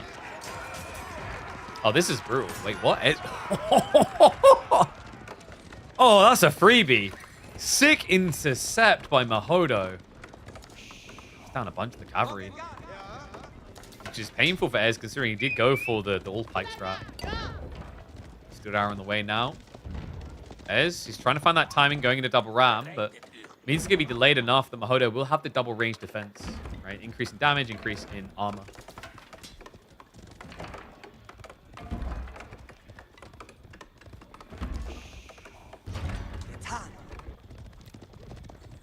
Yeah, where's this really gone wrong for Ez? I feel like there's just not been enough idle time forced when he had a seeming lead on archers. Probably because he was threatened by the sofa, didn't really know where they were. So far, aren't insanely tanky at this stage anyway. And mine work is all about tempo. You have to play it super fast because you get your tech so fast. So far, now going to cut into the economy. Ez doesn't realize what's happening. They jump straight on the berries. Ez, so slow on the pull away. He gets pinned against what he's eating and cut down. 8 worker lead now for Mahodo. All he has to do is successfully defend. A lot of time going to be forced, but he's still got food and gold gathering. And what the hell is going on in cow traffic today? Can we please build some ranches? God, he's cutting more reinforcements. Ez, we need to stop rallying. The rallying is killing him right now. The army's coming home. Mahodo looking to turn this into a smush. The spearmen are going to steer off to intercept. Ezra looks for the ambush, but Mahodo, wise to it, pulls away before he'd steer the corner. Great reaction out of the pole. A critical one there as well. That could have easily been 6 Sofa going down, especially with the movement speed on their spears. Goes back to raiding instead. Ezra, I mean, he's found some houses here, a lumber camp, but nothing substantial has been connected with so far. He found, actually, no, pause that. Sorry, he found worker kills. I'm an idiot. He actually found quite a lot, more than I expected.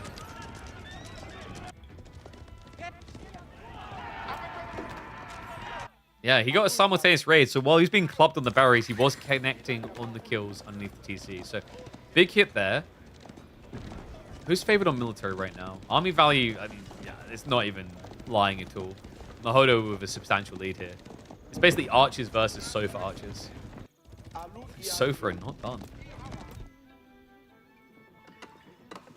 Woodline might be a problem. He sees it. He sees it. This is a golden target. Ezra realizes a little bit late there, so he's going to end up losing some workers.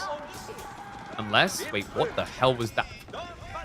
Goddamn formation shuffling. We'll find the second group though. Moves with them. And also, Ezra so focused on this. Army's doing nothing in the center right now. So Mahodo now taking that opportunity. Could look to add in another ranch, actually. He's overbloating cow again.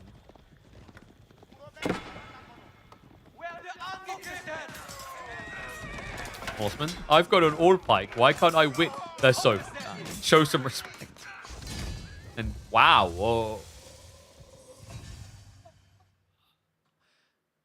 Maybe a premature GG? I mean, it was looking a bit shaky. He was getting raided and forced on the defensive. I don't know if I would have said that was entirely over. But Ezra apparently couldn't see the way back. GG gets called a 2-0 victory for Mahodo. I mean, I'd say, like,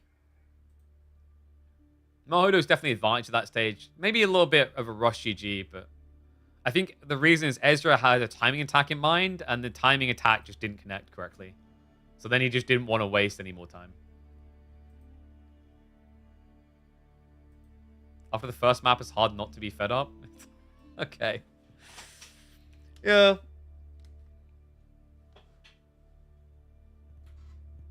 I'd say that game wasn't quite over, but it definitely was looking a bit rough for the out of time, the losses, and you didn't really have Horsemen to raid with anymore. So I kind of see where the GG's coming from, but yeah, I imagine it had to be something like the tilt the first game, because that was a pretty rough loss. Bless you. All right. So 2-0 victory. That means Mahodo books himself a day up against... Who's he facing off against? Oh, against either Mirad or Arabsky Tiger. Who is next? I like how Ez has first asked that. Like, let's just move on from this series quickly. Who's next? Let's see. I'm checking if we've got any upcoming series pinged.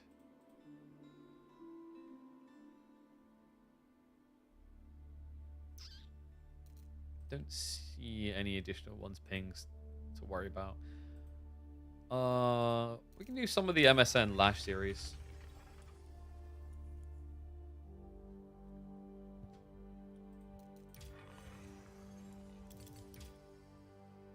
Why no IU pick?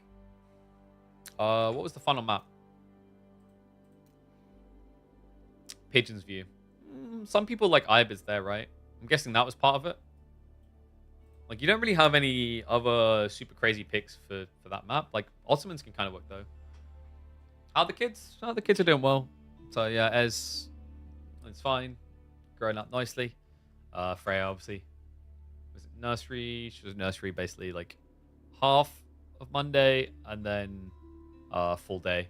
Double 4 days. They're doing well. Like, we did for a second think that he maybe had foot and mouth like a week or two ago, and he didn't. And then, ironically, her cousin's kid got foot and mouth, and then she tried to blame it on our kid. I was like, well, one, no, it's not his fault. And two, even if it was, like, it's not a cover excuse for you doing things like, for example, having your nan look after a kid who's got a highly infectious disease. Yeah. We ain't happy with that right now. But yeah. The kiddos are doing well. So we can do H3 versus Japanese from MSN Lash. I don't know if I'll have enough time for the full series. It depends on when Emma rings the bell for food being done. But we'll at least be able to get one game, I think. In before it's an hour-long game. Yeah, that would be my luck. Alright.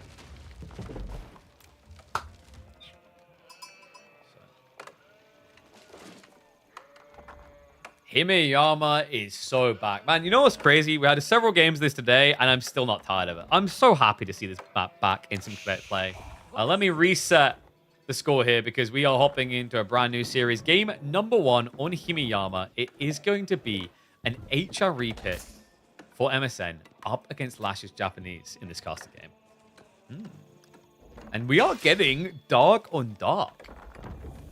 Yeah, so I wonder if it's going to play out this way, because both these civs can Dark Age rush, and there's a lot of perceived value in the Dark Age because of Himeyama's pond in the center.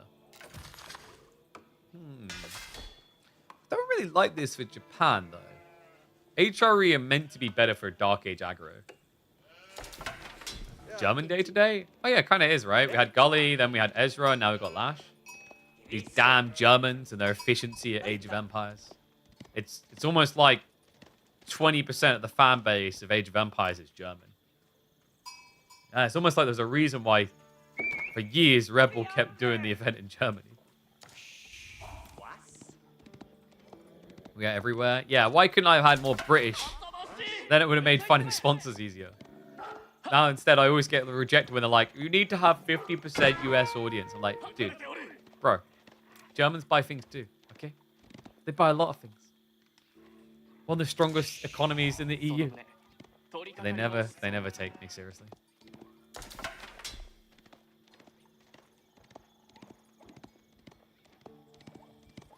They're not as good at gaming. They prefer what, British people? Yeah, like I mean, people make out like we British people get hired a lot based like on our voice or whatever. But like I always call BS because I feel like there's even more Americans in casting, which is kind of comical when you consider how many events these days are not even in America. So let's shrug and figure that crap out. So it's like going to take a full defense. Spimmer just going to pull back. What are the British known for? Colonialism? Like, what answer do you want to that? The accent, colonialism, apparently bad cuisine, which is ironic because it's just us stealing other people's cuisine, which they're kind of self-insulting there. Great baking show, giving America their freedom. Very big on that. Constantly being obsessed with warring with the French. Most of our history is screwing over the French. Same with us. Being critical and winning both world wars. Tea and crumpets. Have I said enough things? James Bond. The best villains you'll find in cinema. Actually, should we just like take that further? Best actors you'll find in cinema. Sorry, but we do actually legit like have that. Like, come on, Sean Connery.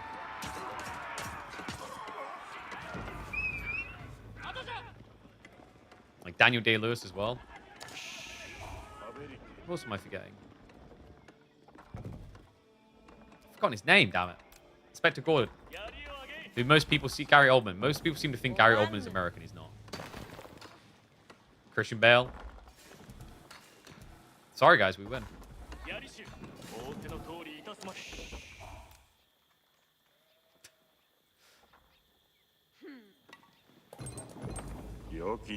Oh, sorry, you got a worker kill. Sorry, I was Googling actors. I was like looking, I was like, okay, I wonder actually like what wins. We do get a lot of Americans come up. It's surprising how many Brits there are. All right, so we do have a worker kill, which I should know how that happened. All right, my POV is legit. I just had a browser window up. I was like, I wonder how many like Brits there are on this list. There's actually a lot of English actors when you search best actors of all time. Hell yeah.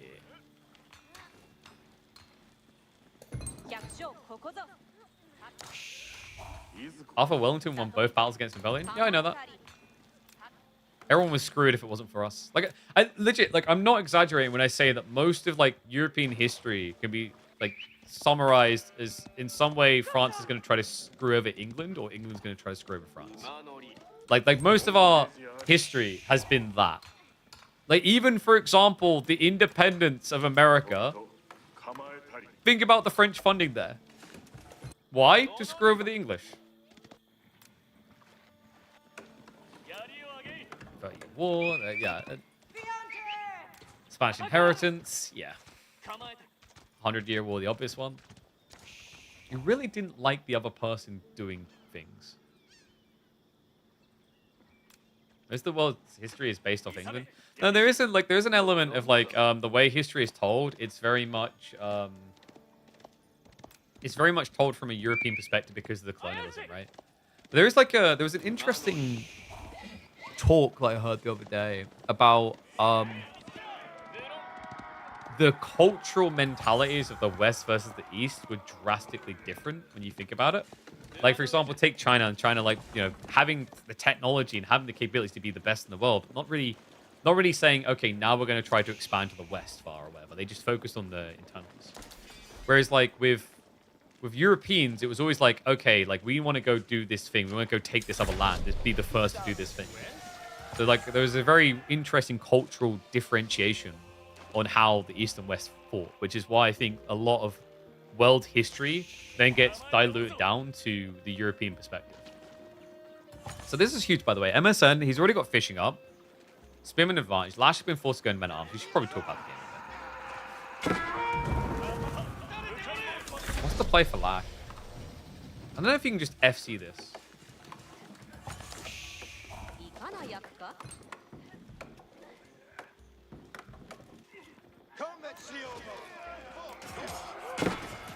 Oh, he's going to go Samurai. Okay, this is kind of a curious build. I actually think like A-Tree can just lob men at arms to beat that. A long time ago, I remember seeing this matchup just turn into mass feudal with both sides building their men at arms. The funny thing is like A-Tree can like outdo you, even if you beat them to the tech timing and get a reduction.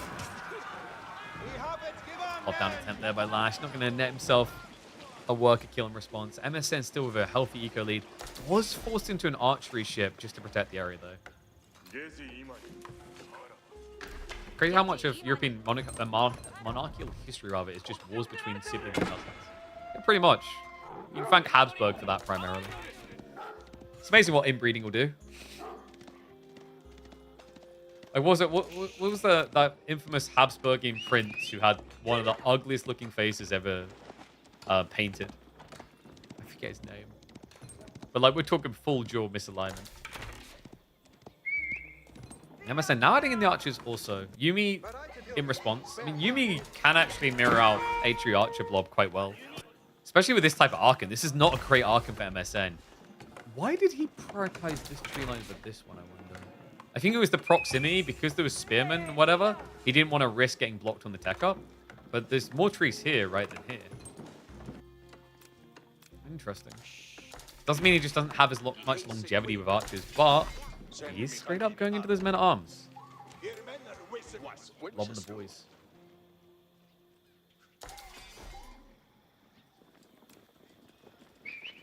Most reading those histories in European languages? Exactly, right? Like, you know, there's very different takes and also catalogings, but there is also a big argument about how the history played out, right? It's like, if you think about it, unless you're looking at Mongol history, which is the closest it really came to happening, a lot of the movements was invasive behavior from Europeans into different continents. So, you know, Europeans deciding that Africa should be a colony. Europeans deciding that the Americans should be colonized.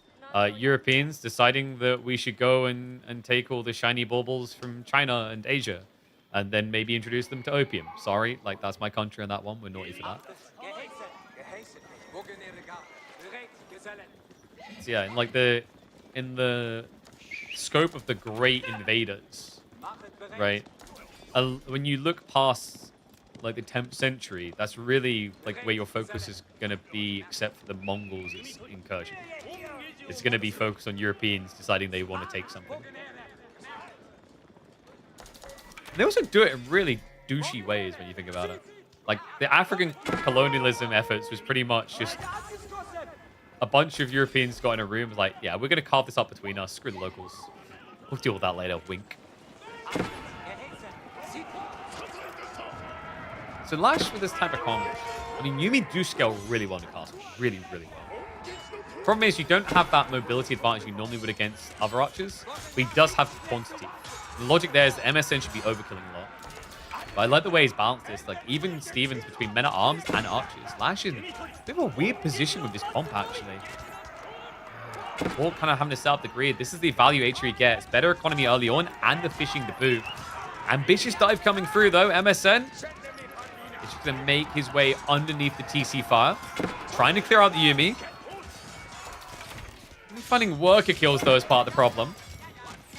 Still, Lash is standing still. I think he's trying to value the TC fire, but it means his Yuumi are going to be wiped out. Expensive dive. But I think worth it, considering Lash was idled with his workers as well. And he's just going to steer out onto the map more, so it pulls onto the deer. I think H3 wins because Fish OP. Fish can be pretty strong. The permanence of farms is important to register here, though. One player has farms coming in, one player doesn't yet have any at all. MSN is so busy sending it into wood, he's just choosing to use the map instead, which is a great play. But it means down the line, when you're going to need a farm transition, you're not going to be doing it with a buffed economy. It's not like you're going to have woodworkers 35% faster.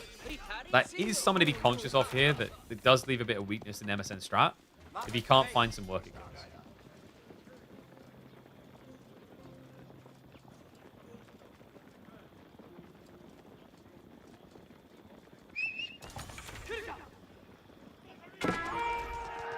Touch him in arms. Trying to just block out the berries now. Numbers don't really look there, though. MS. Okay, so the men-at-arms are tanky, but the archers are actually losing the trades against Yuumi. That's the problem there. Lash, it looks like his real win condition is revealing itself. It's the same win condition that every single Japanese player looks for, Pinky. He's going to be trying to go for castle. Whereas MSN is trying to go for what? A mass men-at-arms deep dive? Does he have the timing? I guess so. He is forcing Lash to add in Samurai.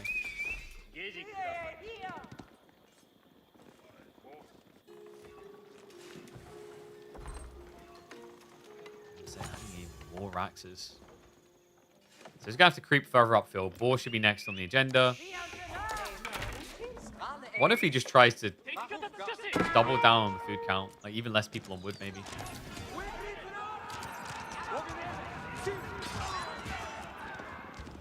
You're forcing idle for sure, but the problem with this type of move is like you're not actually be able to get worker kills because the army forces them in army. You can't just have archers trade with the Yumi because you're outnumbered. So this unit that needs to burn down the buildings also has to attack all the army. Kind of feels like MSN would really benefit from maybe a ram play here. Have siege engineering though.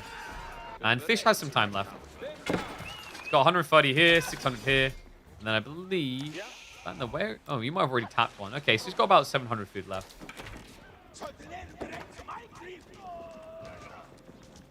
Which is like, what, another 7 men at arms? I thought he had an extra one. I thought this guy was hiding it.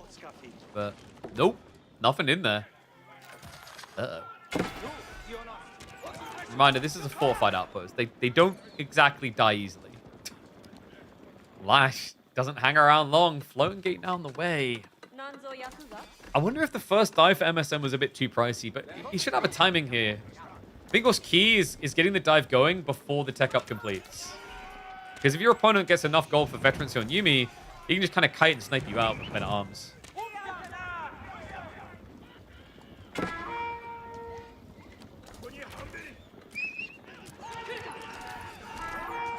Gonna be diving MSN. He sees it. He knows. Does he know quick enough? MSN won't be able to stop the tech up from happening, but he will be able to wipe the army. He is over the archers. He's going to snipe a few workers now to punish it. He's good to do with just a handful. Probably should be 3 or 4 worker kills in total. Actually catches them seeking shelter. No! All right, that's a cursed maneuver right there. Run straight past the men at arms. Dive into the tree line. Lash now behind almost 10 eco units. He is everywhere with this move. Has to be with the men at arms. You've seen the panic that actually is setting him behind this, right? There is a deep concern for MSN. He has to start prepping spearmen because he knows Mounted Samurai will be on the way.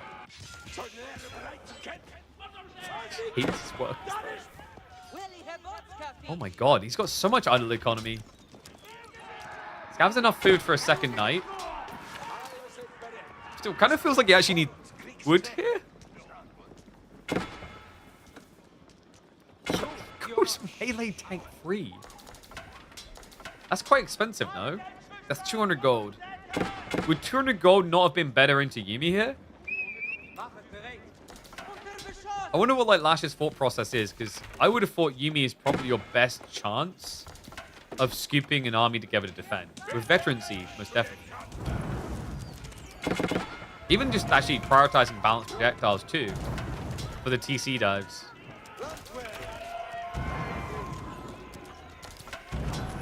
Coming through. MSN looking for additional worker kills. So many men at arms.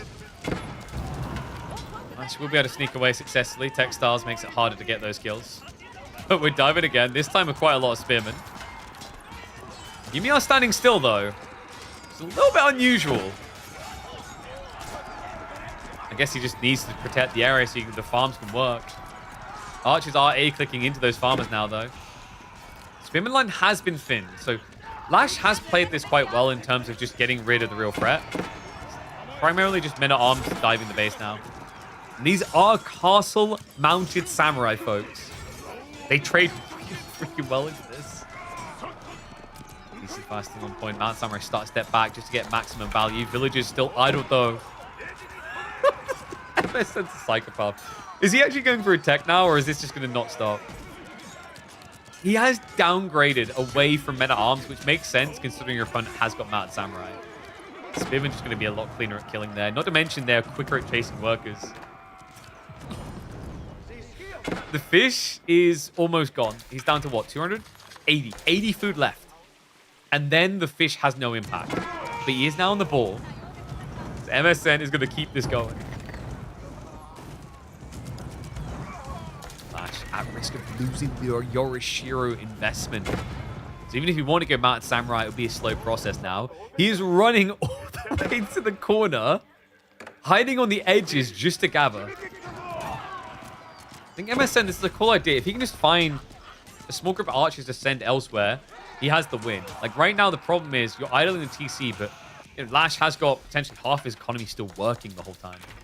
I will say they have a problem with food, though. Lash actually needs more food. That is a horrible lumber camp. Wait, no! No, did he misclick? I'm starting to wonder if it was maybe a misclick there. It looks like that could have easily been him clicking berries and in a panic hitting a tree.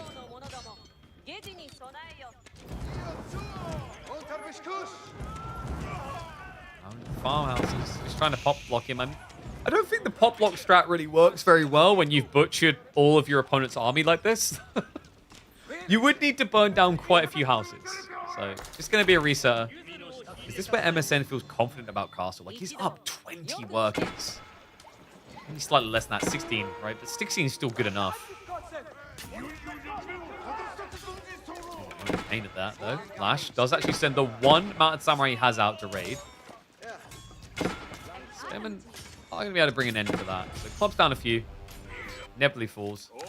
Did get shivved down with that one trooper that went round. It actually kind of looks like... Wait, what was that? Guys, you saw that, right? He was gathering berries from the body. Wait, what? I didn't imagine that, right? Was there actually a berry there? Yeah, in the tree line. What? All right, dude. That is some janky ass spawning. Legit, it was pretty much in the trees. No wonder he accidentally clicked on the wood. That's so weird. Yeah, you can tell berries are there because it's got the weeds where it was. Quick wall up. We'll buy him a little bit of time, but guys, I think this game is over. HRE all-in send, still pretty damn good. Trying to repair the stables, but that's going to require you to be exposed. And why did we walk down here? Why did we lead them over here? This is over half of Lash's economy in the corner. MSN now gathering the deer from the enemy side of the map. I love Lash's perseverance. I think that's the polite way of referring to it. Like, you know, look at stubbornness. He believes there's a way. He's like, but Japan is OP. There must still be a way. Activate anime music.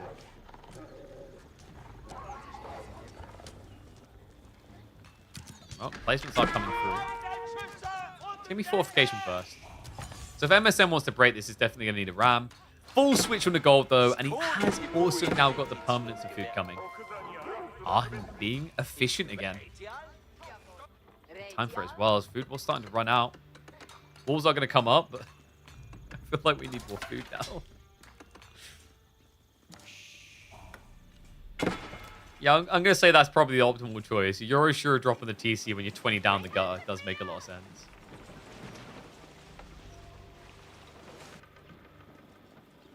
The annoying samurai are going to start arriving. MSN. This is ambitious gathering. It's okay, guys. We almost got him. 100 shots more and he's dead. Can we stop trying to turn samurai into porcupines, please? Spearman are going to be able to react to the Mount Samurai. It's a Burgrave in this economy? I don't know if he... Does he think that Lash has got more relics home? Because Lash has got a grand total of no relics home. I guess he does have permanent farms. Right, 13 farms is a start. I'm trying to figure out if this works. Will he have the food for it? I mean, guys, he almost has the food to just straight up go Imperial. Please just go straight up Imperial.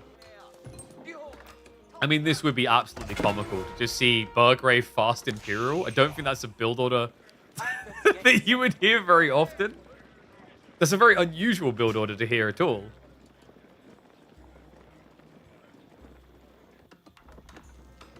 I think it is. I mean, you could afford a lot of men-at-arms. That's the option as well. You could just blob mass men-at-arms and end the game.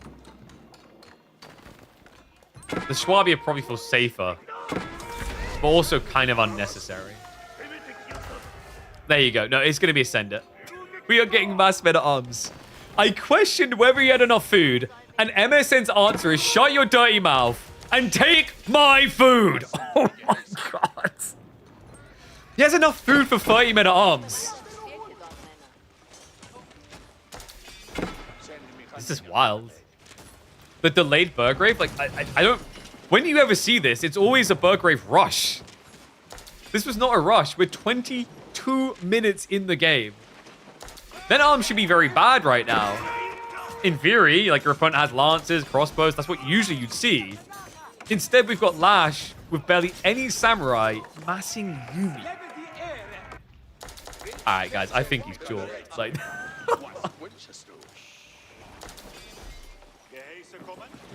this right here, this is how real men Burgrave.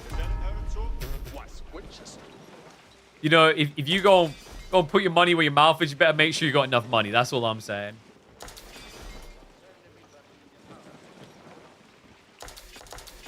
Why didn't Lash just GG? Because his opponent was still feudal. It's not unusual when people, like, an age behind to say, okay, like, I don't need many units to come back.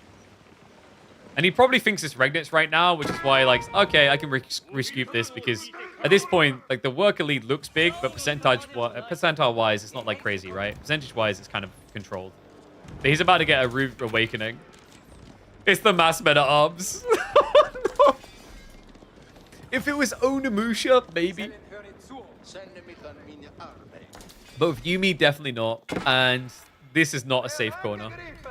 All right, guys, I got a strat. If MSN can get baited into the mass Wololo from Lash, it's a win. Lash is at least dragging the army away, but MSN says, no. I know exactly what's going on down here. Not giving in to that. Peels off a few to deal with it. Sends the rest in. He's already cutting the retreat. The Wololo's going to come in. That buys a little bit of time. But these are vet archers, and those boss are so horrific. Yeah, there's no getting away from this. I mean, you can delay it, but it's inevitable. The men-at-arms boogeyman is coming.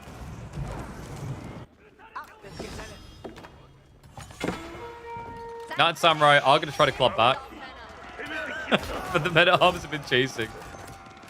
And they have heavy maces. And they are not happy to see the Eastern Warriors arriving on their territory. Onimus just switched now from Lash. Will he have time? Tricky, not impossible. If he can get up to, say, 12 to 14 Onimusha, I mean, he should have enough damage at that point to insta-kill men-at-arms. Then it's a case of just trying to buy enough time. What does make this tricky, though, is this is Forlorn Hope, remember. The Burgrave got buffed. You now get 50% more charge damage, so your initial hit strikes a lot harder. 50% more damage. You're already doing 14 base as well. So you're hitting for over 20 on that initial hit. And Onimusha are glass cannons. I mean, you can get 4 here, basically. Army's coming. This is the do or die Lash. Only 3 Onimusha. Alright, it was a valiant effort, buddy, but I think you just experienced the perfect Burgrave. This ain't a single, this ain't a double. This is a triple burger. This is a culinary heart disease burger. With a kilo of cheese. This is going to be the end. MSN slapping Lash down in game 1. Kiddos came to play. This is a strong opening as well, man. The most manly way to do a Burgrave. Okay, maybe it's manly. I feel like that would be in the enemy base. It's up there, though, for sure. Okay, Lash, you can actually call it now. I think this is Lash, like we get it with Dumu sometimes, right? The content creator brain is like, this would be the best comeback ever. I still think there's a chance it's worth playing it out because YouTube. I think that's what Lash is doing now. He's like, okay, I ain't dead yet, son. Well, I mean, this looks pretty dead. If you're not dead at this point, you're a zombie. He's like, but I have men at arms too. We are not the same. Yeah, like over here we got like what, 2-child policy. Over here we've got, oh my god, you can fit 15 kids in one room. We're having a boogle over here. Quick, have some of them sleep in the drawers. We can at least fit 5 in the toilet. They can fit there, you know, sleep on the floors. One can sleep on the toilet. One can sleep in the bath, and it's gonna get washed out. Finally, he admits defeat against the manly Burgrave. That game went on a lot longer than it probably should have. Good God.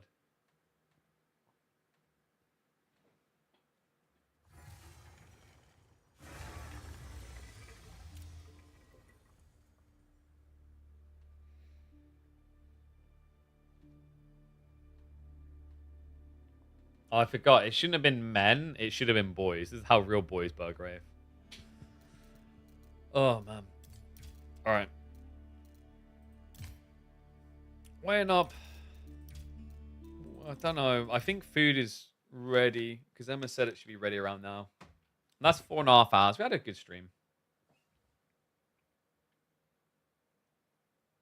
So I might get ready to end it. Also, I forgot. Our sponsorship of Opera is over. We've done the month. I need to take that down, actually. Oops. But remember, guys, we are still working with PC specialists through to the end of the year. So if you guys are in the market for PC, I know a few of you actually checking it out today. I don't know if they've got Cyber Monday deals at all. Like, they had the Black Friday sales. Those are still up, actually. The Black Friday sales are still up. But if you want to make your own PC, be sure to instead go across, customize a PC, and then you can use my code Pigeon40 to get 40 quid off.